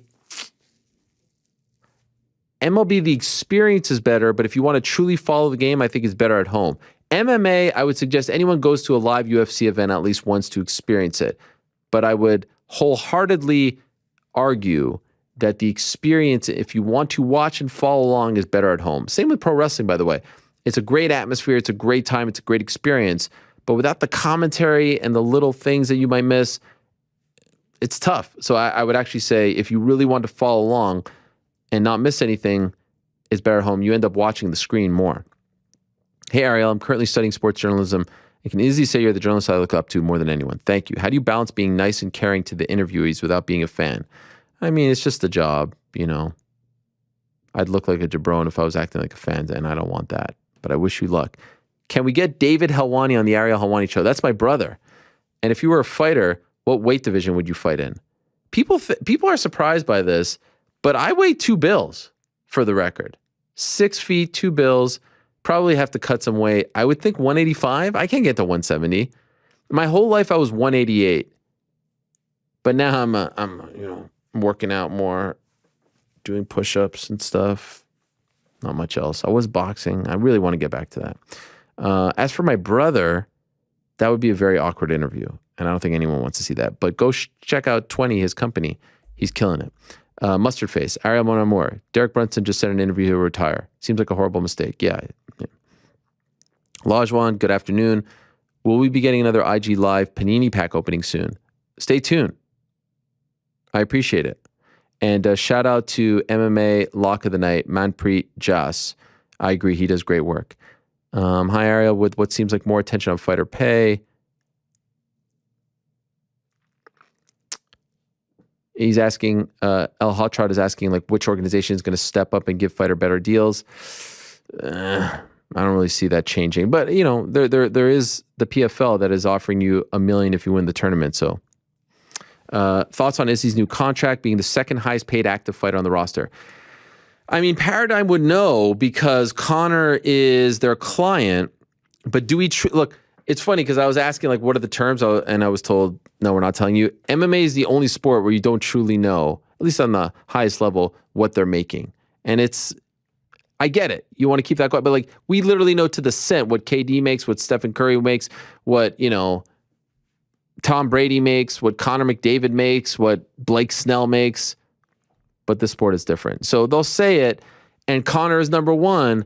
But how do they know, like, I don't know, Usman's not making the same as, I don't know.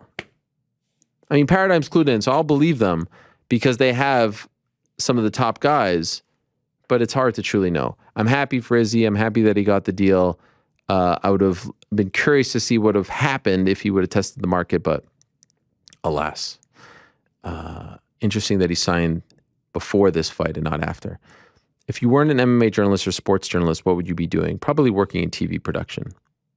Can you name your 5 greatest women's MMA fighters of all time? I mean, Cyborg, Nunes, Shevchenko,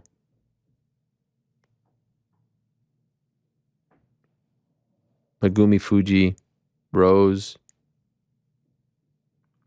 Does your heritage faith impact the way you cover the sport? No. El Cubano back again. Couldn't possibly let you end. Okay, I'll finish with that one because I see what you're asking. Do you think the UFC does a good job with fighter backup plans for last minute pullouts? Yeah, good enough. And yeah, so the last one is El Cubano back again. Couldn't possibly let you end the week / episode without giving a huge shout out to the happy warrior Roxanne Modafferi. If you can please give us a few words on her career now that it's finally coming to an end. Viva Helwani. What a great way to end today's show and the week. Roxanne Modafferi. The first time I was introduced to Roxanne Modafferi was via her MySpace blogs. She used to write these MySpace blogs as she was living in Japan. And she was working as an English teacher and also training and following her dreams. And she obviously, the first thing that you see when you see Roxanne is you think to yourself, this isn't your typical fighter, right? She doesn't look like your typical fighter. She looks like a school teacher. She looks very nice. She's not menacing. She's not tough. She's not mean. She's just very different than your quote unquote typical fighter. And her blogs were very entertaining. They were very unique. They were fun to read. And here was this American chasing this dream in Japan. And so she was winning fights. I mean, I'm looking at it right now. 2007, she won 1, 2, 3, 4, 5, 6 in a row. 2007, 2008. And then she got a big opportunity to fight in Strikeforce against Marlus Kunin at 145. And that was the first time I met her. November of 2009. Hoffman Estates, Illinois. I posted the video yesterday of the media day. And you meet her, and she's so likable. She's so warm. And, you know, she's quirky, but she's fun. She's unique. And it's just amazing that someone with the glasses and the hair and that demeanor can be that great of a fighter and have that kind of courage to step in a cage. And then, you know, there was a period shortly thereafter she lost that fight where she lost 1, 2, 3, 4, 5, 6 in a row, including her UFC debut. And I remember talking to her at her UFC debut afterwards. And she got the opportunity because she was on Team Rousey and Team Tate. And she lost to Raquel Pennington at the finale. And she didn't win that fight, and she didn't get a UFC contract. And I think a lot of us at that point, after losing her 6th straight fight professionally, thought, all right, that might be it. She made it to the UFC. God bless Roxy. She was an OG of the sport. At that point, she was 15 and 11. She made it to the UFC. She made it to the dance. This will probably be it for her.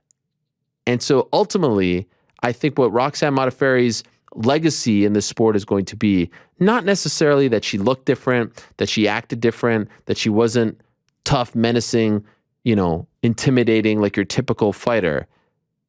Ultimately, to me, how I will remember the happy warrior who gifted me this many years ago and signed it for me, and she would walk out with this, and I would love nothing more than to see her walk out with one of these old school fans on Saturday. Ultimately, how I will remember her and what I think her legacy is, I think it's that she didn't give up. She didn't quit. When we thought that she was going to quit many times throughout her career. Because what happened after that Raquel Pennington fight? She beat Tyler Rosa. She beat Andrea Lee. She beat Deanna Bennett. She went to Invicta and kept fighting and kept fighting and kept fighting, and then became, I do believe, the first, definitely female, maybe male, definitely, I mean, one of the first to go back on The Ultimate Fighter. She signed up for the house twice. That's someone who doesn't quit. That's someone who doesn't give up. That's someone who doesn't succumb. She went back to the damn house and was on that season that was ultimately won by Nico Montano and fought for the belt, if you recall, because of the Sajara Eubanks missing weight situation, but ended up fighting for the belt. Roxanne Modafferi, who you would never in a million years would think ever fought for a living, didn't make it to the UFC the first time. Well, she made it to the UFC, but didn't get the contract. Fought and clawed and scratched her way back to the UFC through the house and made it to a freaking title fight. And she lost the title fight, but she has never been out of the UFC since. And I remember when they tried to serve her up to Macy Barber on that Conor card, and she beat Macy Barber in the biggest upset of the year. She also beat Antonina Shevchenko. She also beat Barb Honchak. She beat Andrea Lee. Those are solid wins over solid fighters. And so what I will say to Roxy is congratulations on an incredible career. Congratulations on defying the odds. And congratulations on your longevity and for not giving up. When a lot of people said you should give up, when a lot of people said that you should quit, that you shouldn't be re-signed by the UFC, and by the way, it was the right call to bring her back. Just witness the fact that she beat Shevchenko and she beat Barber and she beat Andrea Lee. Congratulations on teaching us all to not give up and to keep fighting and to not listen to anyone who says that you shouldn't be doing what you're doing and to not listen to anyone who says you aren't good enough. What a legacy, what a career, what a trailblazer, what a pioneer. And we use those words often. When you talk about Roxanne Modafferi, when you talk about the Happy Warrior, you need to use those words. You need to call her that because she is that. And again, if there's there's a lot of things that I will talk about until the day I stop covering the sport. But the number, I don't know, 2 thing, 3. I mean, obviously fighter pay and pensions and all that stuff are very important.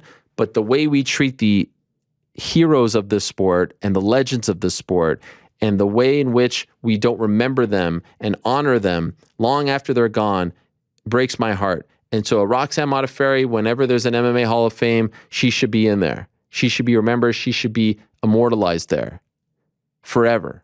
Because without the Roxanne Modafferis of the world, there aren't the great women's fighters that we're seeing today. There aren't the Casey O'Neills who she's fighting in her final UFC fight.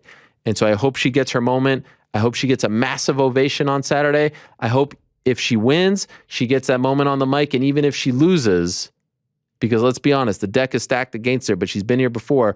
I hope she gets to put her gloves in the cage, and I hope she gets to go on the mic and say thank you to everyone, not only in Houston, but around the world. An absolute legend, in my opinion, beloved by all. And I saw a quote, and I'll end with this. I saw a quote on my Twitter feed very quickly here from Israel Adesanya. Was tweeted by the MMA fighting account. Izzy talking about Roxanne Modafferi ahead of her 50th professional fight. I'm glad I met her. She is just a gem and a pure soul. If you don't like her, then fuck you. Well said, Izzy. If you don't like Roxanne Modafferi, fuck you. Frank, you can hit my music.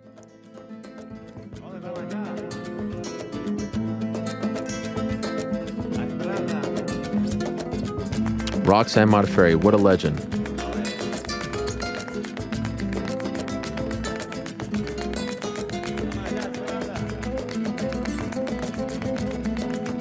UFC 271. It's going to be fun. A great card that starts at 6 p.m. Eastern. Prelims on ESPN+. Blood Diamond. AJ Dobson. Carlos Ulberg. Hernandez Moicano should be fun. Perez Schnell should be fun. Roxanne Modafferi against Casey O'Neill. Andrei Arlovsky against Jared Vandera. Arlovsky is truly the gift that keeps on giving. The guy is ageless. Bobby Green, Nasrat Hakparas, Kyler Phillips, Marcelo Rojo, Derek Brunson, Jared Cannonier, Derek Lewis, Taito Ibasa, Israel Adesanya versus Robert Whittaker 2. Thank you very much to everyone who sent in questions. Thanks to everyone who's watching. Appreciate you guys very much. And thank you to all our guests today. Fun, eclectic mix all week long. Thank you very much to Shavkat Rakhmonov. Thank you very much to Chris Weidman. Best to him. Thank you very much to Eugene Bareman. That was great. And thank you very much to Ian Garry as well. I look forward to his return on April 9th. Thanks to the team, as always. Like I said, thanks to all of you who continue to rate, download, subscribe, and review. Even if you watch the show live, do that. It helps us. I appreciate it. Enjoy the fights this weekend. Back next week, same time and place. Tell us, say peace. Amen.